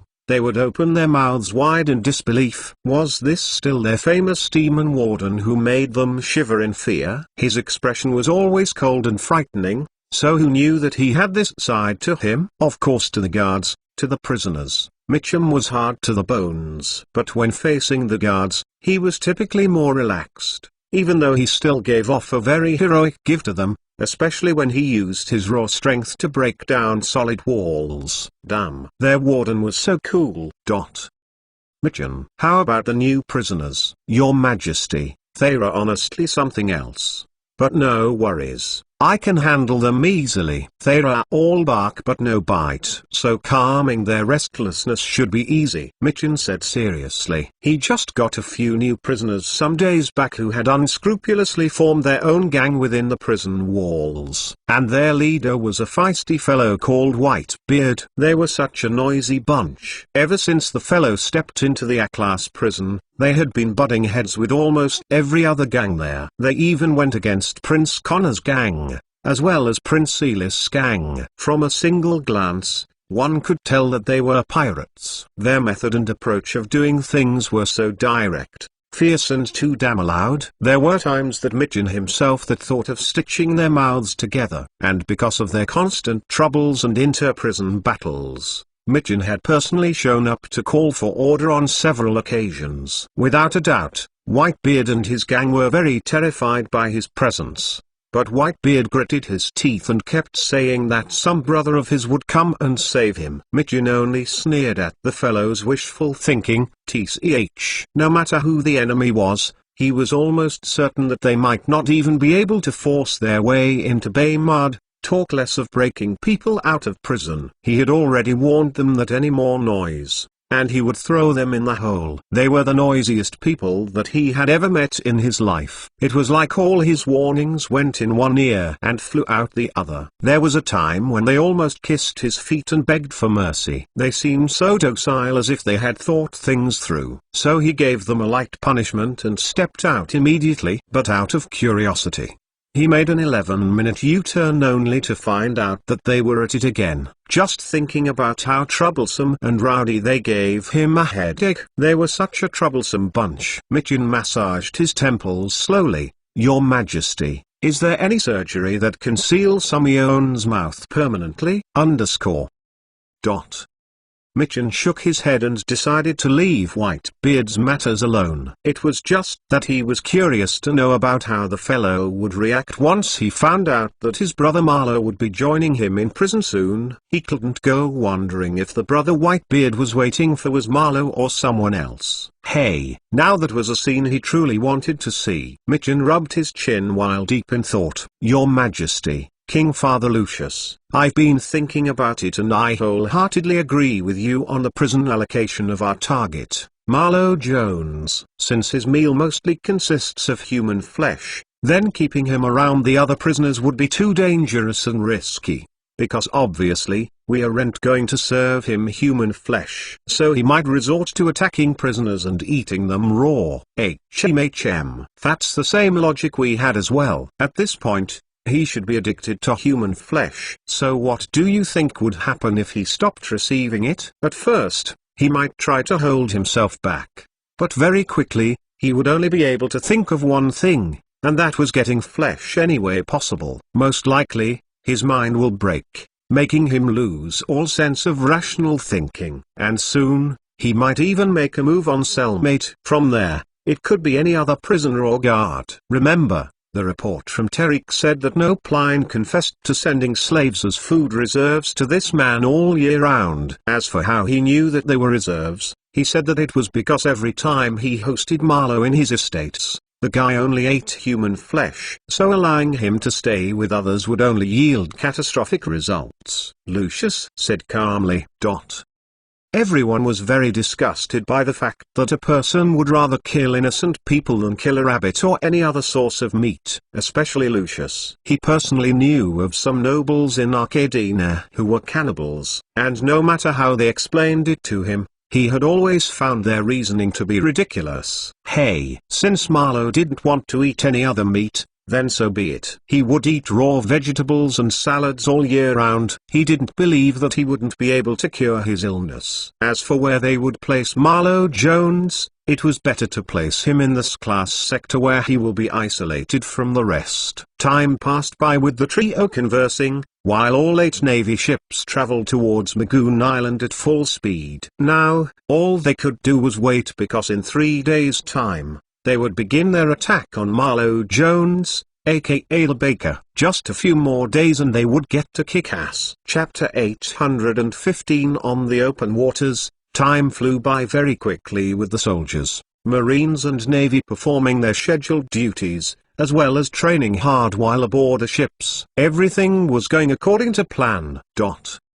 Swoosh, swoosh, swoosh. Landon stared at the waters from his balcony deep in thought. This was the first mission that he was going in somewhat blindly. The system had given him a ton of information about Marlowe Jones and the pirates on the island, as well as all other potential dangers that were on the island. But that was it. Unlike other times where the system would tell him where every enemy was positioned, this time, he didn't get such information. So if an enemy was hiding behind a wall, trapdoor or any other place ready to ambush them, he wouldn't know. In fact, he didn't know which camp his target was on the island. Talk less of knowing the exact building where his target was to. Over the past 4 days, the system had only told him about the things that Marlowe had done so far, like killing a spy and eating his flesh. He had actually never seen Marlowe because he didn't put a tracker on him yet. He could only monitor something if he had placed one of the system's trackers on it, or if he had scanned the place. If he could monitor things just like that, then he would have looked into the Zalipnians matters ages ago. He needed to first meet Marlowe and place a tracker on him before he could have the privilege of monitoring him through the system. Likewise, he hadn't been to Magoon Island before, so he couldn't add the territory onto the system for monitoring. All he could do was pay for information from his Point Grubber system. Anyway, he didn't know the exact positions of the Marlowe and the other pirates.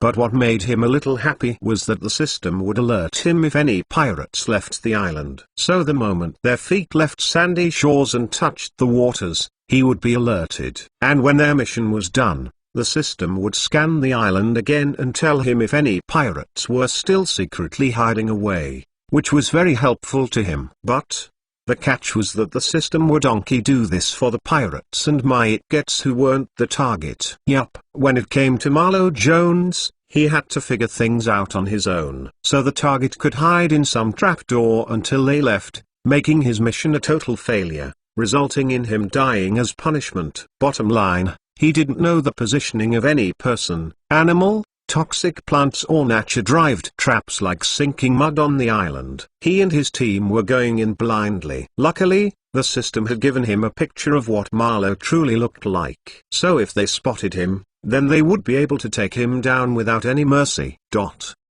Ring, ring, ring, ring. Landon pulled himself back to reality, placed his drink on the balcony table and stepped into his captain-style suite, made for those with the highest rankings aboard the ship. Kachak, Your Majesty, everyone is already gathered on deck waiting for your command.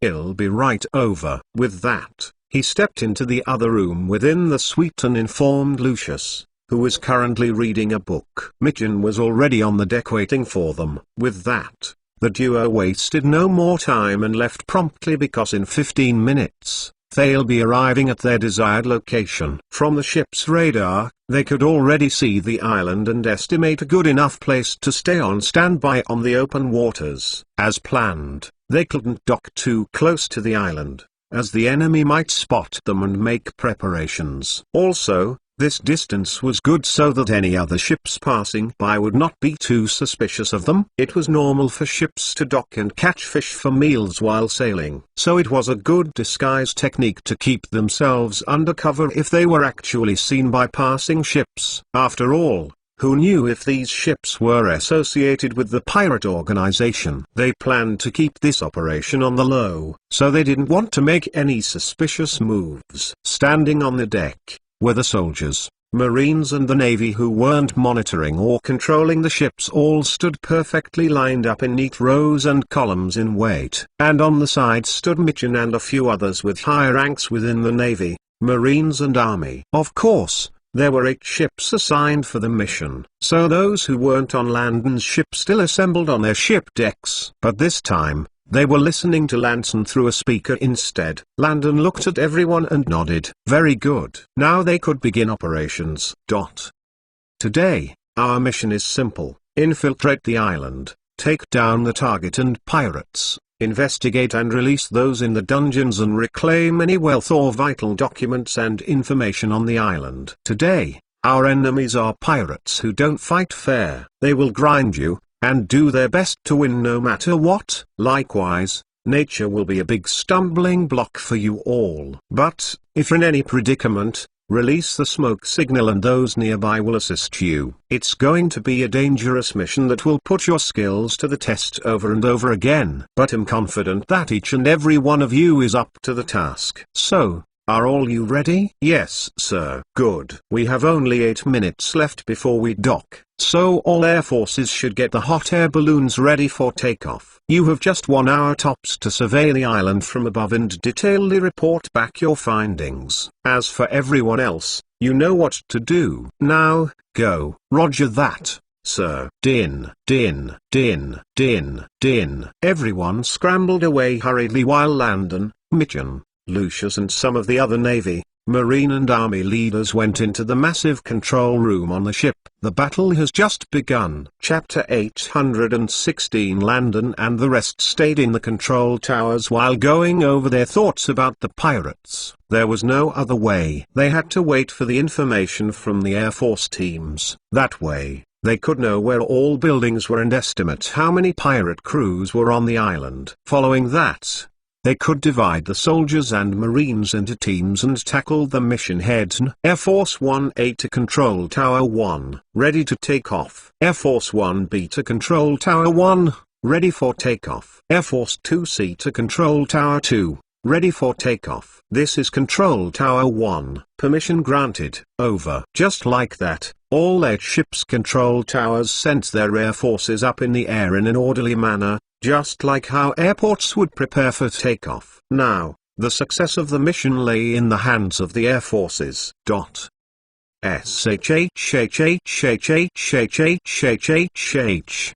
listened to the steady sounds of the hot air balloons excitedly. This was his first mission after joining the Poison Lily Brigade. More still, this was the first triples mission that he had ever taken, so how could he not be pumped? Yanji, focus. Sorry, sir. It's all right. We have people waiting for the information at hand, so just remember that every second counts. Our eyes, binoculars and night vision are our greatest weapons now. But senior, what about the thermal visioning one? We are too high up in the sky for it to properly detect or sense any heat from those below, so we can only rely on the rest. You're north, I'm south. Focus on your targeted area, and after that, you'll look west and he'll do east. Understood? Yes, sir. Yanji replied gleefully. He quickly placed his night vision goggles on and observed the scene below intensely. They flew over the targeted region that they had been assigned to on the map and roamed around it carefully. Yanji's eyes opened widely when he spotted several massive campfires below. The very low sounds of people yelling, dancing and enjoying life could be heard from above. Just as they predicted, these pirates were currently enjoying themselves to stupor. He counted and placed several X signs on the map indicating where the buildings were located. And after that, he put the map away and drew a layout of all 14 buildings scattered around the place. Without a doubt, he could tell that this place belonged to one of the pirate captains and his crew. He drew the layout and even pinpointed where all the visible paths were around each one. Luckily, there wasn't any massive wall that surrounded the buildings. Pirates typically felt that walls would be their stumbling block in bad scenarios. This wasn't a city or town that had several other novels or guards that would come for backup if something ever went wrong. No, they were on an island several months or weeks away from other areas. So if they enclosed themselves while under attack by an enemy who came prepared, then it would only be a matter of time before the enemy broke through the walls. And when that happens, all of them will be slaughtered. But, if they didn't have any will, the moment they notice an enemy, they would have a chance of fleeing to the forest and hiding within some of the secret hideouts that they had created over the years. From there, they could come up with their next plan of attack underground in the deep forest. So enclosing all 14 buildings with a massive wall like how regular estates did, was just digging their own graves because they would be trapped inside while defending against the enemy. It seemed like a pretty bad idea when they knew that backup might not even arrive for the next months or weeks. One should know that they also kept all their treasure within their underground hideouts, and 3 pirate crews on the island had different underground hideous only known to themselves. Yanji didn't know why there were no walls enclosing the buildings. Nonetheless, he still drew a layout according to what he saw. And he also took it upon himself to count the number of pirates that he saw outside the buildings. He even marked the locations where some of them were sleeping with cups in their hands. As his first time on such a dangerous mission, Yanji dared not underlook any information. Even the stray forest animals that he accidentally spotted around the forest regions were also marked on the map too. At least, those passing through that place should stay extra vigilant not to get attacked. Animals usually chose times for the night, so when they started their missions, most creatures would be in their resting place. Hence they should be vigilant while passing through these resting areas. Additionally, it would be good if they could take down the animals with aesthetics before the creatures made loud noises alerting the pirates of their arrival. That's why Yanji noted down everything seriously. This is Air Force 1D to Control Tower 1, mission accomplished. Good job A.F1D. We'll be waiting for your return. Over. Yanji's chest swelled with pride as he and his senior steered the balloon back to the ships. His lips stretched wider into a going grin and his eyebrows arched towards the sky in contempt. His senior patted his chest and gave him 2 thumbs up in encouragement. Maybe those in the control tower didn't notice, but he had been struggling to contain his nervousness while reporting all their findings just now. He wiped the non-existent layer of sweat off his forehead and smiled stupidly at his senior. It's natural to be somewhat nervous since this is your first time on this sort of mission. But don't worry, you'll get used to it with time. Yanji looked at his senior warmly. Thank you, senior. HMHM. Let's move.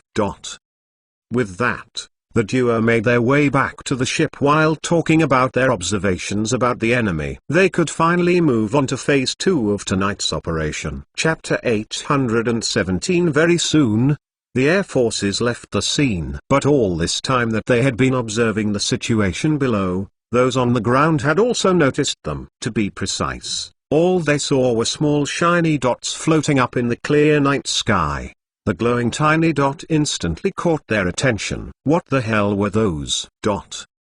One of the pirates was about to take a sip of rum but paused, looked at the sky and then looked at the rum in his hand again in displeasure. Sure enough, he was wanted for the first time in a long time. If the younger pirates realized his situation, then wouldn't his reputation plummet down? Damn it, this rum would be the death of him. Still, something has to kill a man. So if it was alcohol, then so be it. But not to the point where his pirate reputation was destroyed. He glanced at the sky again and decided to pour the rum onto the ground. But before he could do so, someone else exclaimed, indicating that he too saw the tiny glowing dots. Phew. Luckily, he wasn't the only one, or he would've really thought that he was going mad. Look, there are tiny fireflies in the sky above. TSK. What are you talking about? How can? AF. What the hell is going on? Hey, you new bloods are just too ignorant. I've seen this before. It's the sign of a new dragon being born. What? A dragon child? Are you sure? Of course. Those fireflies are dancing in the sky to celebrate the birth of a monarch somewhere in this world. Such a person must be as powerful as all monarchs put together. He's basically a darling of the heavens. Damn. What lucky brat is that? If we kidnap the child one day and sell it, how rich will we be? You fools. Rather than selling, why not keep the darling child of the heavens to ourselves? This way, won't the pirate organization be indirectly blessed as well? Ah, what you say makes sense. But how do we find this dragon baby? That's the easy part. I know all about it, so leave it to me. Awesome. As expected of the bookworm Saku, who has read over 1,000 books. Please guide us, bookworm Saku. Carrot. One should know that the hot air balloon thing only became public a few weeks back. Literally, the coronation ceremony was on the second week of August, Lucia and the others Alipnians came on the third week, and now, they were on the fourth week of August. Just 3 more days before they stepped into September. So there was no way that these pirates would get the news this fast. It would take months for the news to leave Baymard to hear, so it was impossible for them to identify or guess what those tiny dots might be. For them, it was just a rare manifestation in the sky, and all sorts of theories came up within all 3 camps scattered around the island. Some thought it was a sign from the heavens, while others thought it was a group of special birds in the air, like how fireflies lit up. After all, they didn't know all animals and creatures in his world, so it was highly possible. None of them had ever thought that it was an enemy team monitoring them. In their minds, man couldn't fly, so that thought never crossed their minds. How could it? Marlowe also thought of it as some strange phenomenon too, which strangely piqued his interest the more he watched. Ratcliffe, what are your thoughts? My lord, I think it might be some living creature, most likely strange birds that are in the process of migrating and preparation for winter. We might never have seen them because we rarely come to this island. But if my lord desires them, then when we back to our base, I shall send others to locate them and catch a few for you, my lord. No need. I just find them a little fascinating, that's all. After all, it's not every day we get to see a glowing bird, no?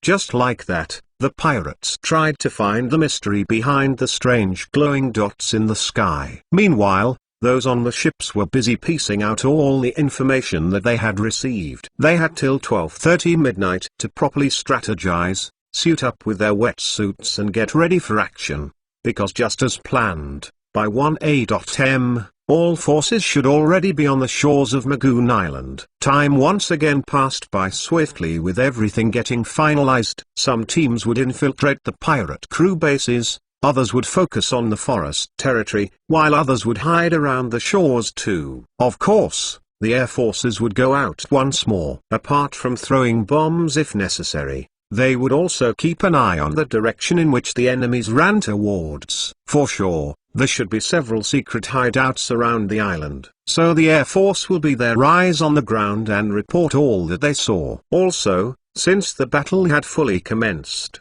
all 8 Navy ships will strategically position themselves around the island in a circular manner, ensuring that no pirate snuck away. At the same time, they would also attack all those guarding the pirate ships that are docked on the shores. They had to make sure that they tied up every loose end for tonight's show. Go, go, go, go, din, din, din, din, din. The air was tense and everyone's emotions were high. They hurriedly made the way towards the lower levels of the Navy ships, lining up according to groups and getting into the many underwater boats there. Landon, Lucius and Mitchell also made their way towards the boats, fully suited up in their wetsuits. There were 3 pirate crews scattered around the island, so they will lead 3 main teams towards each site. Of course, they also had several squad leaders under them, because when they got to the enemy space, their massive teams would undoubtedly break down into smaller teams and match towards all buildings on site. With that,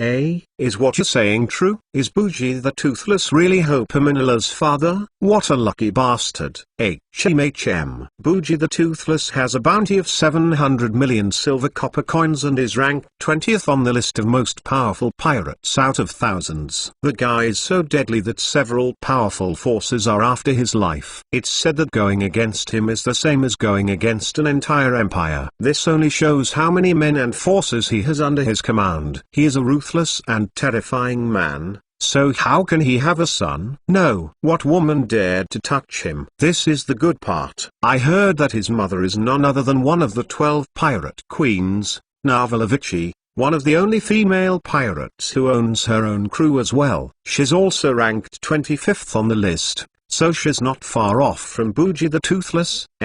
What sort of sick family is that? The pirates were so immersed in their gist about the famous pirates who sailed the seas that by the time they noticed Michin and the rest, it was already too late. They were already surrounded. You, who are you? One of the pirates wanted to scream out and call for help. But how could Michin allow that? He stepped forward, held his opponent with one hand and delivered a fierce punch with another that would undoubtedly send anyone flying. Everything happened in slow motion to the poor pirate. The punch Sora made him feel like he was about to be engulfed by a deadly beast. It was so strong that he even forgot to scream or react. Fear took over his brain as he silently prayed that he at least survived the attack. Bam! The pirate was cold. He instantly passed out from a single punch. Michin's strength was so terrifying due to the secret assistance of the system. The soldiers and marines who had heard of how strong Michin was, were in awe as well. Damn it, when can they be as strong as Warden Michin? Some of them who were currently in the Shaolin sector had heard that Michin also practiced the ways of Shaolin. So they secretly swore to train harder when they got back. Just seeing Michin in action made them pumped. They pulled the pirates into the forest, tied them up and gagged them. Without saying a word, everyone unzipped their wetsuits and began changing. The women wore diving shorts and long diving sleeveless vests underneath, so they didn't need to worry about privacy. They simply wore their camouflage uniform over those and properly equipped themselves with their weapons and gadgets.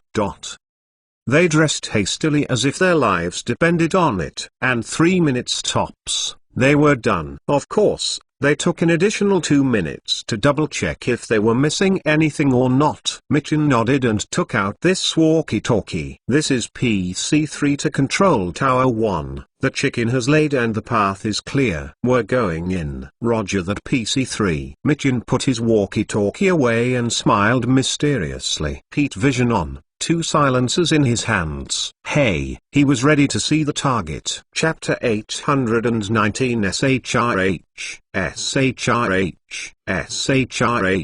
Bang bang bang bang. Michin and his team moved stealthily with their heat vision on, and any beast that they spotted, they tranquilized its ass swiftly. They couldn't afford any loud cries or disturbing noises that could affect them. And very quickly, they found themselves near their targeted pirate base. It was already past 1 in the morning and the majority of people were sound asleep on the ground. But of course, some of them startled alert to overlook the scene, lest any beasts happen to venture into their base and attack those sleeping around. They could go to their rooms and sleep there. But for many, there was just something about sleeping in the summery out night, starry night, that made them feel alive and vibrant. ZZZZZZ. The loud sounds of snoring could be heard all around the camp, as well as the sounds of those on the night shift talking and telling tales here and there. Michin and the rest, who were hiding a little deeper in the forest away from the base, carefully looked around with their heat vision goggles and determined that no beast or animal was around them. They were now waiting for the scouts to come back.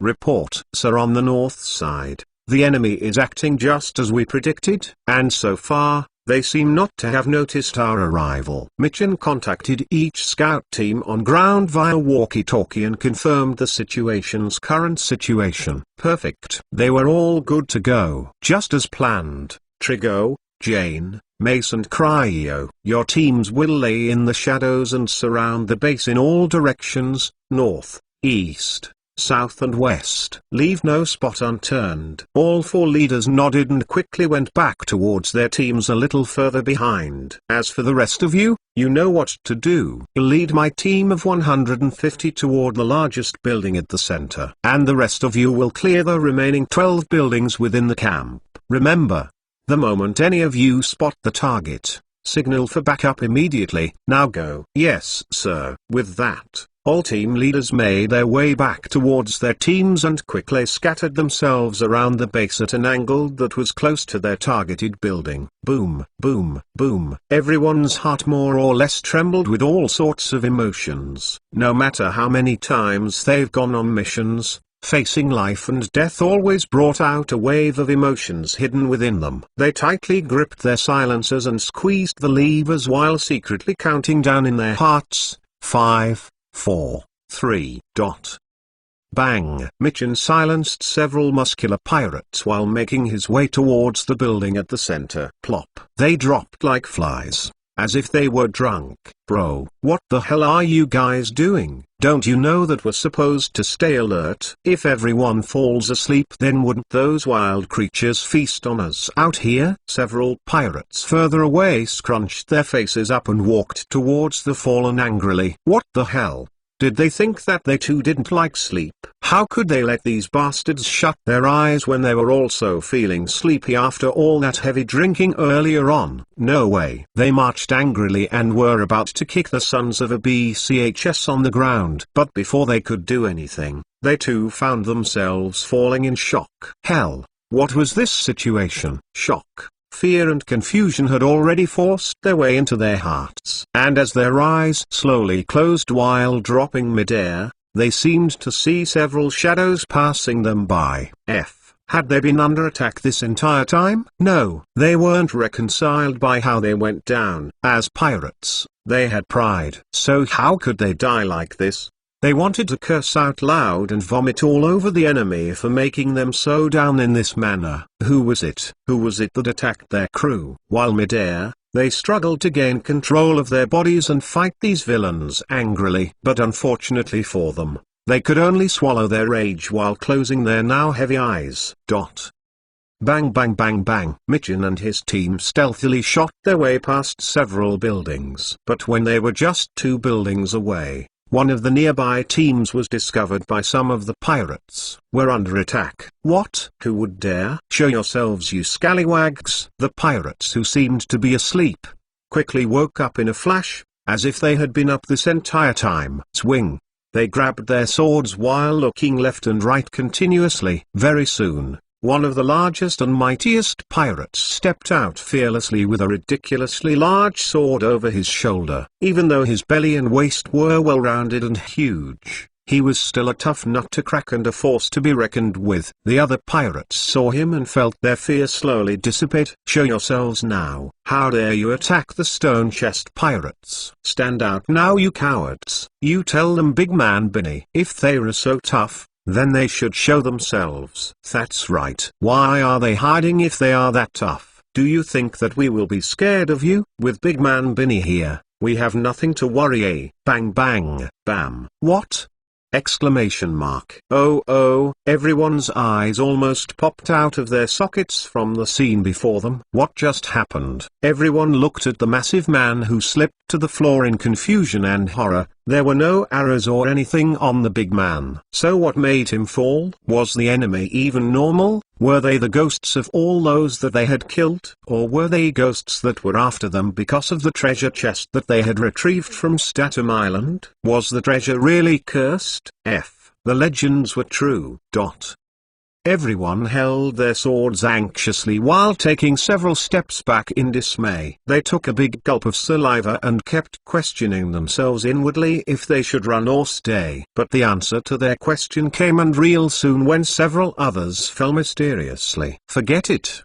They were off. Run. Captain Gobona. It's after his treasure. Run. Bang bang bang bang bang. Everyone scattered around in all directions, making their way towards the surrounding forest. The noise had undoubtedly caught the attention of Marlowe and his men. My lord, Bad news. The Rockhead pirates are under attack. Chapter 820. Marlowe had a sullen face when he heard the news. What was going on? First, he went to Terik and was attacked. Now that he came decided to hide out here. The place was now under attack as well. Could it be the temple? Damn it. This means that they had secretly chased him without his knowledge. Was he getting so lax and comfortable that he didn't even notice them? There was no way that he would believe it was a coincidence. Everyone knew that this island was under the pirate organization. So who else except the temple would dare to make such bold moves? Marlowe gripped his cup hard.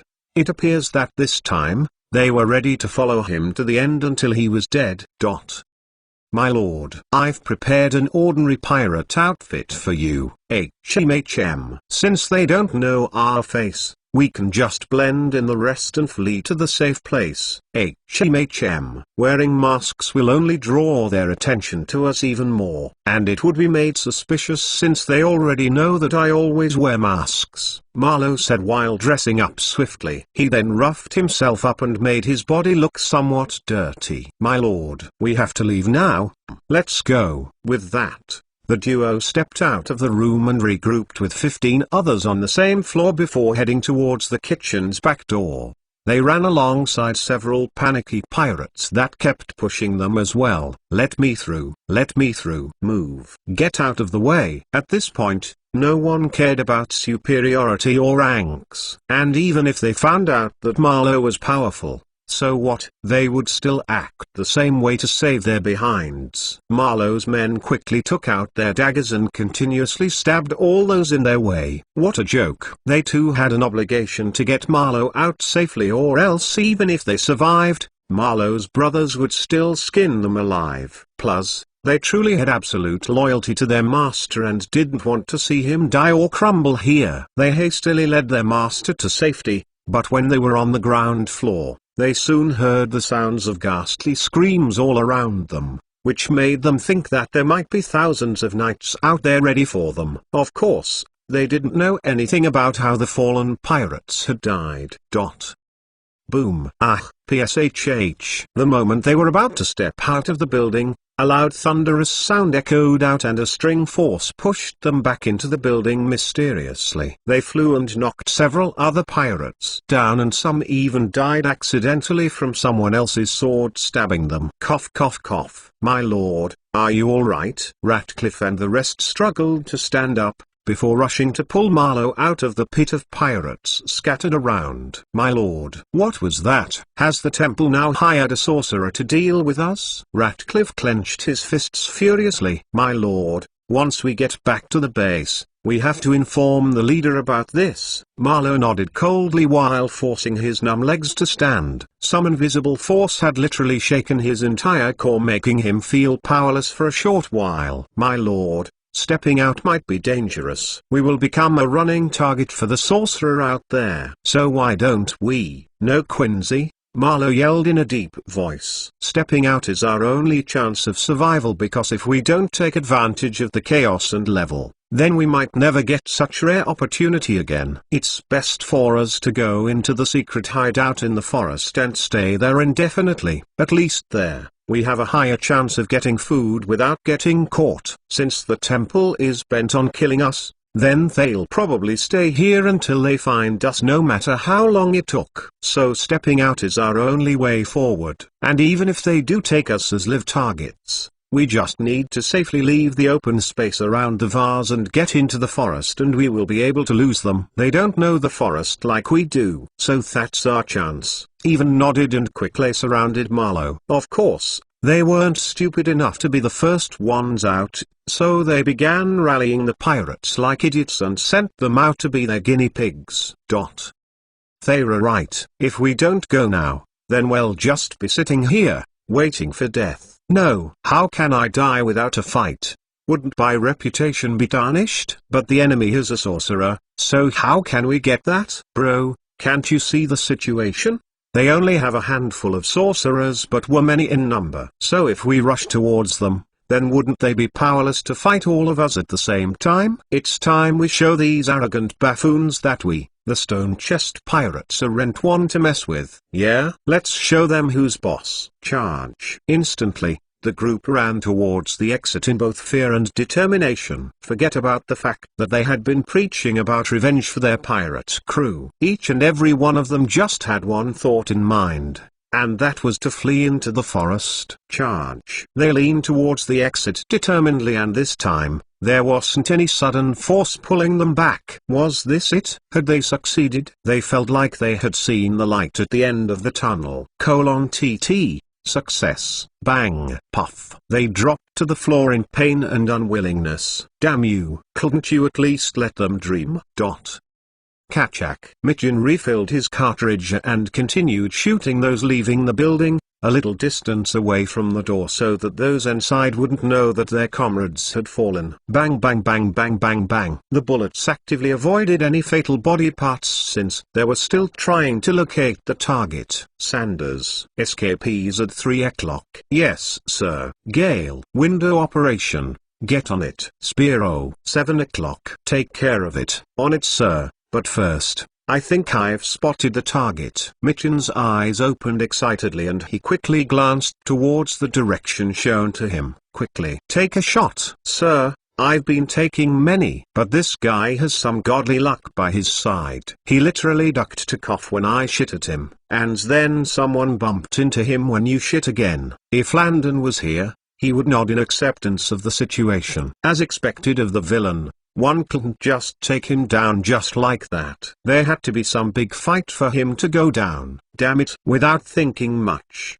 Michin and a few others rose to chase after him. Luckily, they were around the main building, which was at the center of the base, a little far away from the forest region. So if they could cut him off on the open ground before that, then it would be even better. Michin gritted his teeth and chased Marlowe with all his might. As the warden, how could he show any weakness to his future prisoner? Marlowe was going down tonight. Chapter 821. The targeted has been spotted. Requesting for backup at Camp 3. I repeat, the target has been spotted. Requesting for backup at Camp 3. Ground Team MB3 calling Air Force PC-3B. Target spotted running towards 7 o'clock alongside several others. Target is wearing black pants, with a green scarf around his waist, and a grey very light long sleeve shirt. Got it MB3. Target found. Target found. The moment the message was transmitted, everyone now knew that their target was located within the 3rd pirate base on the island. So with immediate effect,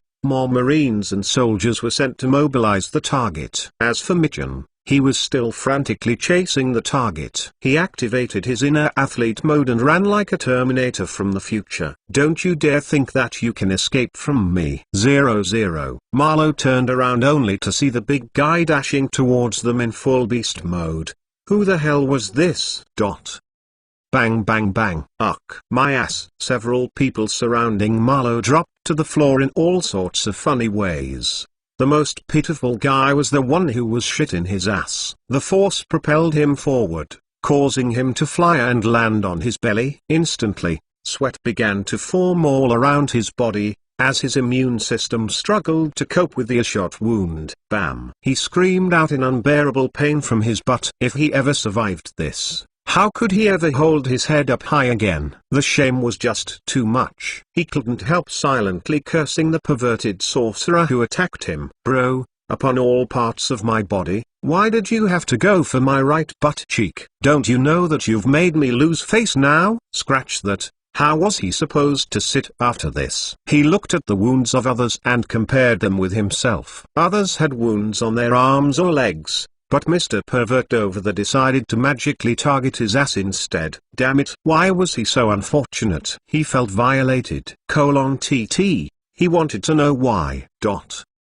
Bang bang bang bang bang, bam. Marlowe and his men watched people mysteriously fall in agony and were utterly taken aback by the means of these sorcerers. But were they going to give up? Not a chance. If anything, their desire to stay alive and report this matter to the organization was stronger than ever. Right now, they were just 2 buildings away from the forest. But the thing was, Each building was separated by wide open fields, so the distance was really great. Marlow gritted his teeth in determination. Everyone, split up and regroup at the hideout. Yes, my lord. With that, they ran in completely different directions, and the moment they did so, the escaping pirates also confusedly followed whoever was in front of them. The entire group that seemed to be running in one direction became chaotic with people running in zigzag manners. Some even turned around in sheer confusion as they thought that the group broke up because of some fearful enemy coming from the front. Again, this caused even more prisoners who were fleeing from different locations to join the chaos as well. So now, the Baymardians and pirates were all blended up in one big panicky crowd. And for these panicky pirates who wanted nothing more than to survive, when they accidentally ran into the Baymardians, of course their first instinct was to fight. So amidst their anxious running, they also drew blades and began attacking fiercely, which in turn slowed down the soldiers and marines. Mitchin looked at them and smirked. How clever. Bang bang. Captain Hanbo was busy fighting his way through the chaos alongside Mitchin. Swish. He swiftly ducked one of the pirates' attacks and shot the person's arm before focusing on the next one. Sir, I think the enemy might have realized that we won't kill any of the pirates or themselves. At least, they might think that we need them alive to extract information before killing them in the end. So they came out with this ploy to keep us fighting while they flee. He's clever, Mitchin replied while taking care of two other pirates. Bang bang. Mitchin squinted his eyes at Marlow's figure way ahead. He had to say, he was pretty impressed by how this guy was able to think fast amidst all this. Right now, they couldn't make far away shots because the entire place is chaotic and they might accidentally shoot someone dead instead. They might accidentally kill the target. What if someone pushed him or bumps into him, causing him to take a kill shot meant for another? At the start of their mission, they did kill some of the pirates for absolute silence. But when their cover was blown and the place became rowdy, they switched to injuring the pirates instead. So they couldn't make any long-range shots, only close to shots. Again, Mitchin knew that those surrounding the base might already have their hands full. Why? Well, for starters, this pirate base alone seemed to have at least 15,000 in it. And those surrounding the base hidden on trees are roughly around 400. So undoubtedly, they will have their hands full trying to stop people from fleeing, even if they were snipping non-stop. Because once they focused on one target, another would have already run ahead. It was the same as asking a sniper to shoot everyone in a massive crowd during a holiday. Undoubtedly, when the snipper would miss some people because everyone was running zigzag and haphazardly. So Mitchin knew that he had to personally chase the target, lest they lost him. If the target stepped into the forest, the Air Force might only be able to soot some of his movements if he didn't hide through the trees. Yes, they had night vision goggles, but those also spotted trees and whatnot. So just like training, anyone could stealth move through the forest, avoiding any open areas that brought in direct sun or moonlight. Of course, if they just ran carelessly, then the Air Force would be able to spot them. Anyway, Mitchin didn't want them to reach the forest at all, because if maybe 100 of them ran there, how was he supposed to know Ego was who? His heat vision goggles would show him heat energy images, and if all 100 ran in different directions after entering the forest, then who should he chase if all he saw were reddish body images? No matter how he looked at it, he had to stop or at least follow Marlow closely. Bang bang bang. Hanbo, Leah, Minje, you three follow me. The rest of you, cover us and clear the path. We're going after him. Yes, sir. Chapter 822. Bang bang bang bang. The trio ran alongside Mitchin free while the other marines and soldiers quickly eliminated those in their path. And when the soldiers and marines had their hands full, all four just smoothly avoided the pirates. They ducked, jumped and ran without even harming them. Their eyes were on the prize. Mitchin exploded like a cheetah and ran towards Marlow in a flash. But just when he was about to take a shot, He ran out of bullets. Kachak, damn it. He placed his weapons away and decided to fight hand-to-hand combat with the bunch. Refilling would distract him and might even give the enemy right before him a chance of fleeing or attacking. As for the trio who followed Mitchell, they focused on the people surrounding Marlowe. Him to Mitchell. My lord, watch out. Boom. Ratcliffe blocked Mitchell's fist, but when pushed back quite a bit, was this guy's hand made of metal? Ratcliffe struggled to stand while watching the giant approach them slowly. Mr. Marlowe, hasn't anyone ever told you that it's rude to walk away from a fight? Marlowe paused and turned around coldly. Well, it depends if who I'm fighting with is worthy or not. So, are you worth it? Marlowe seemed calm on the outside, but he was actually shocked on the inside. For the enemy to call his name and look directly at him meant that the enemy knew how he looked. Who was it? Was it truly the temple that stated everything tonight? Apart from his brothers, Ratcliffe and his shadow guard Quincy, the test of his men only thought that he was another shadow guard. Like earlier on before they left the building, he first whispered his plan to Ratcliffe and Quincy, who then told the other 13 of his plans, and from there, they strived to convict the pirates as well. Of course, he had told the other 13 that their master, himself, was already safe and would meet them in the hideout, so all they had to do was get their asses there. On this split second, Marlowe thought long and hard about how the enemy had known of his appearance. That would mean that they had drawn a portrait of him ages ago and had formulated it amongst themselves. So the question remains, who was it? Did the information come from Spot, or did someone, his brothers, Ratcliffe or Quincy, betray him? His heart and mind made him lean towards the idea of a spy, but some dark seed within him couldn't help but question if there was any hidden grudge between himself and people close to him. He looked at Ratcliffe and Quincy's worried expressions and immediately ruled them out, so that only left his brothers and the temple. But he had worked with his brothers for over 17 years now, and they had never tried to kill him before. Rather, every year, he always got assassination attempts from the temple. So, all fingers rightfully pointed at the temple. Yoch, eat my fist, bastard. No, you stay away from me. The background sure was lively. And amidst the battle and confusion that was going on, both Mitchell, Ratcliffe and Marlowe stared at each other coldly. The air was so brittle and tender that it seemed like it could snap any minute from now. Time seemed to freeze up as the trio felt their heartbeats speed up with emotions. Tell me, stranger, do you like to gamble? No, not really. Then why choose to gamble with your life? Do you know what you're doing or who you're up against? Mitchell did some stretchy poses nonchalantly.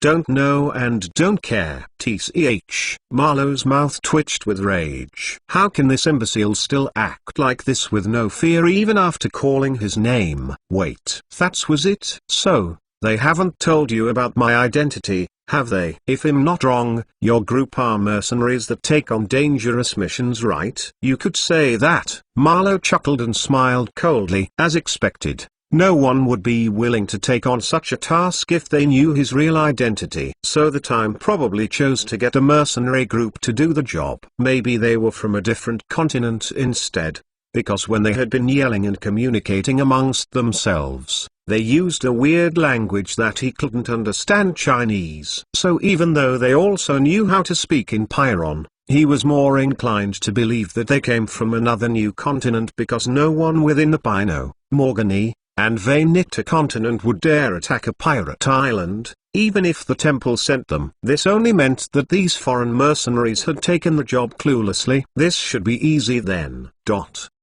Marlowe crossed his hands over his chest and smiled more confidently. I'm sorry to say this, but I'm afraid that you've been duped by your employer. Eh? How so? Well, let's just say that I belong to a powerful organization that has forces and connections within 3 continents. And within the organization, I'm the third person calling the shots there. So if you touch me, then the organization will hunt you down all the days of your life. Seeing Mitchell stroke his chin deep in thought, Marlowe felt even more relaxed about the situation. and Ratcliffe on the side only scoffed in disdain. He too came up with this analogy as well. They were nothing more than mercenaries who had a few sorcerers in their midst. Then they probably hired them because of the sorcerer and their naivety. How about this? If you call off your attack now, then we can forget everything that happened today. You have my word. Mitchin looked at the overly confident Marlowe and smiled. I think what you've said makes sense. After all, your identity seems to be a mighty one. Any ordinary people would have chosen to back off. But you see, I'm different, Mitchin said, while slowly taking a cool martial arts stance. And Mr. Marlowe, only a fool will believe that a pirate such as yourself can keep his word. Marlowe looked at him and sneered. That's right. As a flawless pirate, why should he keep his word if they don't have any business transaction or if they weren't close? Anyone who dares to attack him is an enemy for life, so there's no way that he would write it off.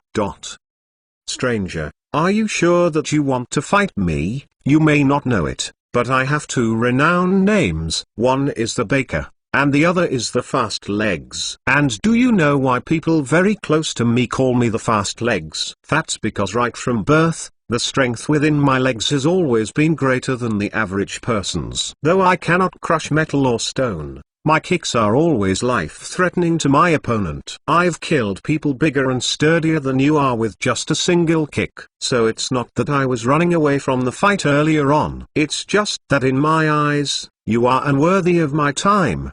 But since you want to fight so much, then why not? Now that's what I'm talking about here. And you, Pointy Ears, free to join in the fight anytime. As an impeccable butler, Ratcliffe's facial expression remained the same. But deep down, he was swelling with rage. Pointy Ears, who was that? He felt that the son of a BCH was indirectly mocking him. How absurd. Do you think that you will be able to take my lord and me at once? How dare you look down on us? My lord, please allow this humble servant to deal with this barbarian. Mr. Pointy Ears, Mr. Marlowe. Enough chit-chat. It's time to show me what you've got. With pleasure, Marlowe answered coldly. If he didn't beat this bastard to non-existence, then he wasn't Marlowe Jones, aka the Baker. Chapter 823. Hey, enough chit-chat. Come at me with everything that you've got. With pleasure. Yah, boom. Marlowe stepped forward and delivered his famous iron kick, but was blocked by Mitchin. He stepped back again and looked at Mitchin, who hadn't fallen as planned. Hey, so he wasn't just big for nothing. No matter, he still believed that he could slowly fracture the son of a BCH. After all, to this day, no one has been able to come out unscathed from his deadly leg attacks. Most just died on the spot. He smirked and rushed forward fiercer than ever. Swish swish swish swish. The air whistled as he sent fierce kicks at all angles, right, left, up and even towards Mitchin's feet, but the bastard just kept dodging his attacks with an excited smile on his face. Damn it. He was annoyed by that stupid smile. As for Mitchin, he was so excited by the challenge before him. Honestly, within the entire Bay Mud, only Landon, Lucius, and a selected few others could keep his attention this long when fighting. He felt so pumped up that he couldn't help smiling stupidly. Mr. Marlowe, to be honest, I have to say, I'm pretty impressed by your legwork. If I were an ordinary person, then I would undoubtedly be at your mercy right now. But that's not the case, isn't it? Mr. Marlowe, I'm going to get serious now, so watch out. Bam. My lord. Marlowe coughed hard from Mitchin's attack. He thought that only he might have been blessed with a crazily strong body part. But now, he knew that he was wrong. Just as in the case with his abastring legs, his opponent seemed to have overly strong fists too. How dare a lowlife such as yourself lift a finger against my lord? Swish. Hey Pointy Ears, sorry, I forgot about you. The Mitchin said apologetically, and Ratcliffe wanted nothing more than to slice him to pieces. In actuality, both Ratcliffe and Marlowe had been fighting him this entire time with Ratcliffe at his back. But both parties still failed to land a single hit on him. Ratcliffe felt like he had been living a lie all these years. As a famous assassin who was feared in the entire Morgany Empire, how could a filthy mercenary be better than him? If he was a nobody, Then he would be able to accept defeat just like that. But after working hard for years and standing on top of it all, he was now in a bind because of a lowly mercenary that couldn't compare to him, a renowned assassin. So how could he not get mad? To make matters worse, his opponent treated him as if he wasn't even there. It was as if he was some pesky fly that had just been squashed with ease. He had never felt so low in his entire life. His breathing grew coarser as he continued fighting Mitchun. Marlow quickly forced himself to forget the pain he felt and focus on the man before him. He then jumped on the same spot as if he was some sort of boxer ready for the next match. In fact, he was preparing his legs for what he was about to do. Way back in his younger days, the moment he realized how powerful his legs were, he began coming up with several attack skills all based on his leg attacks. He had developed and enhanced them over the years to this day. He dashed like lightning towards Mitchun and sent a brutal punch his way. Bam! Marlow smirked when Mitchun blocked it just as expected. He followed up by grappling his hands and landing a killer kick to his face. He was finally able to land his first blow. But was he happy? No. He knew that this was far from enough from dealing with this best. Mitchun sent a fierce kick and he also blocked it with another deadly kick. Bam. Both sides were fully immersed and had even forgotten about poor Ratcliffe, who tried to send his moves towards Mitchun to no avail. Ratcliffe, T_T. How can you guys be so mean? I'm a renowned assassin, alright, so why are you guys tearing me like the wind? Can you guys pay a little attention to me? Ratcliffe felt like stooping down and drawing lines in the sand. Sigh. These two were really heartless. Bam. Ha ha ha ha ha ha ha ha. Good. You have fire. But, as I've said, I'm not that easy to take down. Marlow only smiled when he heard what Mitchun said. Take down? Who said I was trying to take you down? Foo. Marlow quickly took something out of his tiny side hidden within his waist scarf and threw it directly into Mitchun's eyes after Mitchun blocked his attack. Not good. Mitchun felt blinded for a second. Marlow just looked at him playfully while sending more attacks at him.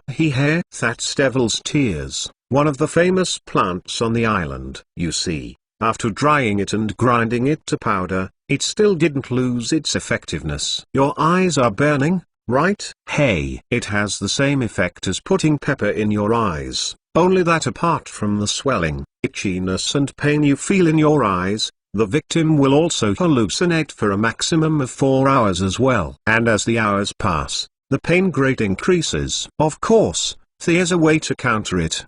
But why should I tell you? Marlow smiled cruelly and kicked Mitchun vengefully before fleeing the scene, with Ratcliffe who also kicked Mitchun before leaving. Consider this a lesson for touching the Lord. Ratcliffe's expression almost looked crazed. He felt like he had been liberated only for a brief moment, because even though Mitchun was in him this situation, how could he still be able to block 90% of his attacks, as well as the Lord's attacks? Did he have extra sets of eyes that they weren't aware of? Do you have to be so exaggerated? Ratcliffe felt like Mitchun's whole existence was mocking him, and after stepping away for a second, he turned around again and gave Mitchun 2 deadly kicks. Eat dust and die, lowlife. Ratcliffe looked at him with disdain and fury, wishing that he could drop an entire mountain on him that would squash him like a bug. No, he didn't even want his remains to be found. Ratcliffe prided himself to be an impeccable butler, but this loathsome fellow just made him feel like breaking character over and over again. How could such a hateful person exist? Chapter 824. The duo fled the scene, and those who were taking care of the numerous enemies around all looked at Mitchun anxiously. Sir, the feelings of rage and uneasiness were fully displayed from those around him. And amidst it all, Mitchun just stayed calm as if nothing had happened. But his murderous aura seemed to leak out, frightening those who even tried to come close to him. Some pirates immediately knelt and cried, while others shat and peed themselves. They swallowed a gulp of saliva and knew that this man was not to be tempted. The aura released by him was so strong that some couldn't even get up, even if they tried. Such a man was the devil himself, right?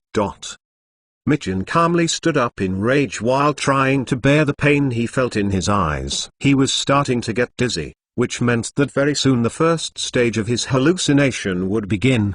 But was he scared? Nope. Before coming here, they had already been educated on all Mother Nature issues here. So they were fully prepared for poisonous plants, hallucinatory plants and whatnot. With that, he took out his walkie-talkie fast. Ground command to any air forces around CP3 Building 2 East. Emergency. Medical team needed. Instantly, one of the Air Forces responded to his emergency call. All Air Force teams had emergency medical supplies tailored for this mission, so it wouldn't be long before he was treated. He quickly identified himself and gave out his location patiently, while the Marines and soldiers around him strategically brought their fights closer to him and surrounded him in order to protect him. But where did these pirates dare to mess with him? They had already associated him with the devil. Okay? In fact, could it be that those fireflies that they saw earlier were signs of this man's coming? Either way, they dare not mess with the calm burly man. His aura was just too terrifying.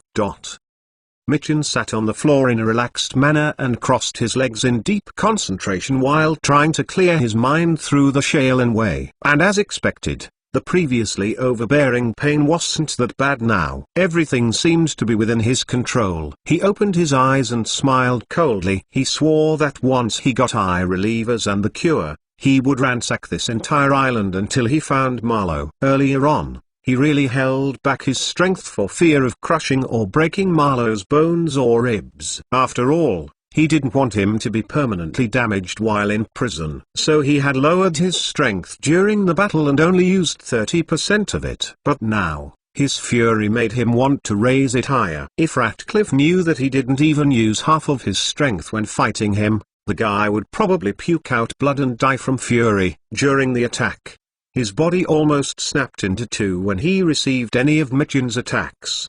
At that time, he was wondering if his fists were made of metal. So what the hell? Mitchell on the other hand was going through his shortcomings while waiting for medical care. He only blamed himself for his misjudgment. That's right. He only lowered his guard because based on what the enemy was wearing, as well as his observations during the battle, he concluded that the only weapons that the enemy had were a sword in his hand and his dagger. But that's where he was wrong. There were various kinds of weapons, and things like fire, poison and even the peppery hallucinogenic powder blown to his face was also a weapon as well. It was just that he focused his attention on the weapons he could see protruding against the enemy's body and didn't think for 1 second that the enemy might have powder on them. As expected, he still needed to improve himself much more. He saw this as a learning opportunity that showed his strengths and weaknesses. Those who watched everything from a side eye only held him in a higher stance in their hearts. Why? Because even after the unbearable pain he felt which confused him,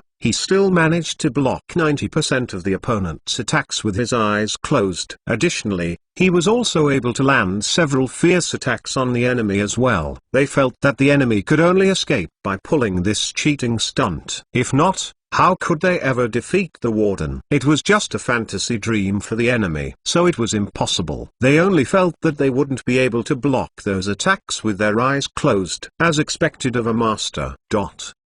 Landon sighed from relief after looking at Marlowe's image on his monitor. Phew.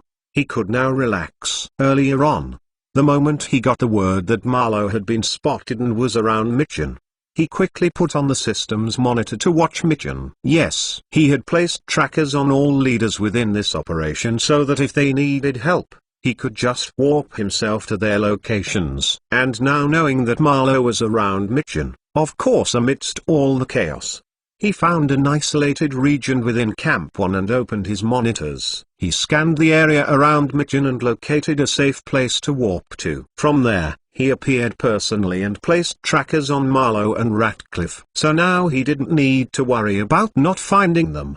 He couldn't take action on them because if any of the soldiers or Marines found him here, they would look at him weirdly. He was supposed to be in Camp 1, which was all the way on the other side of the island. So how could he be here this fast after receiving the news just a few minutes ago? More still, where was his team? It would be too suspicious if he was here but his team was way back in Camp 1. What's more, They literally just spoke to him face to face a few minutes ago too. So if the news passed through the walkie-talkies, he was afraid that his actions would only further their belief that he was either a god, demigod, deity or messenger from heaven. So all he could do right now was track them and allow the others to tackle them. And if by the end of the day they still weren't found, then he would accidentally lead them to where Marlowe and his gang were hiding. He sighed from relief that the target wouldn't escape him, or else it would be his death. With the matter of his life and death temporarily solved, he continued leading his team to take down those within Camp 1. He would just leave it to the others for now. He had a feeling that Mitchell wouldn't let this matter go. He could only light a candle for Marlowe in his heart. Sigh. He just had to unleash the beast. Well, all's well that ends well. As for the duo, Marlowe and Ratcliffe, they just presently entered into the forest region. And even though some people were still chasing after them, they didn't worry at all. This forest was their territory, and the way to their hideout was a deadly one. Hey, they'd like to see how these bastards would survive this. Chapter 825. Marlowe and Ratcliffe ran into the forest alongside 100 other panicky pirates that ran haphazardly in fear. There were many hideouts deep in the forest, so some went to the ones they could remember. Of course, others thought of riding towards the other camps to call for help. They didn't think that these people would be able to take everyone on the island all at once. One should know that their crew alone roughly had 15,000, and the other crews had 1,314,000 people in them. Of course, their first captains had several other men and shots on missions at the moment, so there were only about 15,000 of them in the base. Again, some freshly new pirate captives were currently in another island training. Each time slaves were brought and assigned to crews or positions on land, they would first get trained on another island for a year and a half before they began working where they were stationed. From there, many start by becoming floor boys who clean the deck at all times. And with time, they eventually become the fierce and lawless pirates that they were today. On the training island, all their complaints, plans and hopes of escaping will be driven out of them in very gruesome manners. So they had no choice but to give up, because even if they did escape, they would now be wanted by the pirate organization for life. This was bad because greedy people who spotted them would undoubtedly want to turn them in and get the reward money. And if they had another family, then that family would also be targeted as well. In short, escape wasn't an option for them. So they had to give up and accept their fates as pirates. Anyway, their crew got 1,200 recruits after making them fight each other hand with only daggers at hand. They could fight as they liked with anything going, but they couldn't kill their opponent or deliver a fatal attack. After all, every one of them was still merchandise that had been bought. So after fighting, the pirate captains would bid for the fiercest, smartest or even strategic ones. Of course, the ordinary ones would still be gotten at lower prices, but the eye-catching ones were treated as treasures. And last year during April, after the fierce bidding, their crew got 1,200 new pirate recruits that have been training on that island ever since. Additionally, they also had another 5,000 or so who were out on missions. So their total population was around 20,000 for just their pirate crew, the Rockhead Pirates. Anyhow, even with just 15,000 people currently at the base, they still felt like this alone was enough to give any enemy headaches and nightmares. So the chances of the enemy presently attacking the other bases on the different sides of the island seemed less likely. After all,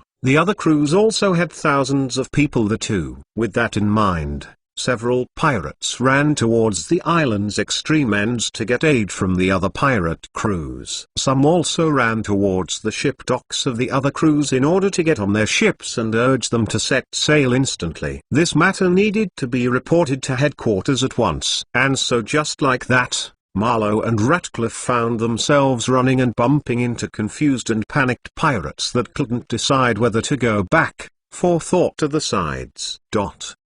Radcliffe: "Yes, my lord, say no more." Din din din din. With quick assassin steps, Ratcliffe secretly knocked down two confused pirates by their side who had similar physiques to them. One should know that even though it was nighttime, The moonlight was so bright that they could see each other's faces here. Ratcliffe glanced around, and after confirming that no one saw anything, he and Marlowe dragged the bodies to the bushes. 3 minutes later, they came out with entirely different attires, as well as headscarves over their heads and mouths. Since the enemy could now identify their faces and clothes, it was paramount that they switched it up as soon as possible, should they run into the enemy again. Stepping out of the bushes, they once again mingled amongst the other panicky pirates calmly. They stayed in the middle of a particular group of people, as they intended to use them as experimental subjects. Unlike the pirates, who were too scared at the moment while rushing for safety, they on the other hand still had their sense online. This was the forest, so how could they ever forget about the dangers of Mother Nature?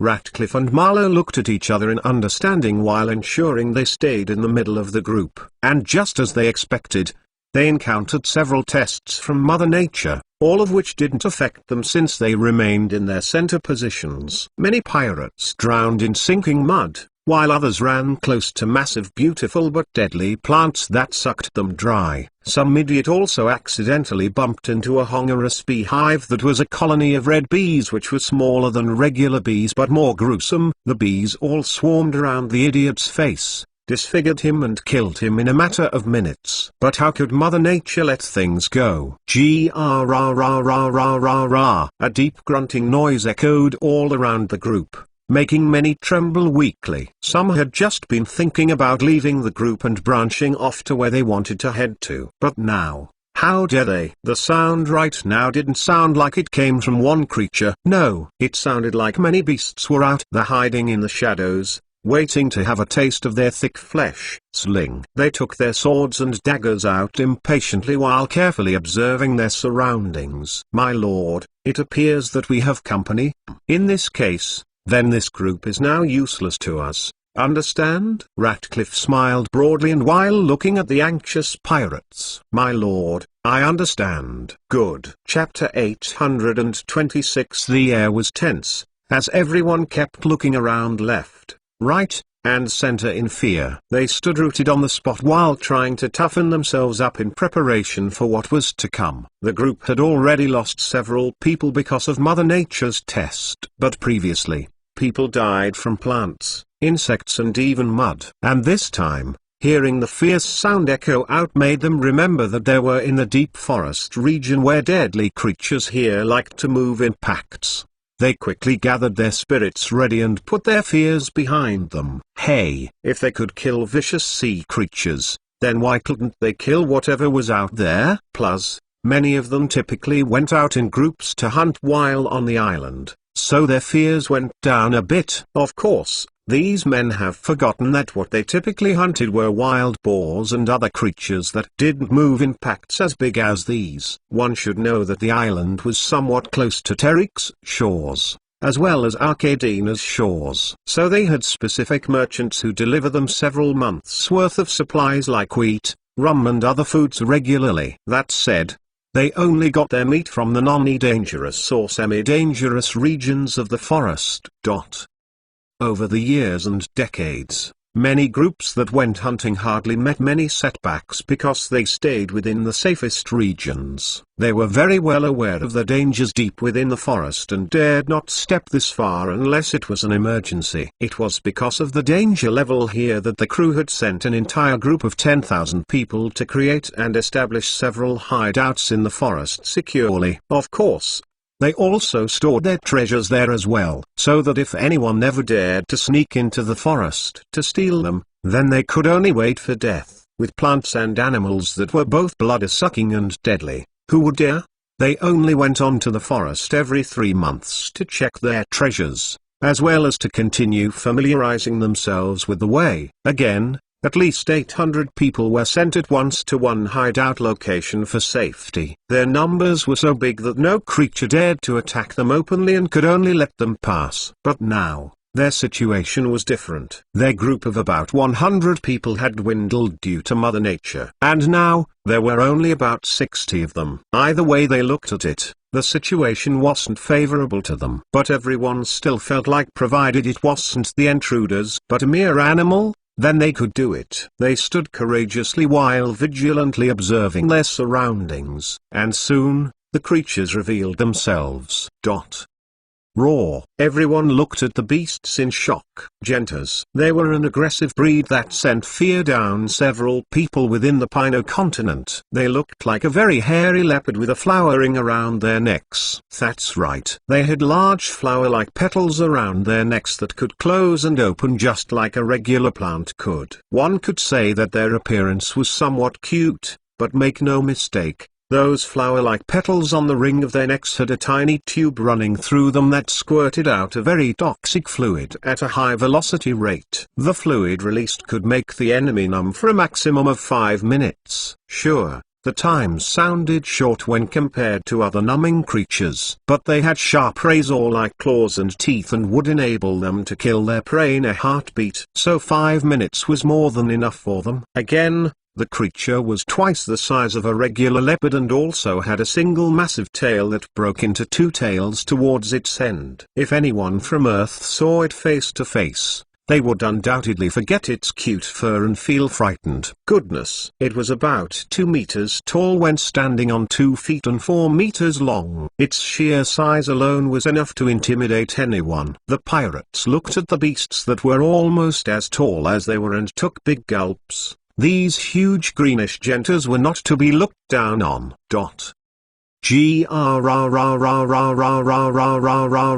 Over 50 fierce gentas slowly stepped out of the dark, revealing their deep yellowish eyes for all to see. Without a doubt, these creatures were smart. They figured out the confusion going on in this part of the island and decided to hunt merrily. In fact, many creatures did the same as well. Rarely do these humans come this deep into the forest in tiny groups. So why not stock up on food? Some humans ran all alone by themselves and had been swallowed and ripped apart by other hungry creatures. Tonight, the animals, as well as the pirates, were going crazy. Of course, if they weren't the Baymardians who had heat vision goggles and tranquilizers to shoot animals far away, then it would be tough for them to be fully guarded all through the night. They could only see when they walked through the path that the moonlight created, but what was lurking within the shadows around the places where the light didn't pass through was what they needed to be afraid of. The pirates tightened their grip on the blades and deeply imprinted this point in their minds. Of course,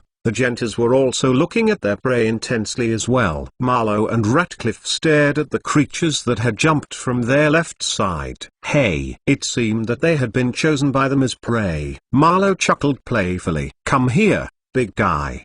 The genta looked at his calm demeanor and felt that he was looking down on it. Every ferocious creature likes others to at least tremble or fear it to some degree. In this way, they could be seen as the kings of their territories. But what did this human mean by its actions? The genta was furious. Roar! It leapt forward in just 2 steps, opened its mouth and reached for Marlowe's neck.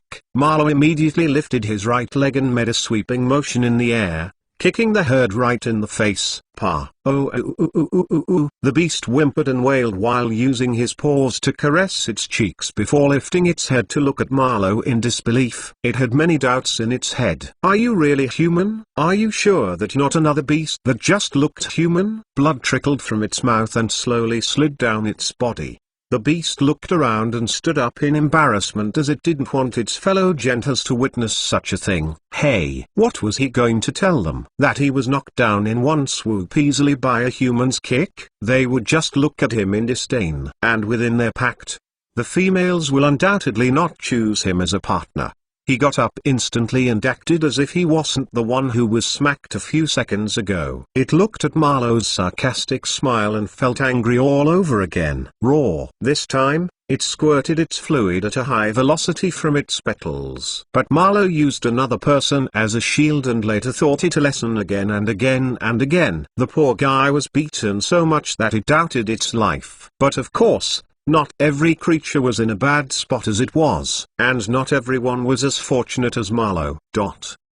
Ah, get away you bastard. No, I don't want to be your food. Brothers, help me and I'll give you all my treasures. Ah, many pirates at the back tried to resist. Some succeeded, while others were hacked to death. But what did it have to do with Marlowe and Ratcliffe? The duo stealthily evaded everything around them and hired the pirates as shields for their escape. With that, they left the drama and used another path to head towards their hideout. They ran vigilantly for a bit more while blending in with another crowd, and soon, they heard a voice that they didn't want to hear. Marlowe looked ahead and sighed. Honestly, why was their luck so bad? Chapter 827. Marlowe looked at the group of people before him and sighed. Why was their luck so bad?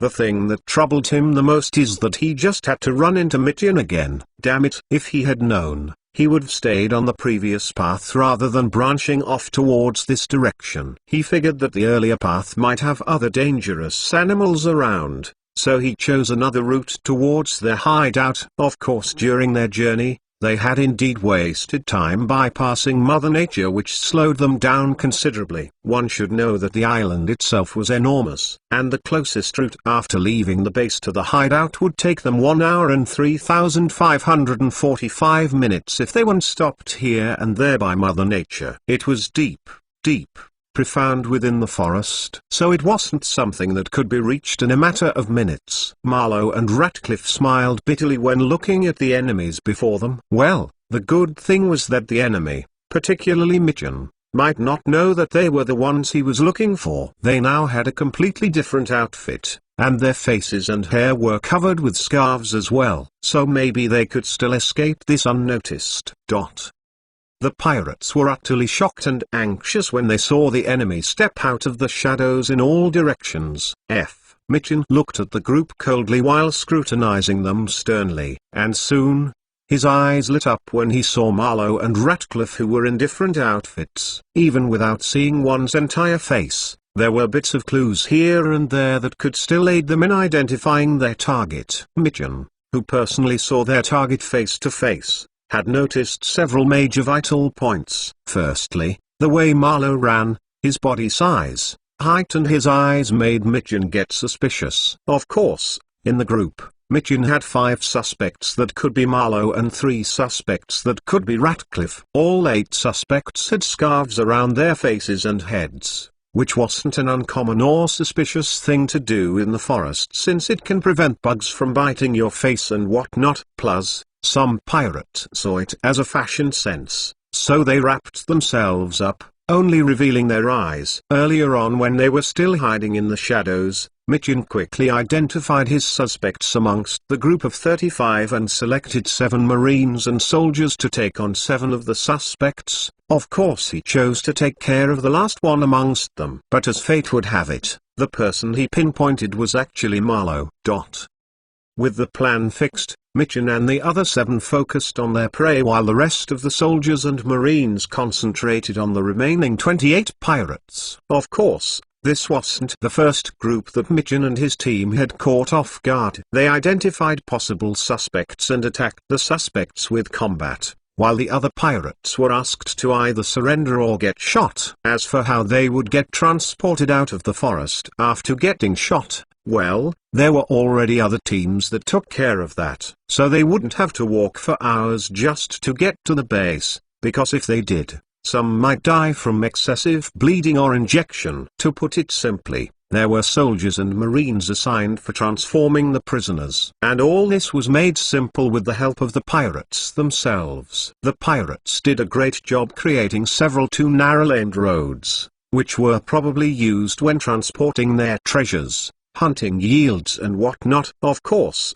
they wouldn't be so stupid to put their secret hideouts close to these roads. One could say that it was a great way to misdirect many who wanted to steal their treasures. They would use the roads to transport their treasures to some degree, and after that, they would hand carry them treasure through all sorts of terrains and oaths before getting to their hideouts. The roads were marvelous and very essential every time they went on hunts and whatnot.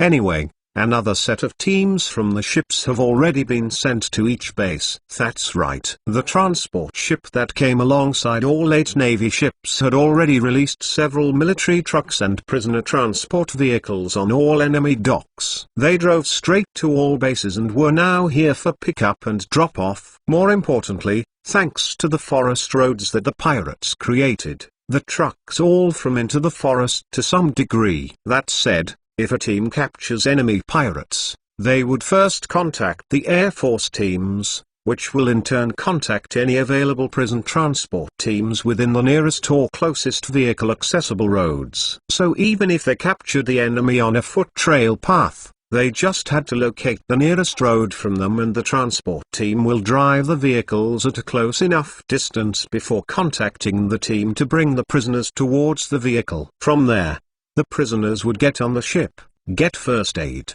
and those who got shot would also be hastily sent to the medical centers within the ships for treatment. From there, the rest was history. As for Mitchum, he decided that the soldiers fight all Marlowe and Ratcliffe suspects. Hey, if they shot them, then how was he supposed to battle Marlowe? There was no way that he would let his resentment go just like that. He stared at the Marlowe suspect before him and boldly advanced. Marlowe, who had actually been targeted by this guy again, was dumbfounded. Even with his face covered and completely different attire, this guy still chose him out of everyone else. Did the bastard have eyes that could see through clothes? What sort of curse did he have on him to warrant so much bad luck all in one night? Marlowe truly felt like everything was a conspiracy at this point. His mind quickly wondered about how to escape once again. But how could Mitchum let him go? Mitchum squinted his eyes coldly. Mr. Marlowe, do you think that hiding your face will change anything? He'll still know that it's you, so it's pointless. Indeed. It seems that I can never fool you. But if I can escape once, then I can escape again. Listening to his voice and examining his body language, Mitchum's eyes turned even colder after confirming his identity. He was just saying it to probe him. But Marlowe actually thought that he had identified him and revealed himself. Good. He can now take his revenge. Chapter 828. Mr. Marlowe, last time, it appears that I went easy on you. For that, I'm truly sorry, as I didn't give you a satisfactory battle. So this time, don't expect any courtesy from me. Don't worry, I wasn't. Good. Then let's begin, shall we? With that, Mitchum rushed forward and sent for a very domineering punch towards Marlowe. Marlowe sneered and raised his fierce leg to block the punch, listening to kick Mitchum's hand away. But what happened next left him in a daze. Bam! He fell to the ground in shock. What the hell was going on? During their last battle, he was somewhat evened out with this guy and blocked a punch with his legs back then. So why was it so different now? Wait, did this guy hold back in the fight earlier on? Black lines appeared on his forehead when he thought of the matter again. No, he had to escape. This guy was too damn dangerous. Pay attention to the fight. Bam. Rumble rumble. Crack. What? Marlowe quickly rolled away to find out that the ground itself had visibly cracked with visible lines on it. Pieces of ground scattered around the crack, and there was a deep puddle-like hole in the center of the hole. Was this bastard trying to kill him? Don't this Beale need him alive anymore?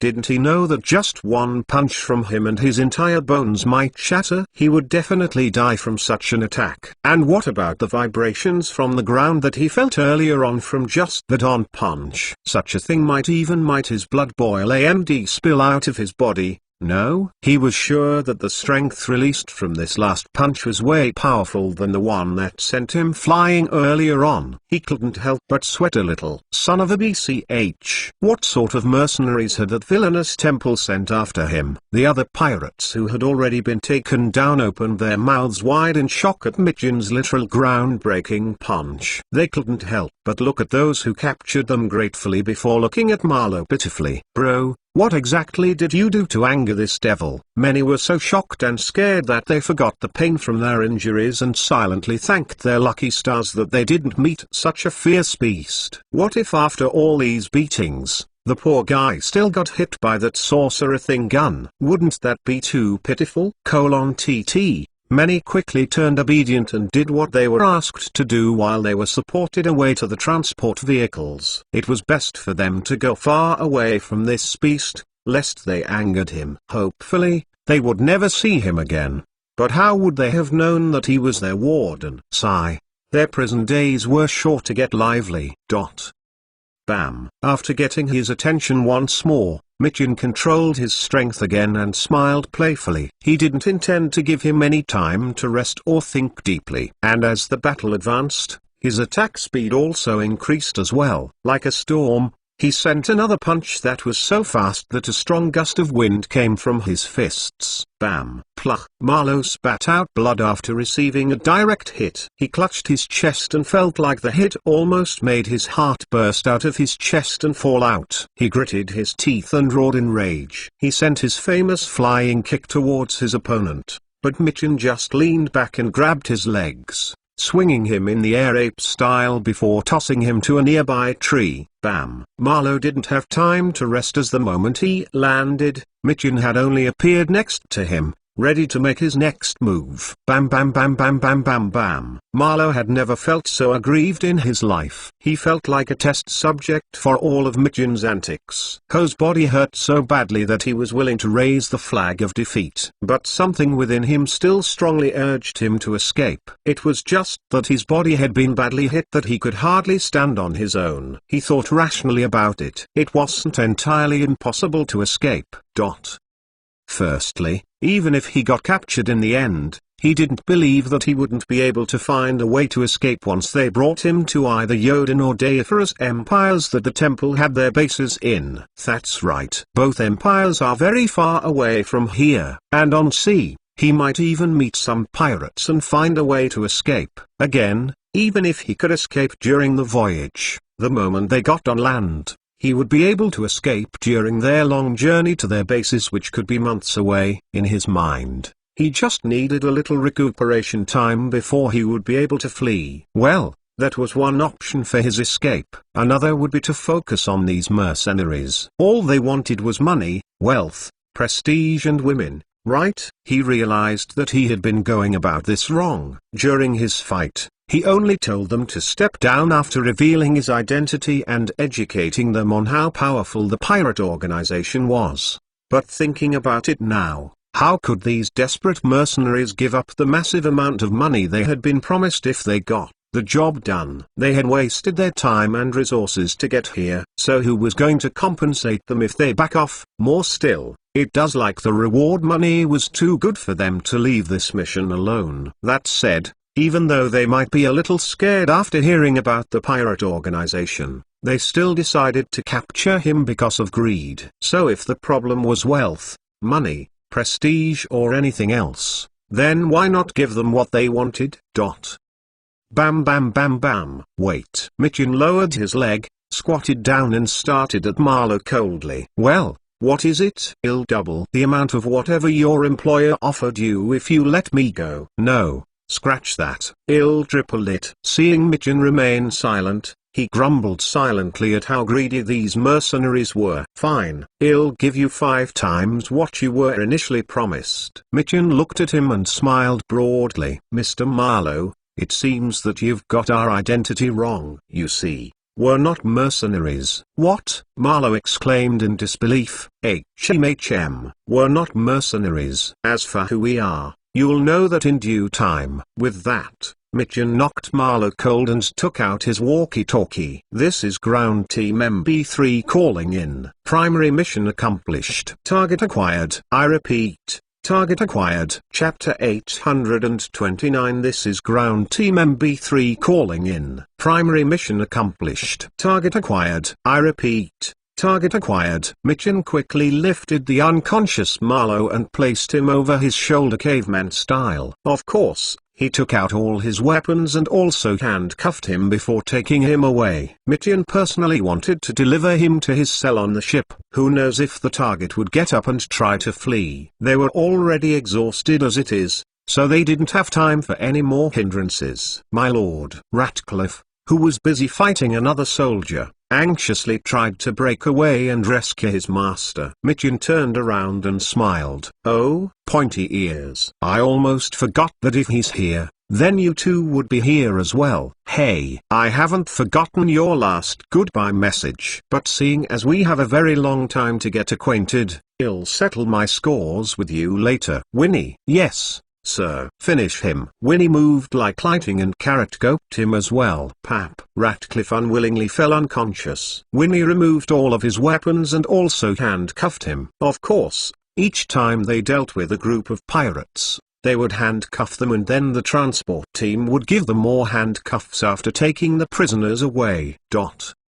Winnie looked at Ratcliffe and decided to carry him over her shoulders as well. She has always followed Mitchum wherever he went and was more like Mitchum's secretary and bodyguard. And because of her high position within the prison, she and several head guards had also been gifted with some strength from the system. For sure, Mitchum remained the strongest above everyone else. She also learned the ways of Shaolin, so coupled with her already crazy strength, Ratcliffe's body wasn't that big a deal for her to carry. It was just that looking at her tiny body that carried the burly Ratcliffe, anyone who stumbled upon the scene would be amazed and shocked. How can this Lolita have so much strength? The prisoners who saw this almost peed themselves. Damn it, what sort of world were they living in? How can such a tiny girl be so fierce? They then looked at the other soldiers and marines around them and wondered if they were also that powerful. They couldn't help looking at Ratcliffe pitifully. Earlier on, they thought that Marlowe was the most miserable of them all. But now, they felt that it was Ratcliffe. At least even if Marlowe was defeated, he lost to a mighty man and had even held up for that long. So it wasn't that shameful. But what about Ratcliffe? He lost to a puny girl, which would undoubtedly destroy his reputation. The problem wasn't that he lost to a girl. No, the issue was that he lost to such a tiny girl. There were already several powerful female pirates, but all of them were completely ripped. They still looked gorgeous and had very sexy figures with muscles and abs. But looking at the girl before them, she didn't seem to have any, and one might even think that she is as delicate as a flower. So in the eyes of those who stumbled upon the scene, they might laugh that Ratcliffe lost to such a delicate flower. Everyone looked at him in sympathy. Brother, take heart. The unconscious Ratcliffe, _ Just like that, Marlowe and Ratcliffe got captured. And the moment word got out that through the walkie-talkies, everyone felt ecstatic. With their primary mission accomplished, they could now focus on the other tasks at hand. With that, they spent the entire night catching all criminals and sending them to the ships. Those that needed emergency medical treatments were attended to first. As for those that only needed first aid, with the military doctors all swamped, the Navy stepped up and provided simple first aid procedures to those with minor injuries. This went on for an entire day, with people switching shifts now and then. One had to know that not every soldier, Marine, and Navy officer participated during the night battle because they would undoubtedly stay on the island for several days until they finished their tasks. So they decided to take shifts. The night remained as busy as ever, and once morning came, another team went out to transport the gold, treasures and important documents while guarding against the wild creatures around. Another thing that they focused on was transforming some creatures that weren't in the Baymard Zoo as well. Landon gave them a list with picture drawings and familiar habitats where these creatures may likely be located within the island. He had explicitly said that they couldn't separate any families. Some creatures were similar in parental upbringing to pandas and other independent animals. Landon wanted to focus more on these ones. Just like the pandas, some creatures abandon their children after they reach a certain age. That is, they will let them be and won't be bothered with them anymore. Some even leave and migrate far away to start another family, where they begin the habit of birthing another child and then later abandoning it. This case was much more common with many male beasts. They just went here and there, spreading their seeds and taking no accountability for it whatsoever. And some female species also do the same because it is their way of life. Sigh. Nature can be cruel.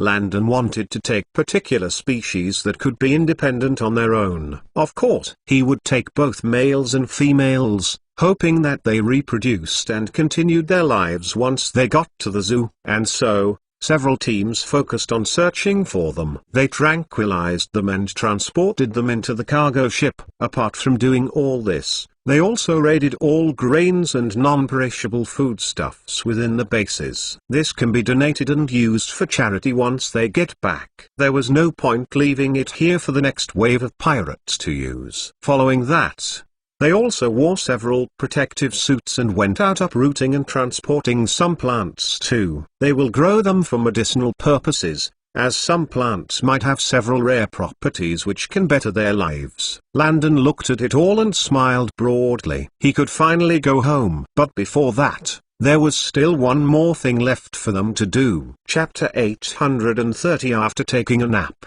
Landon woke up and headed towards the dungeon at 2 p.m. He was in charge of dealing with prisoners within Base 1 while Mitchin and Lucius would deal with the dungeon prisoners in the bases they attacked last night. Not everything could be done in one day, so they planned to spend as many days as possible to settle these things properly.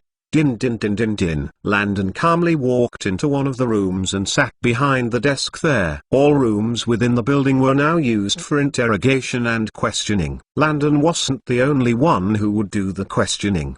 They didn't want it to take forever, so several others were assigned to interrogate the prisoners too. And each prisoner would be questioned by at least 3 different interrogators before their status got confirmed. So they would go from one room to another. The interrogators who have specifically studied criminal psychology and whatnot could pick up truths or lies here and there. And the little things that they do or say would make things easier for the interrogators. Of course, before Landon came here, the soldiers and marines on the earlier shift began recording everyone's name, date of birth, reason for being here and so on. Again, several pirates who weren't badly injured were brought and made to pinpoint why these people were locked up. But just to be sure that both the prisoners and pirates were telling the truth and not winging it, they decided to interrogate them. Landon sat down and waited for the first person to be brought in. What do you want? No, I didn't do anything. Please let me go. Oh, the blindfolded man cried while struggling to escape. He felt terrified. Why did they blindfold him? Were they going to execute him? After leading him to the chair, the soldier escorting him removed his blindfold and sat him down. Landon was also wearing a mask for fear that someone might know that he was the ruler of Baymard. Please, don't be afraid. We aren't going to hurt you. The man opened his eyes wide fearfully. He didn't believe it at all. Landon only shook his head dryly and nodded to confirm what he said. It's true. My friends and I aren't pirates. We are mercenaries who have been sent to capture these pirates. But we couldn't just leave you all in the dungeon after leaving. So what wanted to free you all?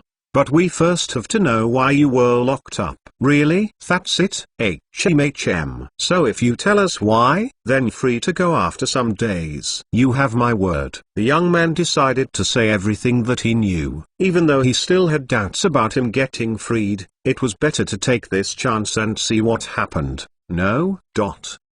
Landon listened very attentively and nodded. So you're a corporate rowing slave? Yes, sir. 2 years ago, I was kidnapped and sent to some island. They asked us to battle one another, but I ended up within the fighter's dead last category. And even though the crew bought me, they still didn't give me a pirate title. They decided that he would forever be a slave rower. You see, 810th of those rowing pirate ships are the pirates themselves, while the other remaining group are people like me. We are not allowed to participate in any pirate activities on ship or land. We forever remained chained up on the ship's lowest level, while the pirates can freely row without getting chained. In this way, if there is an attack, they can also join those above to fight. Likewise, they can also flee the ship, leaving us for the enemy. For the past 2 years, I've lived in the dungeon and on the lower deck of the ships. Landon continued squeezing every piece of information out of him while another soldier hurriedly wrote everything down diligently. The questioning and interrogating went on for 3 days. Many knelt and thanked them heartily, especially those who were about to become food. Without a doubt, they were all questioned in order to identify whether they would be a threat later on. After all, what if some of them were actually dangerous people? Within all the camps combined, they only found 17 out of 912 prisoners that appeared to be dangerous. Some of them were captured spies, while others were mercenaries and assassins. Of course, during the time that they were on the island, they kept all 17 in the dungeon. They didn't want them to know who they were or see the many cars and trucks passing by. It was also the main reason why each prisoner was blindfolded before leaving the dungeons during interactions. That's why when they met the prisoners, they dressed in ordinary clothes for pirates and even mercenaries. They appeared with swords in their hands and told all prisoners that they had beaten the pirates on the island, and even went as far as saying they were ordinary mercenaries. This way, even if the freed spies relayed the message about what happened on the island to their masters, they didn't see the battle, so they have no idea how it actually went down and can only believe that it was the hands of mercenaries. As for the other innocent 895 who had been freed, they gave them money and instructed them to take the pirate ships and set sail. These slaves were mostly rowing slaves, so they were more than happy to be rowaway. Of course, when the Baymardians had sent them off, they strategically removed all vehicles and even requested for the Baymard ships to sail away first. This way, their secret would remain well hidden. As for the 17 dangerous people that remained in the dungeons, they only freed them several days later, 2 hours before Landon and the rest had to depart the island permanently. That's right. Everyone was already on board the Navy ships when one of the trucks drove back towards the dungeon. The vehicle parked in a hidden spot, and all 20 soldiers dressed in ordinary attire stepped off and released the prisoners from the dungeon. But before leaving, they once again locked them up in a room with windows facing the opposite direction from where they parked the truck. With that, they drove off quickly, boarded the ships and left for good. They wondered how long it would take for these people to realize that the place was deserted with just them on it. More still, how would they get off the island when all pirate ships had either sailed off or got burnt? Staying on the island was definitely not an option, because if any other pirate ship docked on the island and caught them, their fates wouldn't be good. They'll be sent to headquarters for questioning on what the hell happened here. More still, the Baymardians had cleared all grains and foodstuff within the bases, so their only option was to team up and hunt. What if during that time, they were surrounded by packs of wild beasts that greatly outnumbered them? Well, probably if they don't go too deep into the forest, that should be somewhat okay. And they could also fish if they wanted to. Again, they probably didn't know the many challenges of Mother Nature, so their luck was terrible. Their only choice was to build a raft and travel out for months on sea before reaching the nearest land. But would a raft really cut it? Sigh. Their options were limited. Landon laid on his bed with a frown on his face. System, why haven't you notified me yet? Isn't the mission over? Where is my reward? That depends. Host. Define completion. Chapter 831. Where is my reward? That depends. Host. Define completion. System. Are you joking with me? Not at all. Host. The system has always been a serious one and never jokes. The system only reminds the host to look up the word completion before asking for any rewards. Forget it. Landon smiled wryly when he thought about his reward. As expected, he would only get rewarded the moment Marlowe stepped his foot into the prison, so he had no choice but to wait. Just like that, they left Magoon Island after spending 5 days there, and in another 34 days, they should reach Baymard's shores. Landon was pretty pleased with the amount of sheer wealth that they had accumulated. He smiled and calmly walked towards a conference room to have a meeting with Mitchell, Lucius, Winnie and some prison officials that came on this trip too. It was time to decide where each prisoner would go.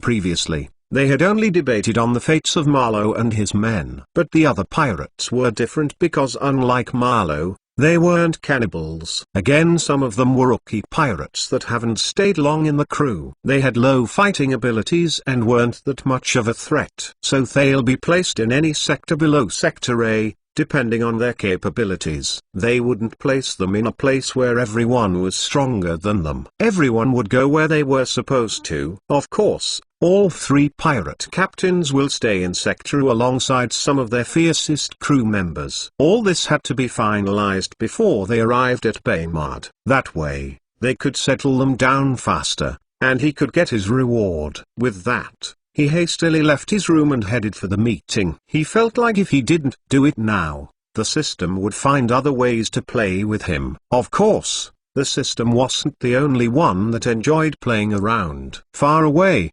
another person was currently enjoying his little game. Capital city outskirts, Arcadina. Woo woo, a woo oo oo oo oo, creak creak. The dark forest played its nightly tune as the owls spoke, the wolves howled, and the crickets creaked. Danger lurked everywhere within the dark cold woods, as the night creatures showcased their strength within the darkness. Everything was as it should be, peaceful yet dangerous and mysterious. And hidden away deep within the forest was a massive base that was entirely out of sight for those who didn't know of its existence. Only by entering a cave and traveling for 1 hour on foot could one get there. The forest region was rumored to be cursed, and several blood-dependent plants existed within the land. And many times, people have reported that they spotted ghosts wandering around the forest in the dead of night. So apart from being afraid of getting eaten by frightening beasts, no one dared to go further into the forest. And within the hidden estate, several men were currently shitting themselves fearfully. Damn it, who the hell had they offended for them to be treated like this? Squeak squeak, kai kai kai kai kai. Within a mold-smelling dungeon, several rats ran amok haphazardly. Tonight was their hunting night. Damn it, they bit me again. One of the prisoners within the dungeon hastily grabbed the fat rat and accidentally flung it in the bucket of poop on the other side of the cell. Pang! The rat struggled to come out but found itself seemingly drowning within the bucket of waste. The sight was both disgusting and regretful. You fool! What if they forget to give us food tonight? Look at what you've done. You've just watched our supper. Yeah? What are we going to? SH. Sumion's coming. Everyone acted naturally, with some pretending to fall asleep while leaning on the walls. Din din din din din. Several guards walked in with buckets of food in their hands. Hey, count yourselves lucky. Tonight, you'll get the rare privilege of feasting on our leftovers. And I hear that there's even some pieces of fish mixed in it too. Isn't that great? Well, you know what to do. If you want to eat, stand back. With that, the prisoners stood far away from the cell doors. Even if they wanted to escape, they wouldn't be so foolish as to fight their way out now. There were over 200 guards that came down to supervise and deliver their meals. They were very much outnumbered, and they were sure that more guards would also be standing along the corridors too. So mealtime wasn't the best time to escape since everyone's eyes will be on them. Thinking like that, they did as they were told and took several steps back. The guards entered each cell and dumped all the contents of the food onto the ground, and also kept a bucket of water too. The food looked like it came straight out of a dumpster, but they didn't care. The moment the guards stepped out of the cells, everyone rushed towards the food like crazy. And of course, the rats also joined them as well. For a moment, they began fighting with the rats, as well as amongst themselves.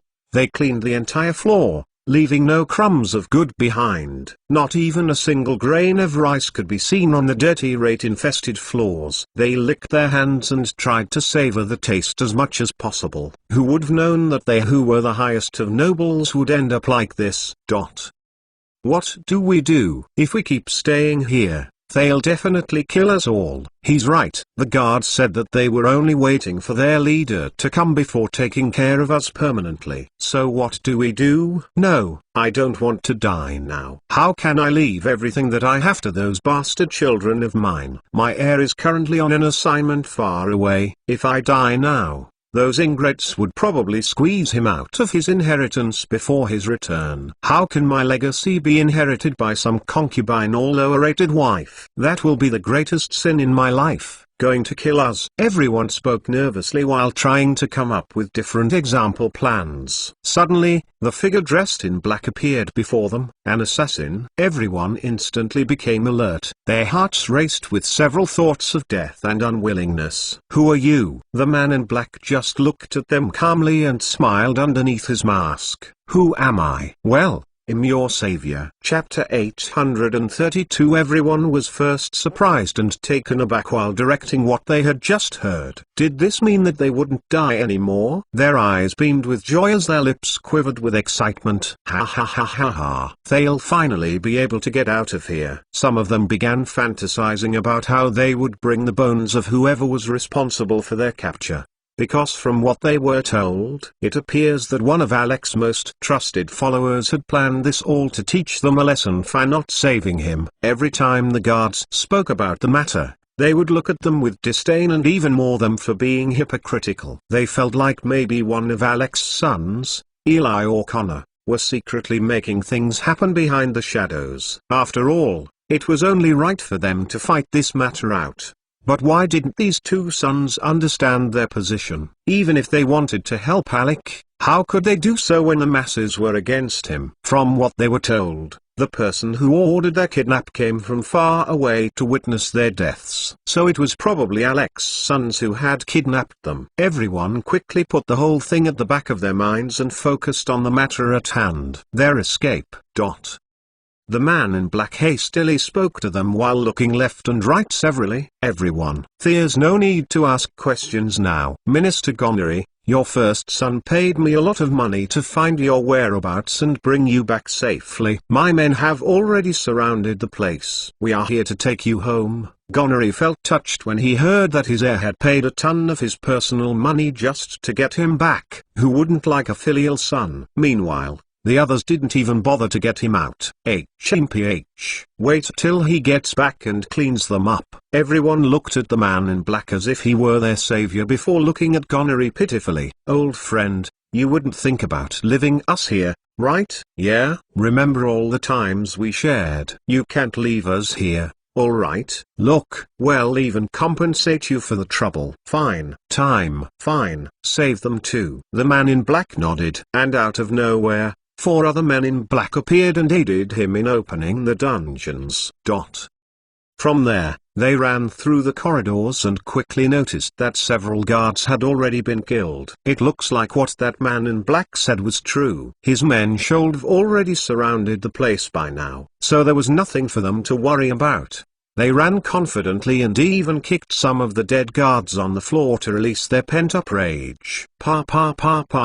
Some even spat on them and 3 cursed words too. The suffering that they had undergone for the past week was something that would hunt and kick them for the rest of their lives. So how could they not be angry? They followed the man in black consistently while passing by many dead bodies. And as they advanced, they met more and more men in black too. All signs indicated that the operation was going smoothly, or so it seemed. Everything happened in a split second which left them utterly shocked, confused and afraid. They were surrounded. Why? How can this happen when they were so close? Their faces turned pale as despair filled their chaotic hearts. They trembled and hid behind the men in black while silently praying to their ancestors to sack them. Some went as far as promising to change their sinful ways if their ancestors let them escape tonight. Even if the devil himself appeared tonight, they would readily sell their souls to live for another day. Their legs turned mushy, and many fell on their knees in fear. Plop.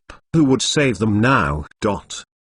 They were presently standing in a large courtyard with over 1,000 guards surrounding them with all sorts of weapons. If they dared to take another step, then they would only have themselves to blame. Soon, a man they had never seen before appeared before them. He looked no more than 35 and had a cold smile on his face. Clap clap clap clap. Gentlemen, I traveled all the way from the east to visit you all, and you're already leaving so soon. Why not stay a bit longer? Cold sweat trickled down everyone's backs when they saw the ferocious look in the man's eyes. Well, answer me. Where do you all think going? Are you refusing my hospitality? Not at all, noble one. How dare we? Yes, Yes. How can we leave when you provide us with a place over our heads and good food? We were only going for a night stroll. That's all. Everyone was licking his boots to the best of their ability. Right now, their lives were in his hands. So what could they do? The man chuckled and looked at them playfully. Oh, since you're so bored, then why don't I entertain you? Sylvester, my lord. Take them to the place. And as for their friends here, you know what to do. Everyone became increasingly petrified when they saw the guarded rush towards them. What exactly was the place? Please forgive us, noble one. Well, never try to leave again. Let me go. I don't want to die. I don't want to die yet. T0T. They tried to break free from the guards. They struggled like people with a mental health condition who were carried away by doctors. Anyone would break down if they were sent to the deaths. Some began thinking of all the things they had reserved or planned to do before they get kidnapped, like getting nude sculptured by the famous Marcus Perquo, whose works were within the royal palaces in all empires within the Pino continent. It's said that he also does work for other continents too. His waitlist could go on for years because he only sculpted those who were great figures in society. To be cultured by him is to be made. Everyone had their own inner thoughts. Some thought of wealth, others fame, family, enemies and some hobbies. The presence of death made their minds turn crazed. As for the men in black, they fought for a while to protect them but were defeated in the end. The nobles got dragged away while staring at the dead men in black lying on the ground. Their figures grew smaller and smaller until they disappeared from the courtyard completely. The man who had been ordering everyone about, calmly walked towards one of the dead men in black and knelt. Master. Following that, everyone else knelt as well. If the nobles saw this scene right now, they would definitely puke blood and die from rage alone. Master? What stupid master? Is it fun to play with their emotions like this? Why give them hope before crushing it all together and driving them to insanity? There they were, minding their own business in the dungeon, and in came Mr. Savior, who turned out to be the big boss. What sort of plot is this? Luckily, none of them were here to witness this scene. And who was the big boss? Well, it was none other than Mr. Death. Death turned his face to the sky and laughed excitedly. Ha ha ha ha ha ha. How was my performance? Impressive as always, Master. Good. Let's begin the show. As you wish, Master. Ha ha ha ha ha ha ha ha ha. Death laughed even more and walked towards the place. It's been so long since he had a little fun. Things were going great for Death. But in another distant place, someone else was currently facing a dilemma. There was always trouble lurking within the shadows. Chapter 833 Reginal City, the Empire of Corona. The sun was way up in the sky, and the busy streets were loud as always. Everyone had their own agenda and things to do as they moved along the busy sidewalks and roads. The place had come a long way and development was clear for many to see. But of course, not everyone appreciated these changes. Bam! A large table was flipped in rage by a very robust man in a large office. His breathing grew coarser as Ch thought of the contents of the letter that he had just received. The air was tense as he clenched his fists in outrage. My lord, are they crazy? If they know that you're Sir Noplin's person, then why would they still attack you? What the hell are they thinking? One of the knights in the room couldn't understand the Coronian government. How could they send him a letter of dismissal after knowing who his master was? Wasn't that just plain stupid? The knights within the room began moving around in panic while watching the doors and windows as well. They didn't think that such a day would come for them. City Lord, what do we do? Those bastards are currently in the inn waiting to drag you back to the capital. How dare they? Don't they know who Master Noplin is? They are just seeking death. Morok raised his head coldly. Silence. Everyone zipped their mouths and stared at him patiently. Morok sneered and quickly ripped the letter into many pieces to calm his thundering heart. He felt like he had been slapped on the face with this dismissal letter. Who was he? He was the city lord of Reginal City, and had been that for the past 16 years. And sometime during his reign, he had met Master Noplin and had sworn to be his follower. From there, he began constructing the underground camps just as Master Nopline had instructed. Of course everything was done in secret, and his rewards were 5 times more than what the Coronian Empire paid him. It was because of this that he could get more knights under his command.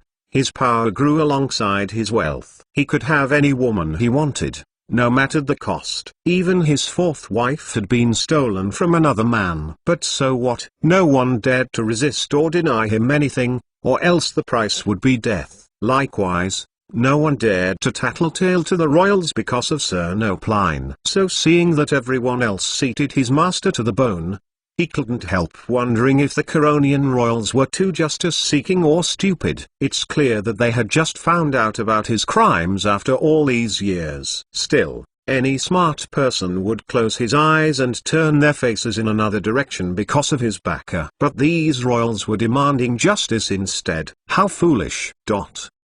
Firstly, they dismissed him and requested that he be dragged back to the capital for judgment as if he was some criminal. No way. How could he allow other nobles to see him like this and mock him? He would rather die than have his reputation plummet down. The most painful thing was this: his name would be removed from the list of nobles, bringing down to commoner status. As for his family, the innocent shall be freed and the guilty punished. If innocent, they claim 50% of his wealth. From there, each wife and her children can get their individual manors anywhere within the empire. The amount of treasure in Moroc's treasury is enough to support each for many years. And within this time, they could find themselves jobs if they needed more funds. Again, any of his children or wives that aided him in catching slaves, raping men and women, and doing other things will be punished as well. The entire family was still under investigation. But Moroc's case had already been concluded. They had all the proof. So his verdict was final. Morok felt it incredulous. Thrive already written down their final verdict to him. So why drag him back to the capital to be disgraced? It was because they wanted to make an example out of him. Now others who had different masters out of Corona would think twice about their next moves after seeing his outcome. But why him? Was he the only one who has ever betrayed their empire? He felt like they were just making a mole out of a mountain. They want to drag me back? No way. Gather everyone and quickly head for the treasury. He'd like to see how they would stop me from taking what belongs to me and leaving. Yes, Lord. The guards and knights ran out speedily, calling whoever they saw to aid them. The whole place became very rowdy, and many servants almost thought that they were under attack. Even Morok's wives, sons and daughters didn't understand what was going on. They felt a wave of panic and also began making a few items to flee as well. How could they stay here and wait for death? In an instant, everyone hoarded their guards like crazy. Hey, you over there, we need more guards. Follow us now. What the hell are you doing? If you take our men away, then who will protect my daughter and I? Are you crazy? If you take my men away, then what about my sons and I? Shoo! Don't come here and infect the minds of my men. Leave now. I'm sorry, mistress. It's the Lord's command. Well then, tell that same Lord that I, Guinevere, refuses. I, Patricia, refuse. Tell him that Kitana refuses. Now get the hell out of my sight. TCH. The nerve of you to pick on a poor defenseless woman and her children. Have you no shame?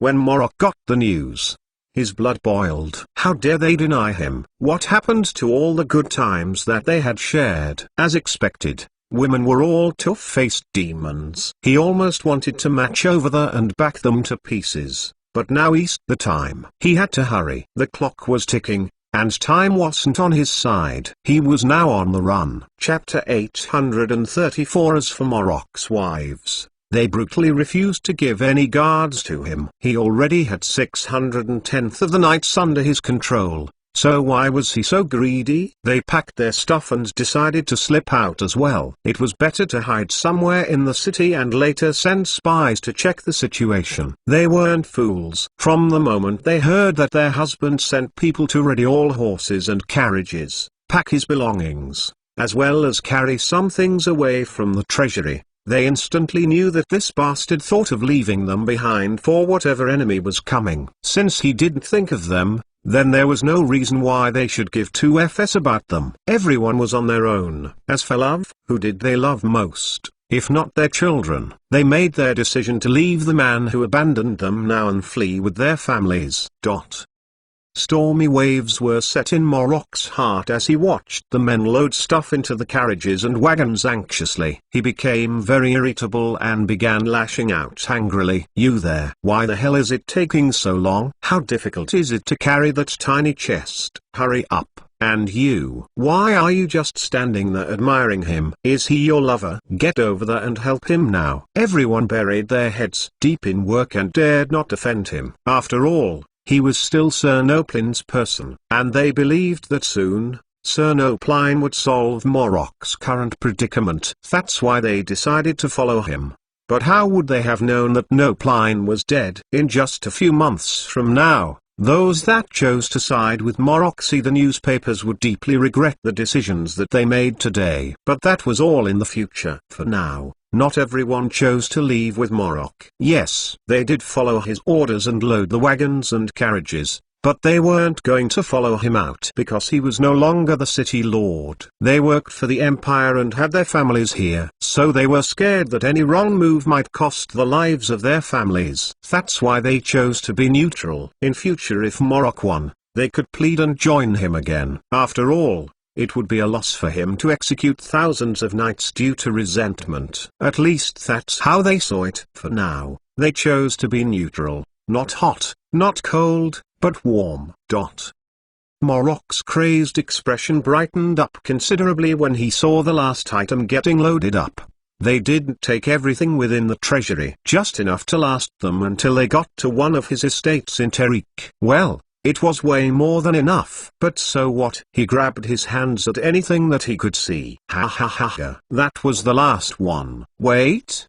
What were these buffoons doing? In a flash, his chippered expression became grim. Morocco gritted his teeth furiously. "What are you all standing around for? Get on your horses now." Many looked to the ground and trembled silently, while others turned to the side to avoid eye contact with him. "My lord,